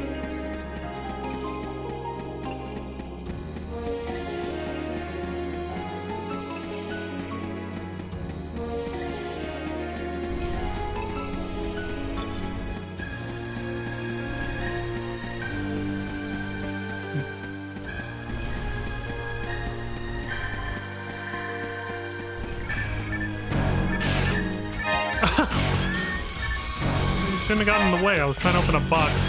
Oh.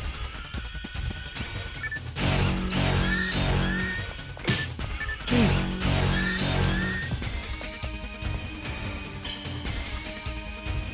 That one's behaving a little suspicious from the rest.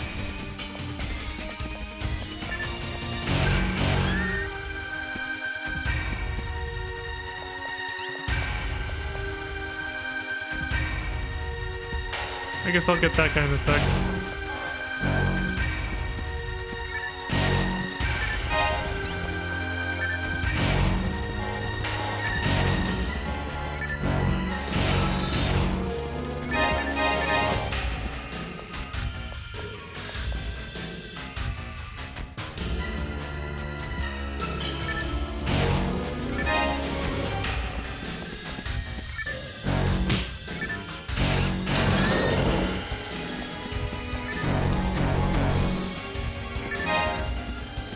US Fadra, Block 1, some Japanese name I can't understand, has found Sincesta after defeating Geertz Blulu. I do not know what either of those things are. We've seen that announcement before.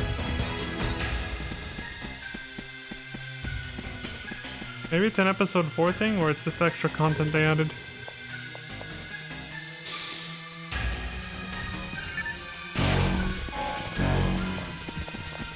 Hey.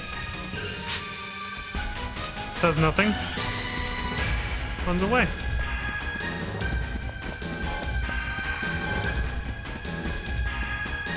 Okay.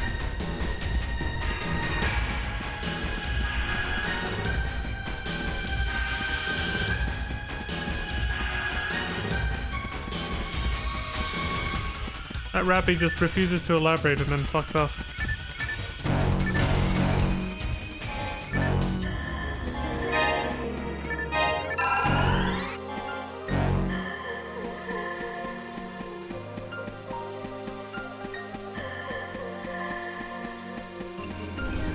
Probably start buying more mono or antidotes now.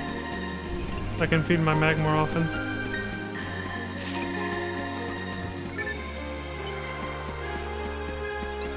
Starting to get some spare change.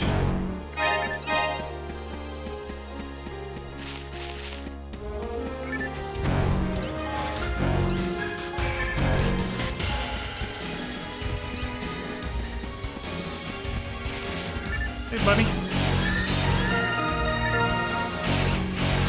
Level 5.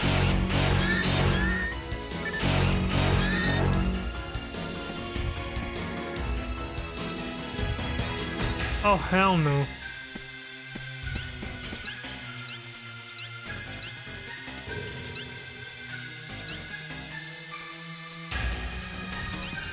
At least they haven't seen me yet. They won't interfere with me getting the loot off these ones.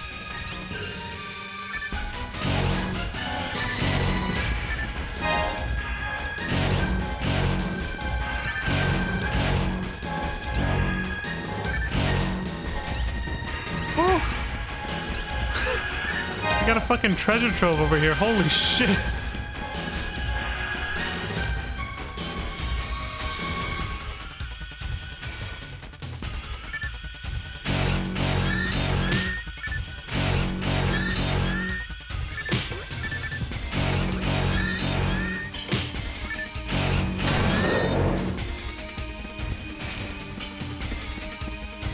No, I'm not gonna risk that again after what happened last time. Oh shit, which one was the first one I killed? Whatever, they're all close enough, it doesn't matter. They're close enough to each other.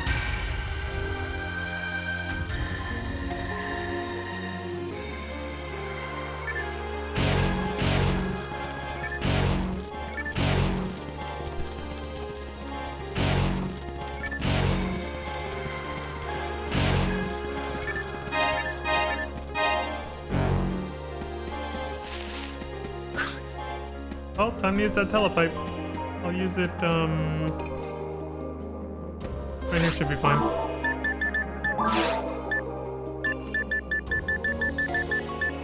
One thing that sucked about split screen multiplayer back in the day is that if somebody wanted to go back to town, you all had to go with them. You all had to group up at the telepipe. Unlike online multiplayer where a lone player could just come back to town to do their business with the telepipe and then come back with their own personal one. The rest of the team could just keep going if they wanted to.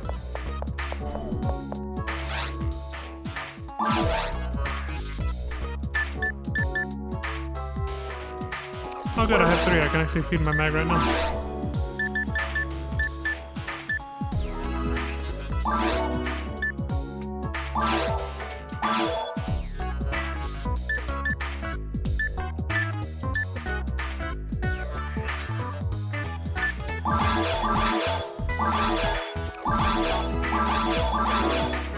Oh, our first diamond. I'll be using that later. Don't need heals that strong yet. Rest to level 1. Good.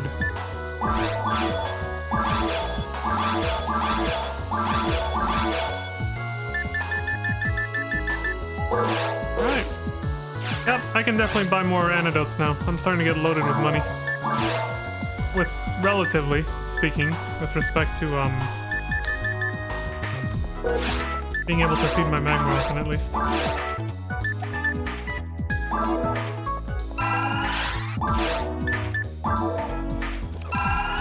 What I need to do is I need to set it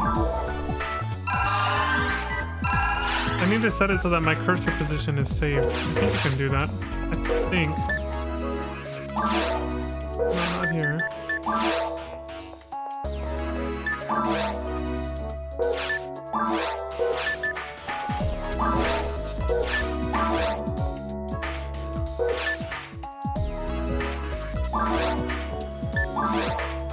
Definitely not there.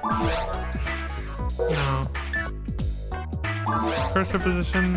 It says saved. It was already set to saved, and yet that's not really what's happening. I think it only saves the cursor position for like the main menus over there, but not the sub menus like this, which is like. Bruh.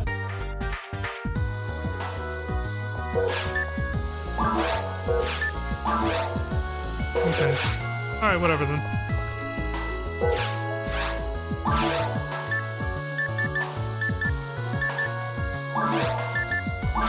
Buy 3 more for later.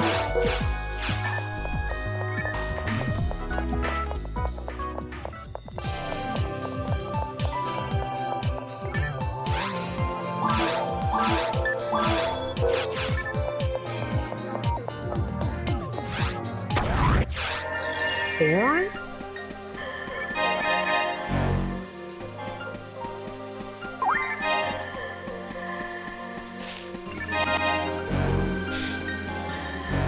Okay.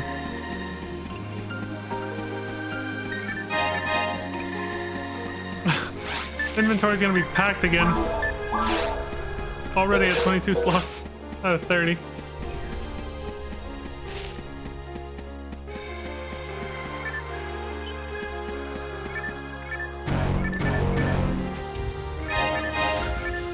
Ooh, that sounds good, Zodiac. Some hot cocoa. Super cozy right there. Very appropriate because this game is very cozy. It's a very laid-back game, honestly. Compared to the action games and hack and slash games of today, anyway. It was honestly very cozy back then too, though. Hey, buddy. Does nothing. Hey. Refuses to elaborate. Hey. Bingo! You've got a great eye! How did you know it was me? I thought my disguise was perfect. I didn't. The game just didn't let me attack you, so I realized I could talk to you instead. Bruh. Don't you think the Rappy is very cute? Yeah. It's hairy, soft, cute, so lovely and pretty. I'm in Rappy's group. I'm playing with Rappy. I'm living with Rappy. It's the happiest I've ever been in my life. What? My assistant's asking me to go back now. I've collected enough data by living among them. Okay, I'll return. I'll just spend a little more time here with the Rappy, then I'll leave. I said I'll leave soon, don't worry. That's okay, you can go back now. Is that it? Okay. Oh, I guess that's it then. What the fuck? Oh, this was just a shortcut back the way we came. Sometimes re-entering a room you've been in before from a different door can actually trigger more enemies to spawn. That is a thing.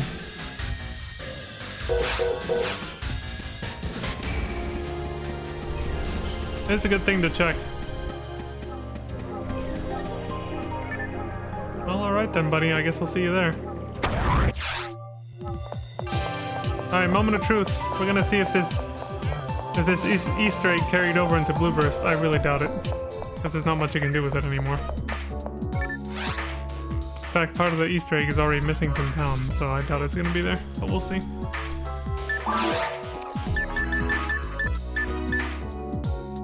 Another pipe! I'm gonna need one because I'm about to use... Oh wait, that's the cell. Sorry. That was close.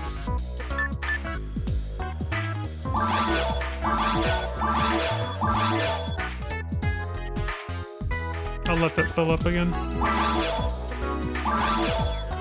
Actually, I'm pretty confident I don't need these. I used this already.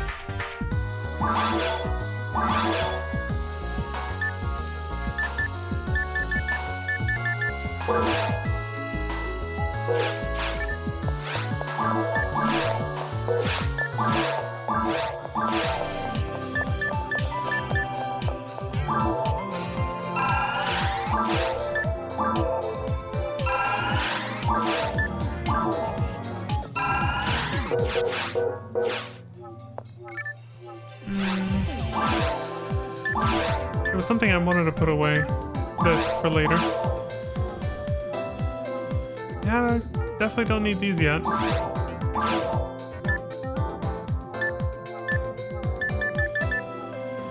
Okay, we're good. So, let me go turn in the quest first. Then we gotta go back down.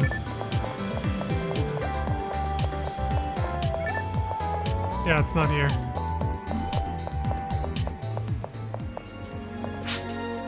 Hello there. Was he on Regal? Really? Sorry about that. I wasn't aware of it. I mean, he was living amongst the little rappies, so... Was it the yellow one he was infatuated with? For me, it's just a big and disgusting thing. Oh, there he is. I've had enough fun. That was the guy? In the rappy suit? Finally, he's returned to the lab. Thank you very much. Please visit the guild to get your Meseta. Alright. Okay.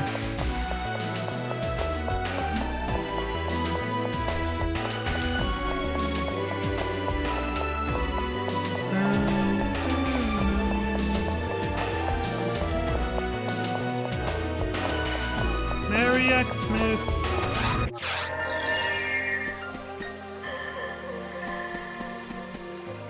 Yeah, they removed it. And it makes sense why they did, because it's pointless. Alright, so I gotta look up a video. To show what I was talking about. The Easter egg that used to be in this mission back on the GameCube version.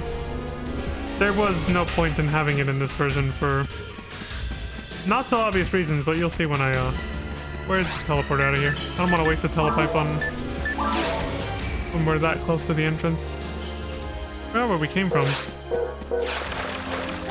I think it was from the south.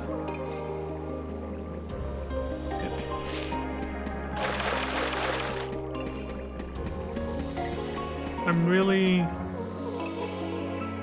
No, it was over here. It was over here. They're both well-shaded areas. That's the problem. I know it was a place with a lot of shade.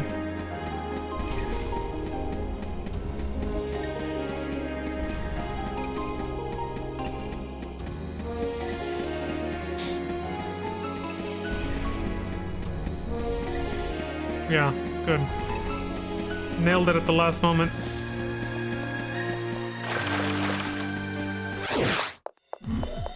There we go. Alright, I'll just turn this in then. And then I'll look up the YouTube video. Anything else? No, he's good. I hope somebody has this. I don't want to have to record it myself. 800 Meseta. There we go.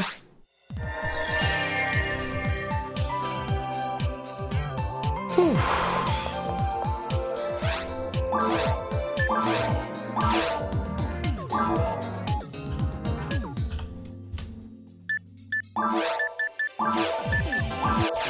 There. Alright, let me see. You know what? Actually, I think I have to quit out because I won't be able to mute the window. But let me look for it first.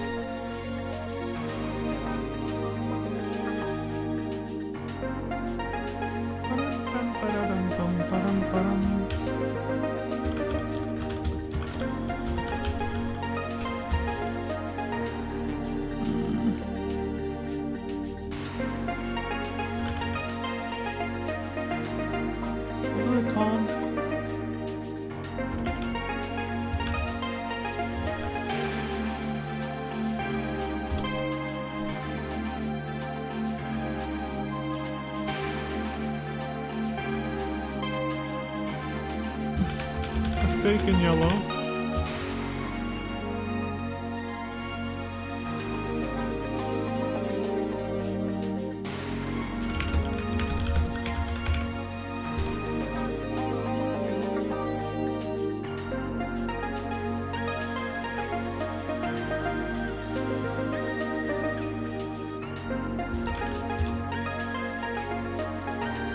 Okay, so there's one from 13 years ago.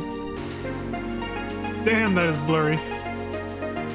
But hey, as long as I don't have to be the one to record it. Okay, I found it. I'm not gonna read the title because it's... well, you guys are gonna see it anyway, but...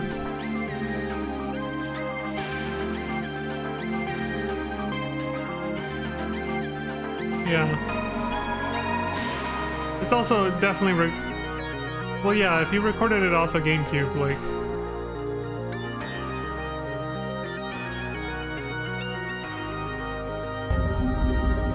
let me just check if it has the full Easter egg with the other game as well. Yeah, it did. Okay. This has the whole thing. It's blurry because it was recorded off a GameCube. GameCube did not have HDMI. So it's, you know... if they used... I guess if they used an emulator, they could have gotten better quality. But yeah, this video is from 15 years ago. Here, let me put out real quick.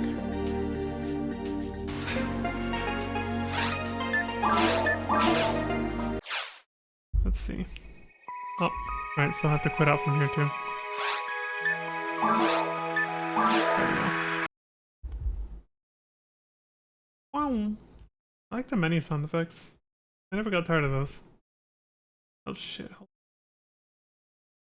I have to make a separate window first. There we go.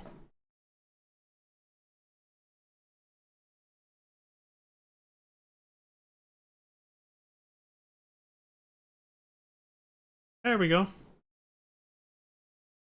How to get a Tails Chow the legit way. It kind of spoils the whole thing. So, I'll fast forward through a little bit of the first part. Because, just to recap. Oh good, he's giving us a little... he's using his character to type. And he's got shortcuts typed out for the whole thing as a guide. Do you see this? We don't even see this goddamn loading screen right here just because of the fact that I'm playing on PC with 32 gigs of RAM. This ancient ass game. Look at this loading screen. Right here, check it out.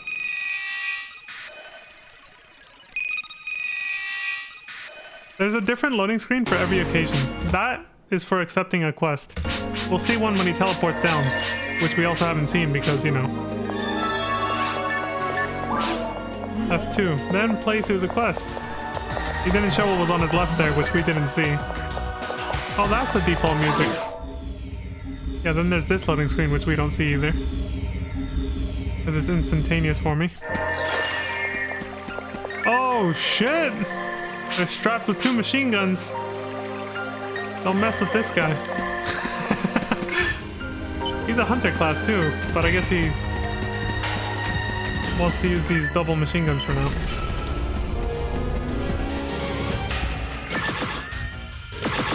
Some classes can use low-level versions of other classes' weapons, basically. Like you saw me use the pistol, so. Alright, so the rest of the quest is going to be exactly like how I did it, so I'm just going to skip ahead now.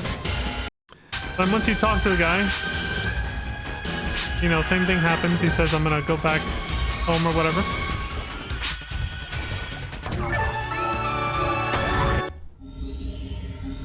This is when you're heading back to Pioneer 2.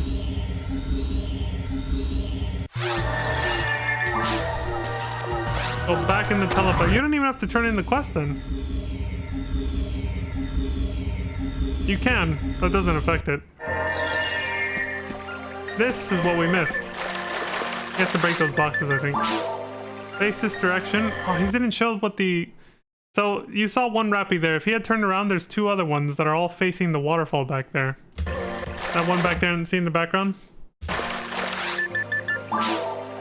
So then if you investigate what they're staring at, and yes, you can talk to the Rappies and they will not attack you. You'll just talk, they just won't say anything, but they'll just kind of keep looking in this direction, like they're trying to point you to this direction. And you investigate and this happens.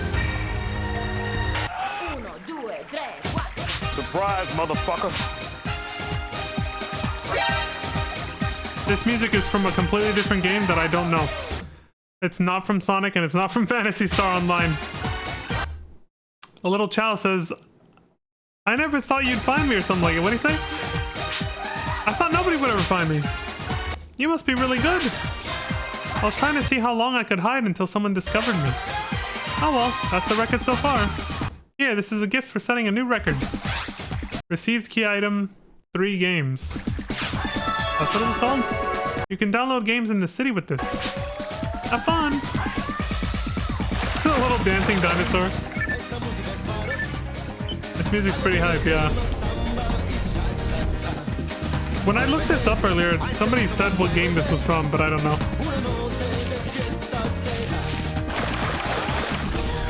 We got lyrics.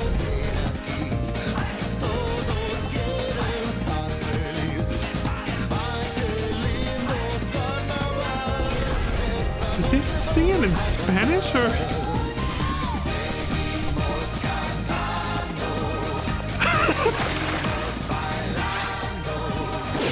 Damn. See, I would have sat there and listened to more of it. I would have just left like this guy, but you know, everyone's different. Yeah, see, this was missing. You guys notice this was not in the town when I passed through, so that's how I knew they removed it, because I knew that wasn't there at the beginning of the quest. There's a Game Boy Advance just sitting there.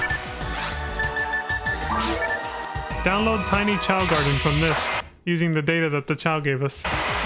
For those who don't know what a Chow is, you're about to find out. Startup check complete. This device is used to download game data into the Game Boy Advance.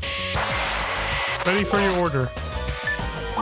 Download game data. Files that you can download will be shown now. Please select which file you'd like to download.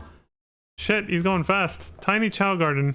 I don't know what Knight's Score Attack or Puyo Pop is. Did I even have those options when I did this on my Game Boy? I don't remember that. I just remember the Tiny Chow Garden. Maybe I did and I just ignored them because I was like, whatever. Download this data? Yeah. Transferring data.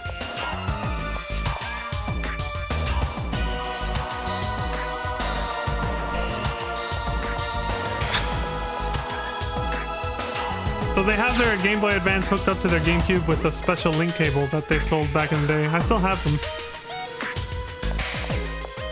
It was the only way to play Final Fantasy Crystal Chronicles in 4-player multiplayer mode, unlike this game. And you could also do a really cool thing with it for Zelda Wind Waker too.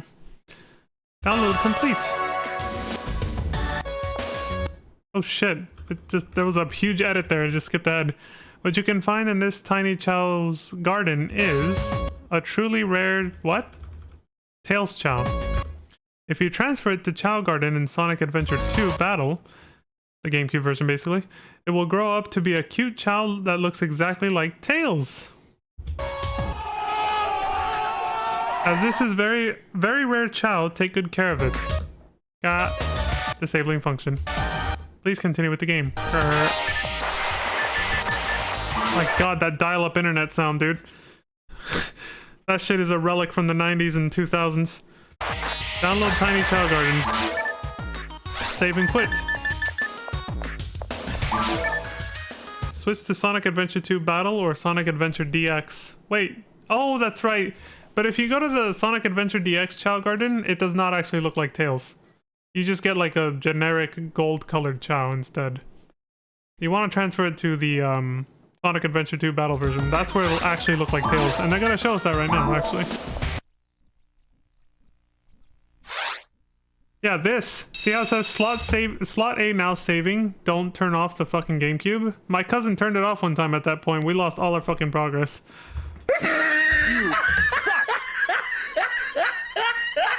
We're lucky the memory card didn't get like destroyed from that. Okay, so now we're watching Sonic Adventure 2 battle footage.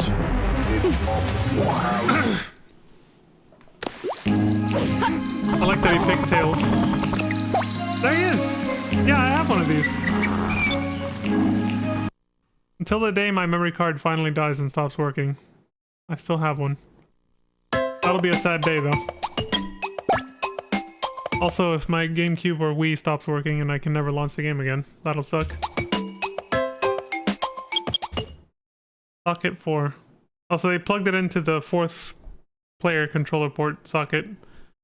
Oh, they played with it a little too. They got little fruits and rings on the Game Boy. They're gonna transfer everything out. Here we go. Whoop. There he is. Look at him. He's all jiggly. Got the rings.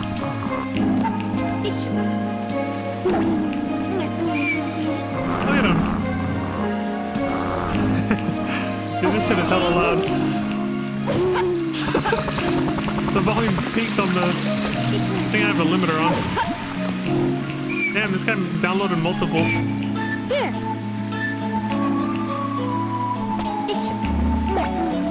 The Tails Chows look better than Tails himself.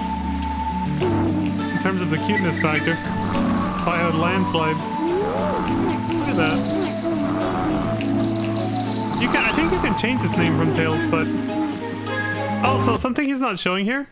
For those who know Chow stats, for those of you who might have been like me as a kid and grinded the hell out of raising a little Chow in this game.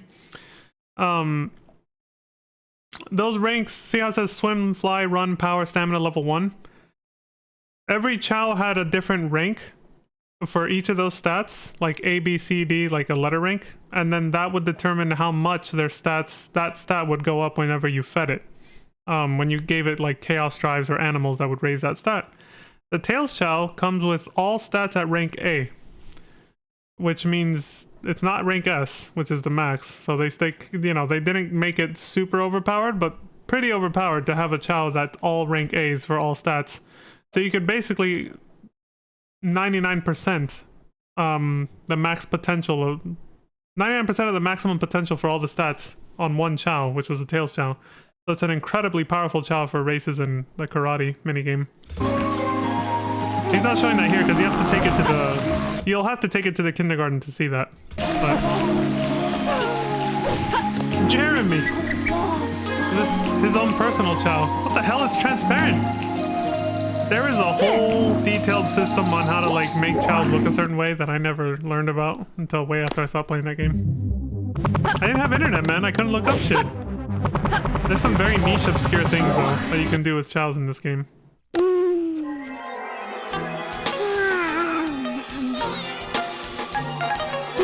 Does he have a Tails Chow down here somewhere, too?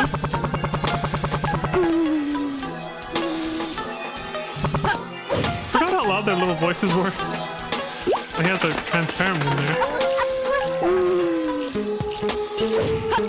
Keanu? Did he name that after Keanu Reeves? What the fuck? I thought he probably thought he had one there.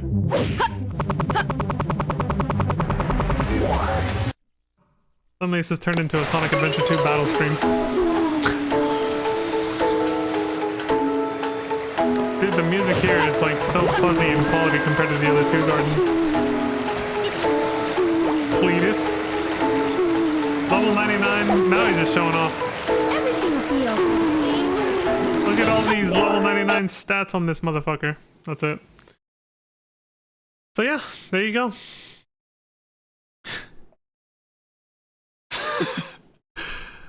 Yeah, that's the Easter egg we missed out on, sadly. That was really cute. I wish he had stayed at the... Let me see if the last one does. I'm gonna skip right there. Let's see. So that's the one we saw. I don't think this one shows it. I think this is just a regular quest. I'll skip through really quick. I'm gonna mute it too, till I find it. They probably leave right away too. Oh wow, the volume is way too low on this one. I can't hear shit. I want to hear that Spanish music again, dude. I was into that. Okay, this is widescreen. This is probably better quality.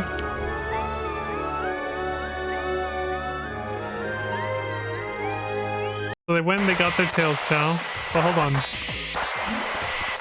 It was here. They made an android character. Very husky too. Oh, they got daggers on too. Pee pee. Pee pee pee pee pee. Pee pee. So that's the sound rappies make? Yeah, at least the audio is good on this one. I want to hear that fucking song again. Chaos? Or maybe he called himself Chows. He made this character just for this. I'll explain why he's level 8. Alright, here we go again. I came to this video just for this. I'm gonna join in on this now.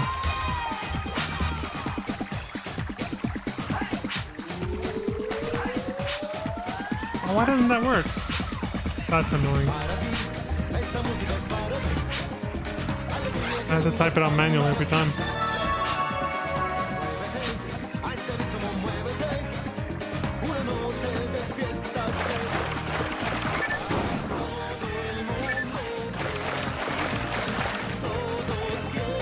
It almost looks like they're bopping to it. Look at it.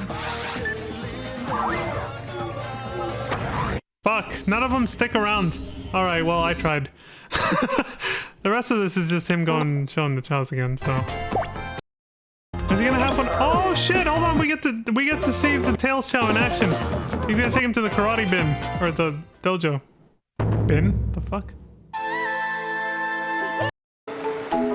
Okay, so yeah, he decided to get it and then takes it straight to the fucking karate. We're gonna watch this. I wanna see this shit. Oh, we have really detoured from Phantasy Star Online. This is a big part of it for me though, that's why.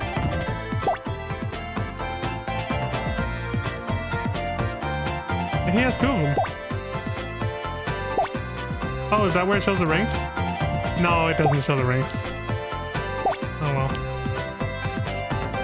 Every time I replayed this game, Phantasy Star Online I mean, I would always do this. I liked seeing the little Tails Chow Easter egg, so I wanted the authentic experience, you know? Replaying Blue Burst. Here we go. Kick his ass, Tails. Oh my god. You don't control these. You just watch them fight. I'm covering half the life bar over here.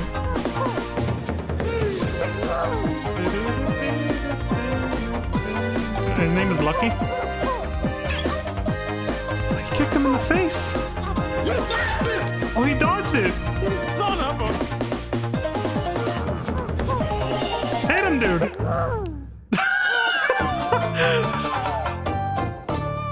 Jesus. Tails has been playing Legend of Legaia, man. He's been practicing his martial arts moves for this occasion. Smokey.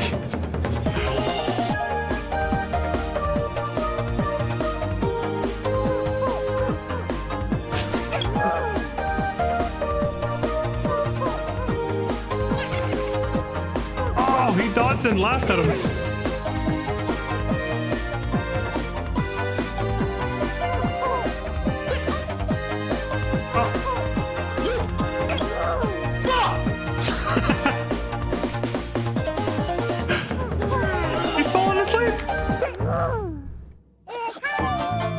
the Baka fight. Yes, the Baka fighter. That's what this reminds me of. I was like, I was thinking about it for a sec.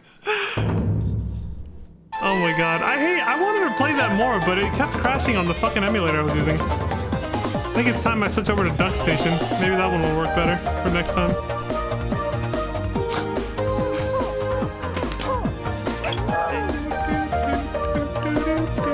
Alright, I'll speed it up now. This does go on for a while. There's like another 8 minutes of this shit.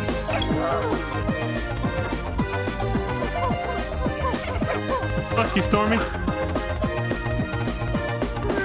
I like that you could actually get items that serve as hats or masks. You can give it to your child and then they could decide if they wanted to keep it or not. They could put it on if they wanted to, otherwise they'd throw it away. You know the annoying thing though, if you didn't want your chow to wear that anymore, the only way to get it off them was to literally pick up the chow and throw it or hit it, which is, you know, obviously abusive. And it does hurt the chow's feelings, which is very sad. So, I just never gave him hats and masks like that. That way I would never have to do that.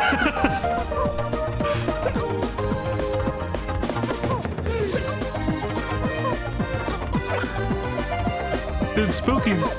Okay, Spooky might actually win this one. Hold on, this is... Look, his health bar's not going down that fast. Tails needs some more training for this guy. This is a default Tails. He hasn't, like, fed him, so... So here the player's mashing A to refill his zeal real quick. That's the only thing you can do to participate.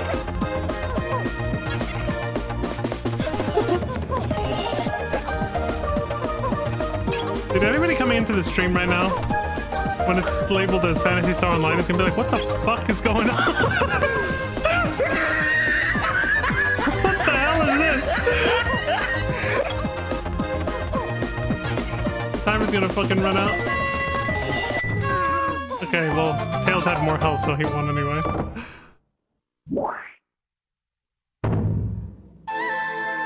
Stinky! You suck! I'll turn off my webcam just for the beginning of this health bar.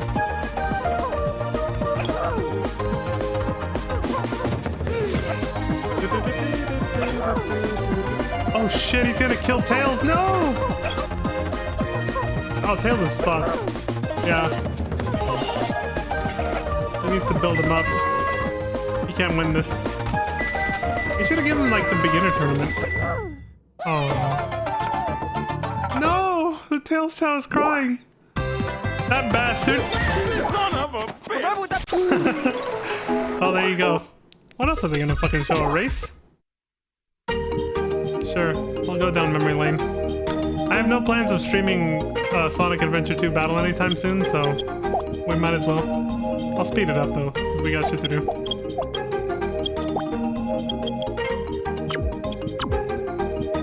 We'll watch one race, I guess.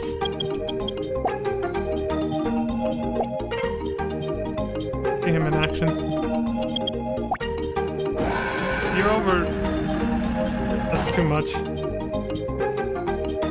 Until you've actually fed him a little bit and trained him up, he's confused. Look, he doesn't even know what the fuck he's doing. He's just like...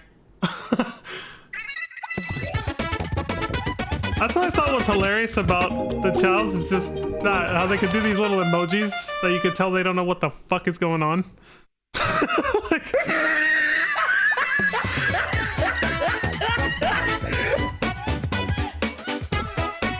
It's too bad no Sonic game to this day has ever brought this back. It was honestly a very fun little system to fuck around with.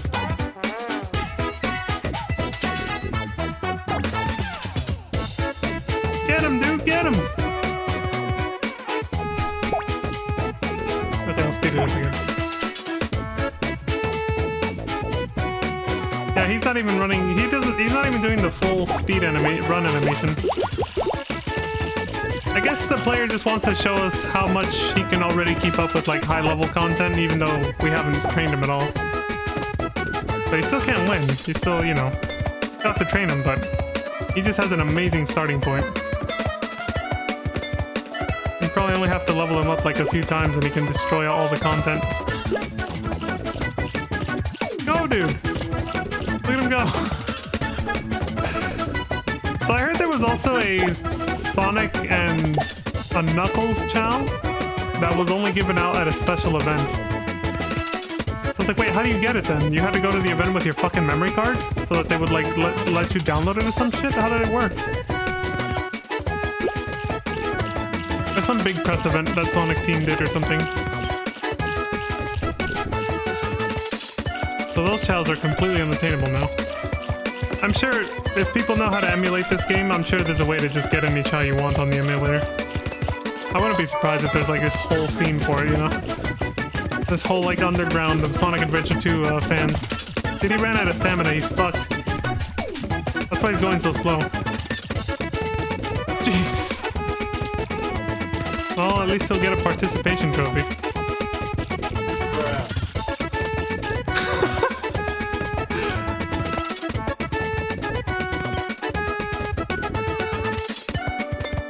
He kept a little smile on his face, at least.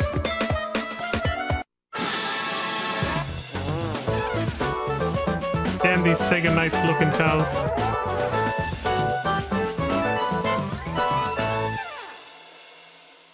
Well, nice demonstration at least. We should have watched this video. It was definitely more thorough. That's pretty much it though.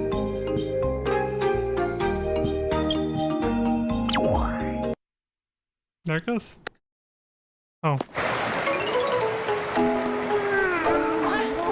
They made their end card appear hell early. Thought the video was over. Pretty much it though. Okay. 2 years ago. This video features a secret Game Boy Advance link feature from the Quest of Fake and Yellow from Phantasy Star Online episode 1 and 2 for the GameCube. Towards the end of the quest, you can find a chow hiding by a waterfall in Forest 1. Activating this dialogue will unlock the Tiny Chow Garden downloaded in Pioneer 2. The Tiny Chow Garden comes with an adult chow, which can be transferred to Sonic Adventure DX or Sonic Adventure 2 Battle. Yep. That's pretty much it. A thumbnail of Sonic holding the Tails chow is really cute. Is this Roblox or is it Sonic Adventure 2? The fuck? I've never played Roblox, so I have no idea. Does it evolve? Doubt it. It's an adult chow when you get it. Special chow. Can't change forms. Most regular chow start off as babies, evolve into hero, yada yada. Okay, yeah. I just want to see what people would say about it. The Roblox jokes, I really don't get it. I have no idea because I've never played it. This person, how is this Roblox? I think these people miss the fact that it's a fucking joke. They're like getting mad at this person for even saying that. It's like, alright, clearly went over their heads. Alright, well, that's it. Let me switch back to the damn game now. I have to relaunch it though.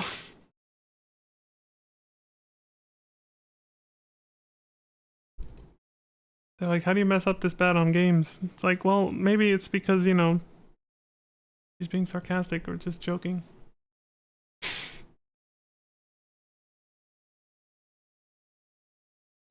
Capture, properties. There we go. Well, that was one hell of a detour. Hey, it's part of the game's history, man. I had to show it. There's a deep connection since Sonic Team worked on this game as well as, you know, obviously the Sonic games, Sonic Adventure, so.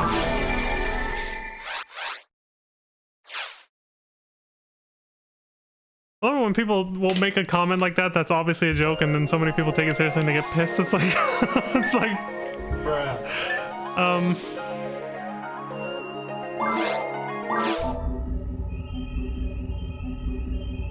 now I'm curious to see what Roblox looks like. Alright, so I think I have time for like one more quest at least.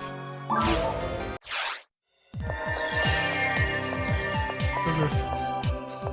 Okay.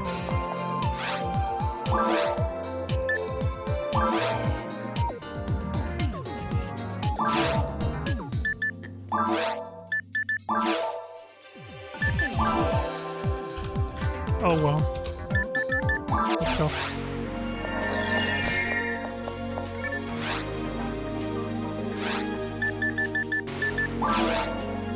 So that was the fake and yellow. Native research. Should be the next one on the list. And it should... I don't think it's one of the ones I can't do right now.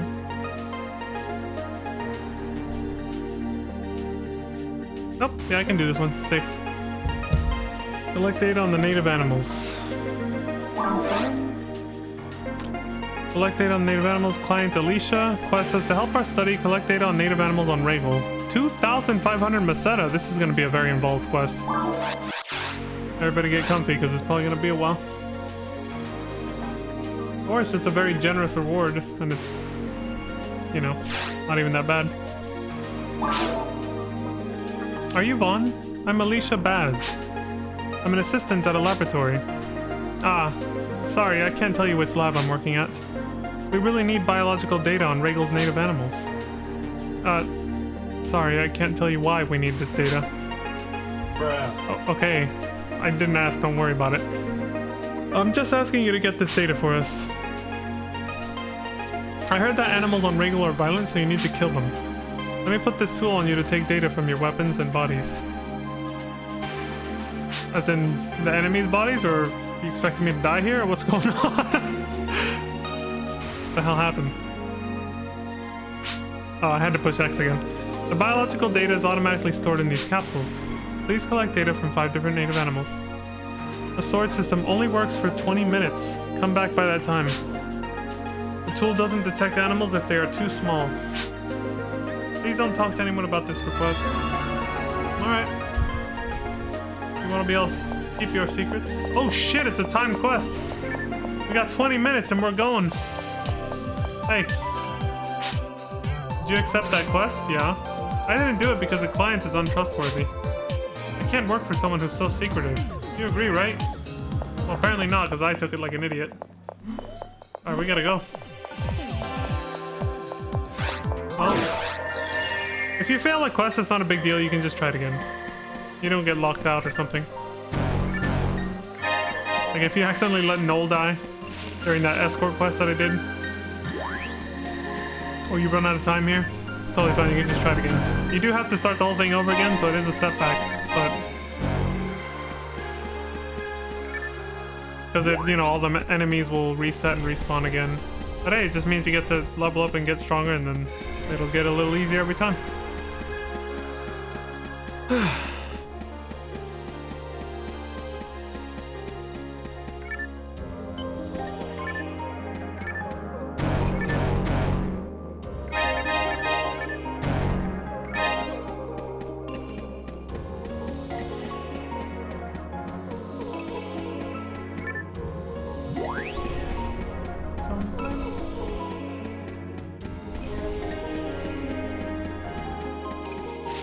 Where the fuck are all the monsters? Oh! I remember the gimmick of this quest. Oh shit, I forgot to buy... Did I even offload my shit from last time? I think I did. Yeah, I did do that at least. I forgot to buy antidotes for this guy. Shit. Just gonna have to go hungry for a bit. I wanted to hit this real quick. Hey, invincibility frames. We take those. Can't see. Fuck. You little bastard.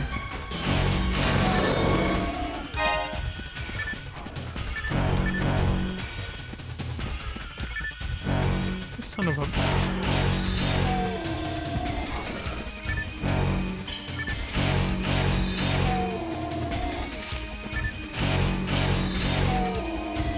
Frick.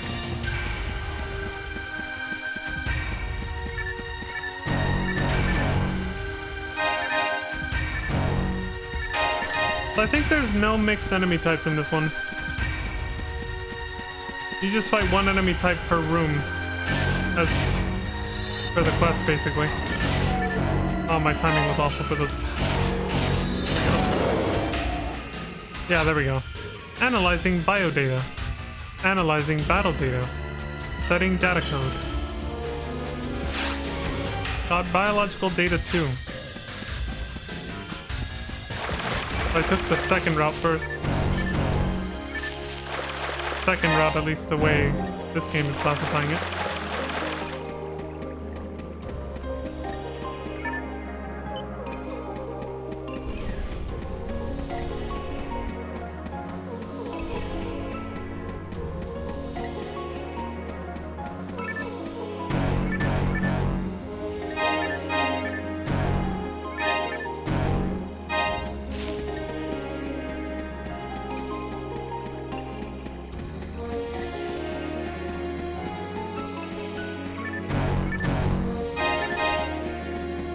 If I fill up on items, I'll have to just leave them and come back for them later because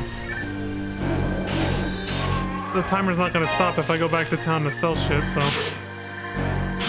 Oh my god, fucking hit. Dude! Hit him! What is this miss crap? Oh my god! 3 attacks in a row, we're just straight whiffs.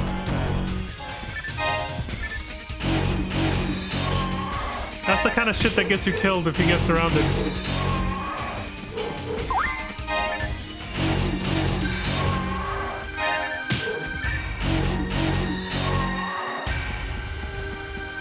You might think, okay, if I hit him, it'll stop his attack, I'll be fine, right?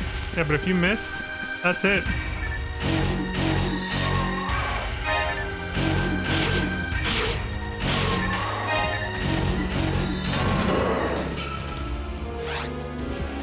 Analyzing biodata, battle data, saving data code, got biological data 1. They were meant to be the first ones. Okay.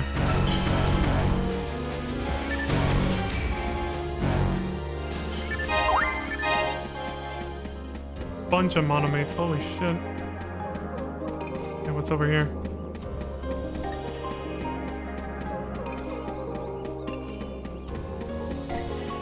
Gotta move fast. Oh, of course, the mosquitoes.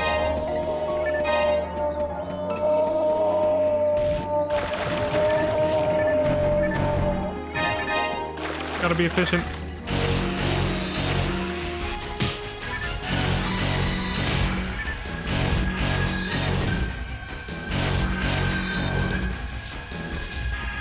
Get down here, you little shit.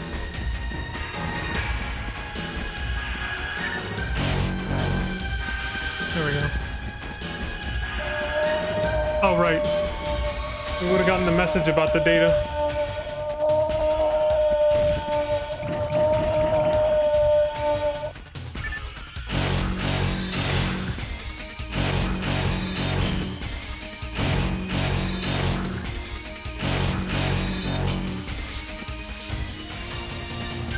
One more nest, I'm guessing.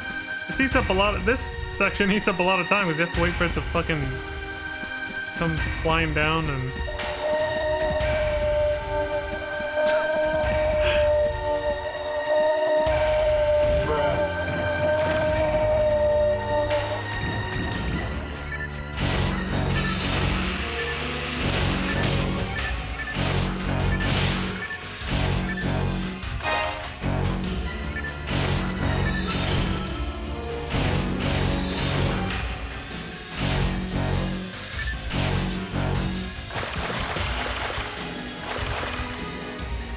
Oh my god, he's eating up time right now.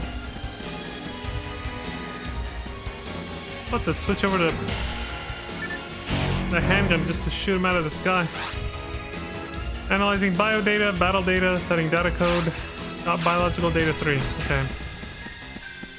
This is a tighter time limit than I remember. I really need to hustle at this point.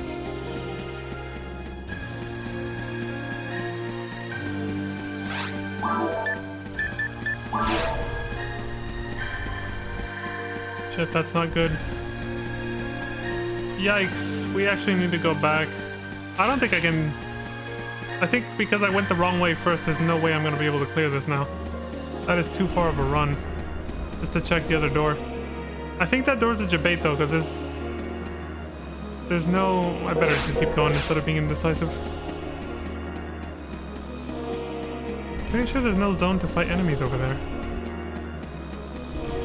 What the hell? How did I miss this?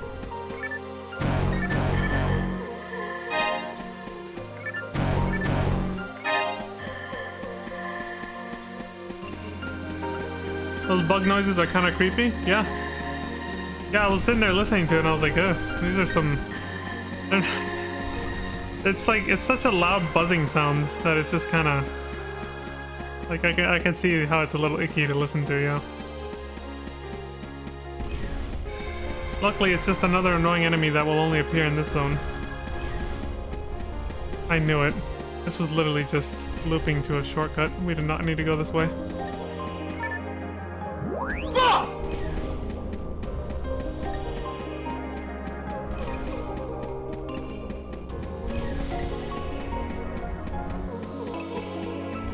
Go, go, go.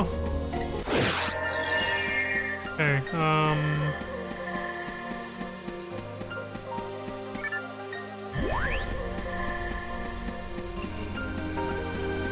once again, we have two directions.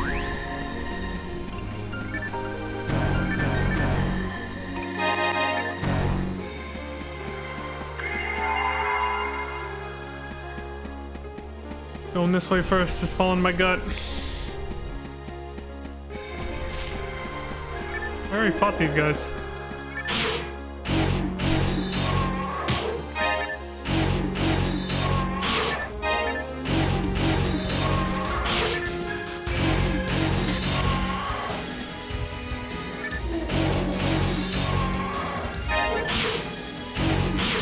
Oh.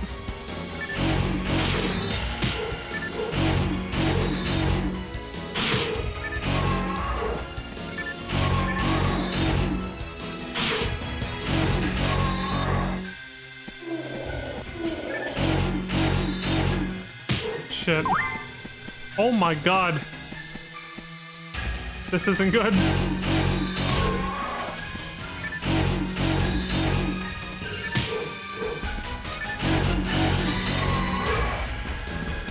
Good thing their AI is easy to manipulate.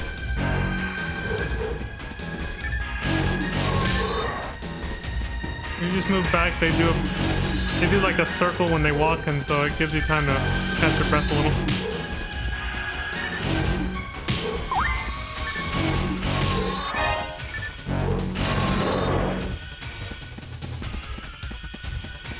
There we go.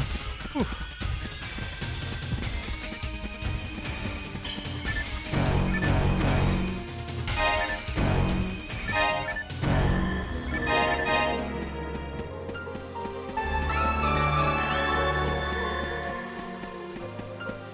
Fuck mercy.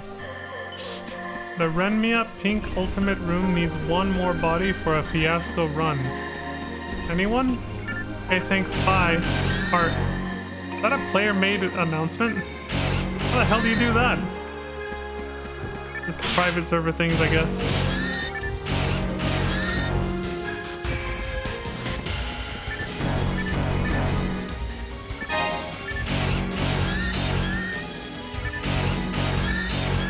I'm not bothering with the items. We're on the time limit. I can't do that. If they get away with items, oh well. I cannot stop. I have to kill them. Or like I have to keep moving. Analyzing biodata, battle data, setting data code, top biological data 4. I believe there's just one more to get and that's it.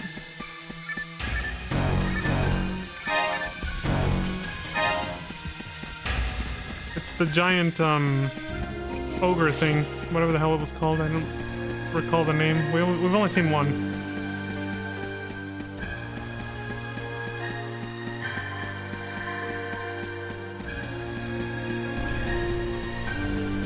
I never noticed there was latches on the door that did that.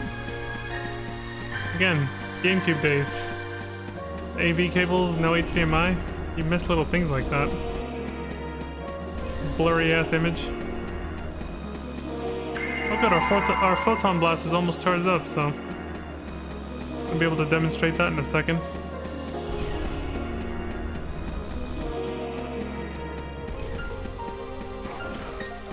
Fuck, we've already got data on these guys.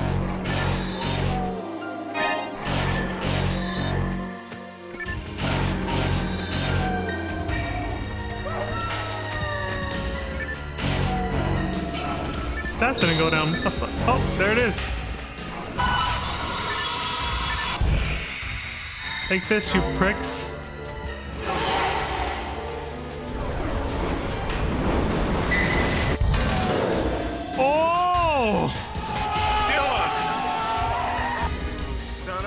Bitch. Get destroyed. Oh, they also... My mag also granted me invincibility right after that. What the hell's this? Accessing computer.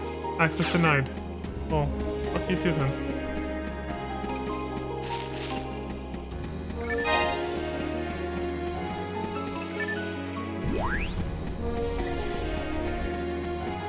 The photon blasts are neat.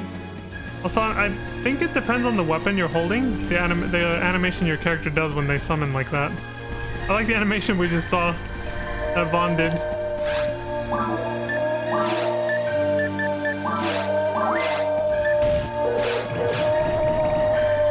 Wait, we got data on this one already.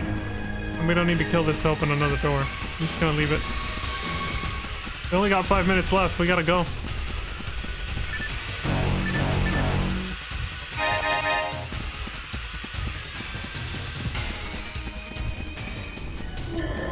I see another open door. I'll kill these guys if I have to, but I have to be, I gotta be quick, so let me check here first. There's the third zone? Shit. Oh, hold on. You. Hildy Bear. You're the bastard.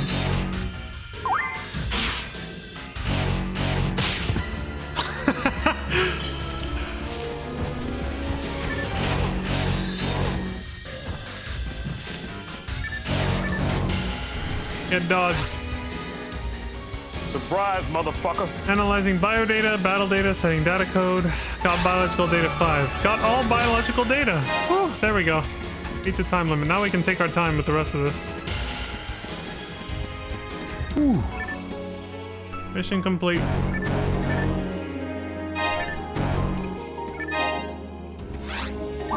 What's our items at? Max out. That was a close one, yeah. I was like, if I couldn't find that, I thought I was gonna have to check a whole nother zone when I saw this shit right here. Where's this lead? Back to town? Oh, good. They don't make you have to use up a telepipe. Okay, I'm gonna go back to town, not because I'm trying to like turn in the quest or whatever. But rather, I mean I can, but I still want to clear out the other rooms and get the items. But I'm full, so I gotta drop some shit off. At least the main mission objective is over though. That was, I got a little tense there, but we got it.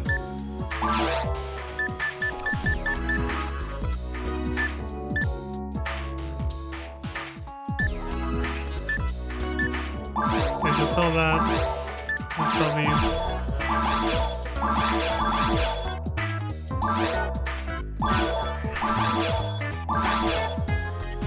I think I literally just used that, yeah.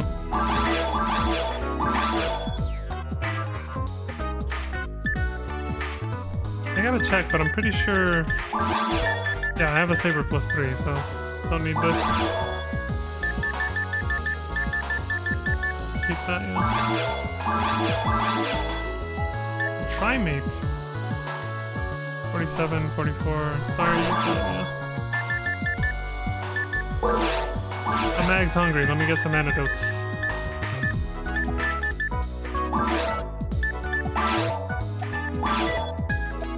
Actually, I'm just gonna top myself off because I can afford to now. Like, I don't have to be this fucking tight with my money anymore.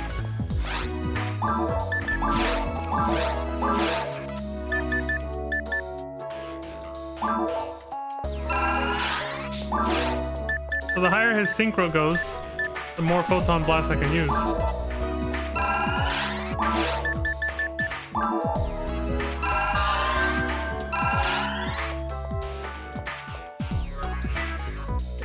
Because it'll fill up faster. The higher his IQ, the more often he'll use beneficial status buffs on me and stuff whenever he can.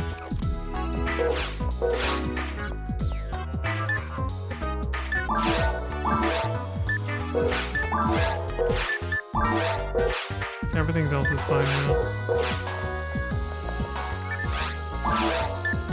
Pop off those antidotes again for later.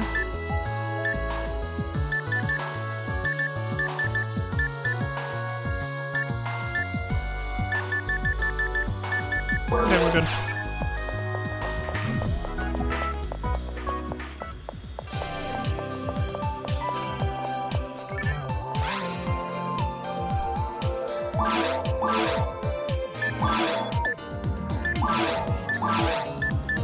Don't need to deposit anything. No. Well, yeah, actually the trimates, I guess. Sure. Still have to learn that. I just learned that. I don't need that anymore. I can take that and sell it or something.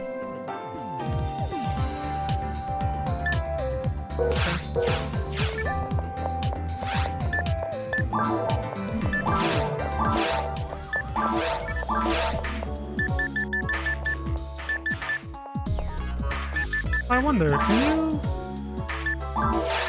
Okay, yeah. When you drop something, it goes on. Yeah, even in town, it does that. That's one way you can like trade items with other players. Just drop it on the ground and then they can just pick it up. I think that is the only way. I don't think this game actually has like a proper trade function where you just do it directly with another player.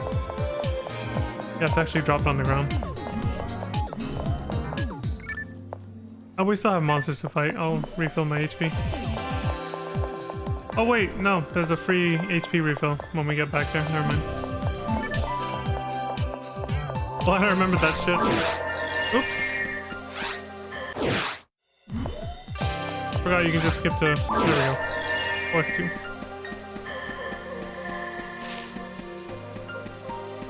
Something.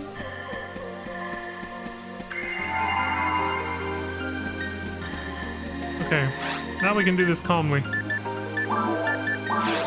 Where were we? Okay, so I believe we were... Oh, this way works too.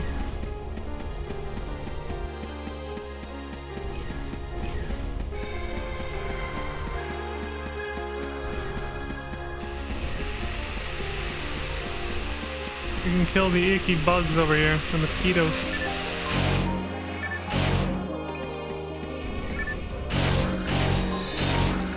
You like trading with NPCs in Dot Hack? Did it feel like you were trading with like another player basically? I never played much of the game, so I only saw my brother play a little bit, and I touched it for like a little bit, but it didn't hold my interest.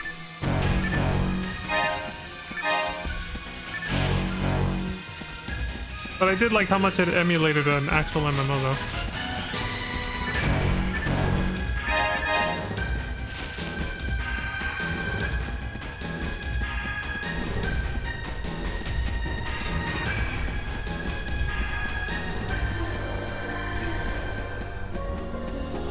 Alright, we checked that already.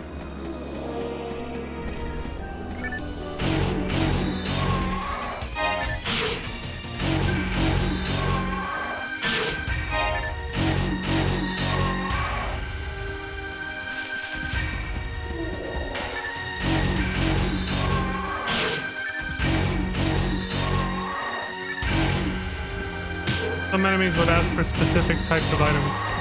For NPCs, okay.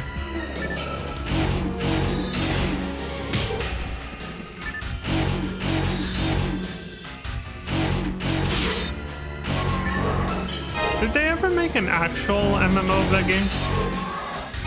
I'd be surprised if they didn't. Given that was its concept in the first place.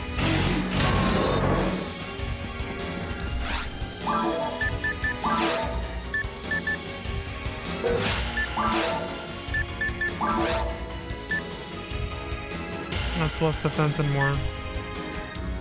Oh, hold on. We found a better barrier, though. Take that.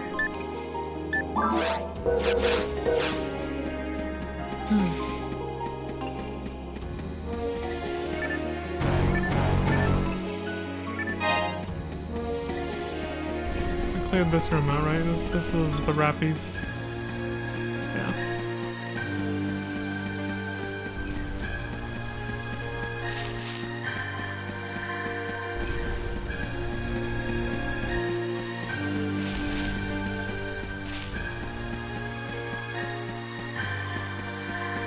The enemies are gonna spawn as soon as I touch this. I just saw what it was. It leaped in from out of bounds, so it's a Hildy Bear. Shoot fireballs at me from your mouth.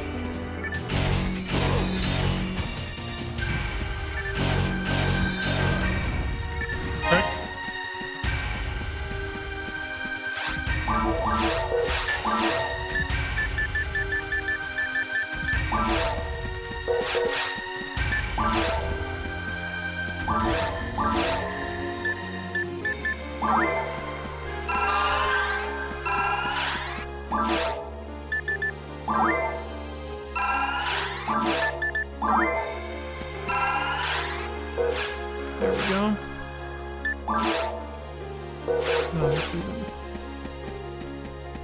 Oh, that one. Oh. That's too early.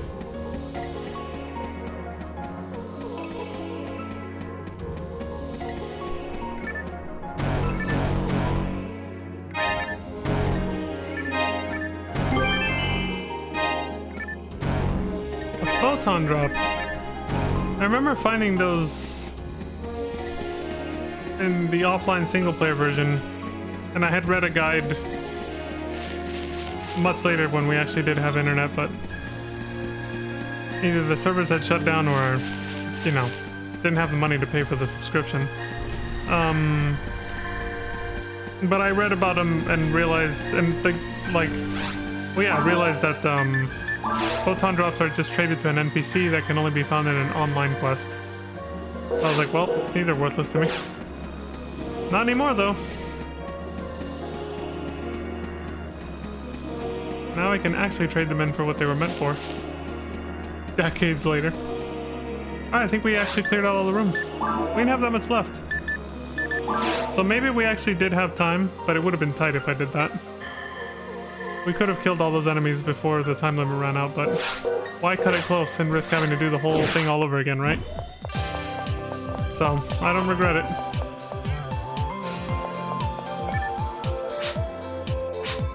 They didn't change their dialogue.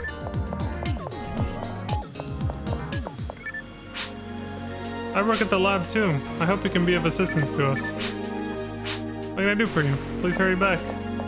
This must be the guards for this chick.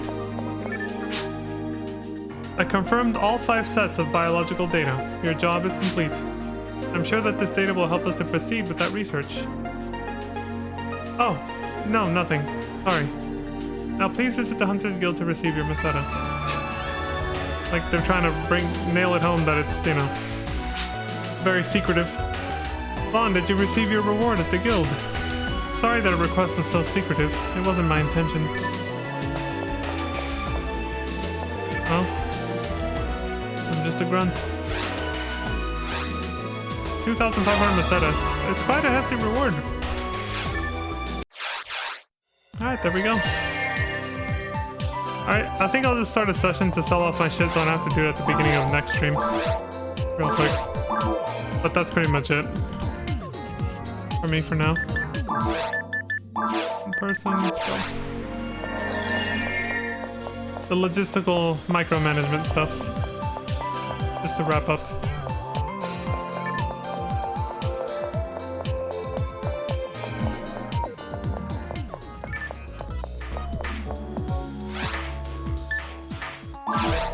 Alright, I'll keep the handgun +2. I got a better barrier that I put on over here, right? Yeah, I guess I can get rid of this. You know, I've never found photon drops unless I was in like hard mode or higher. But because they're having a 1.5 times drop rate right now this week, this server, that's probably why I got this. There's someone who needs this, and you have to pay the subscription to play online or you'll never find them. That's what it fails to put there. Just couldn't afford no MMO subscription as a kid. Okay, there's Monomate, Soul Atomizer. I'll buy some of those again. Big doll. We used this already. Get rid of those. Get rid of that. I'll bank that. I'll bank both of these. I'll probably put this in the shared bank. So another character can also, yeah. I'll see. Doesn't matter. Either way, we got the gist of it. I don't know if it actually counts as an MMO, but they did make an online game called .hack/Fragment that was on PS2 in Japan and used the same engine as the IMO-Q quadrology. What is, so the quadrology, that's the one I was thinking of, right? It's the PS2 game that was like 4 games and you could transfer your data across all 4 of them if you started from the beginning. I forgot what IMOQ stands for, but I'm assuming that's the one.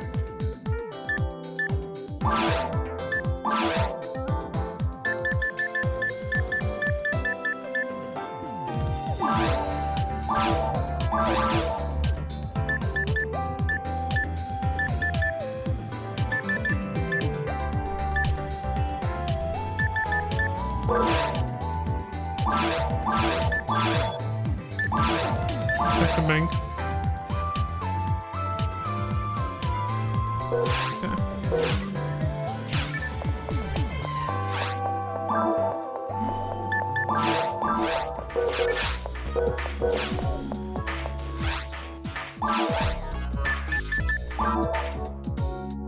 Oops, yeah, because I put all my money away.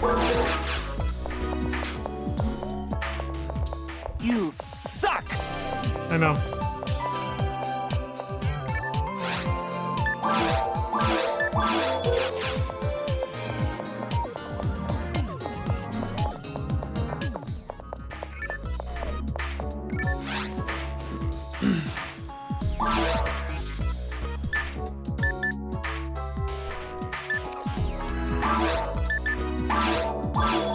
There we go. Infection, mutation, outbreak, quarantine. And those are the subtitles for the first four. Okay. Those, yeah. Yeah. I remember the first one was called .hack infection, I think. Yeah.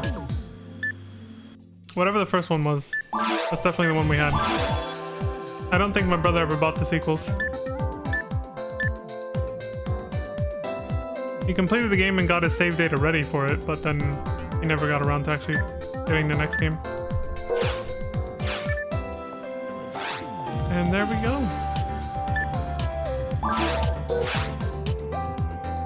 Game will be saved automatically. Good. All done.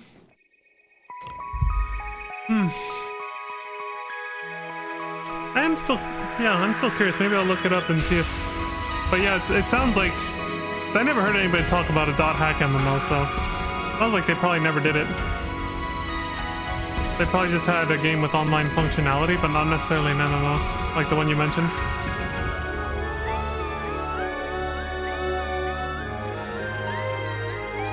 I did feel just like you though, that a lot of the like user interface, the menus and stuff, did resemble this game. Like it did remind me of that. Whew. Anyway, that's all for me for now, folks. I'm gonna head to bed now. So that has been the first episode of Phantasy Star Online, the first of many to come. So as always, thank you all very much for the support. I appreciate it, as always. And do please take care of yourselves, look after each other, stay safe, don't die. And until next time, I hope you all have a wonderful morning, afternoon, evening, and good night. And I will see you all then. Peace. See you later, Zodiac. Have a good one, everybody. Bye. Whew. Dude, this stream actually went almost 6 hours. Damn. That's how you know you like a game. You don't even notice. Yeah, I definitely missed this game quite a bit because that didn't even feel like 5.5 hours or almost 6.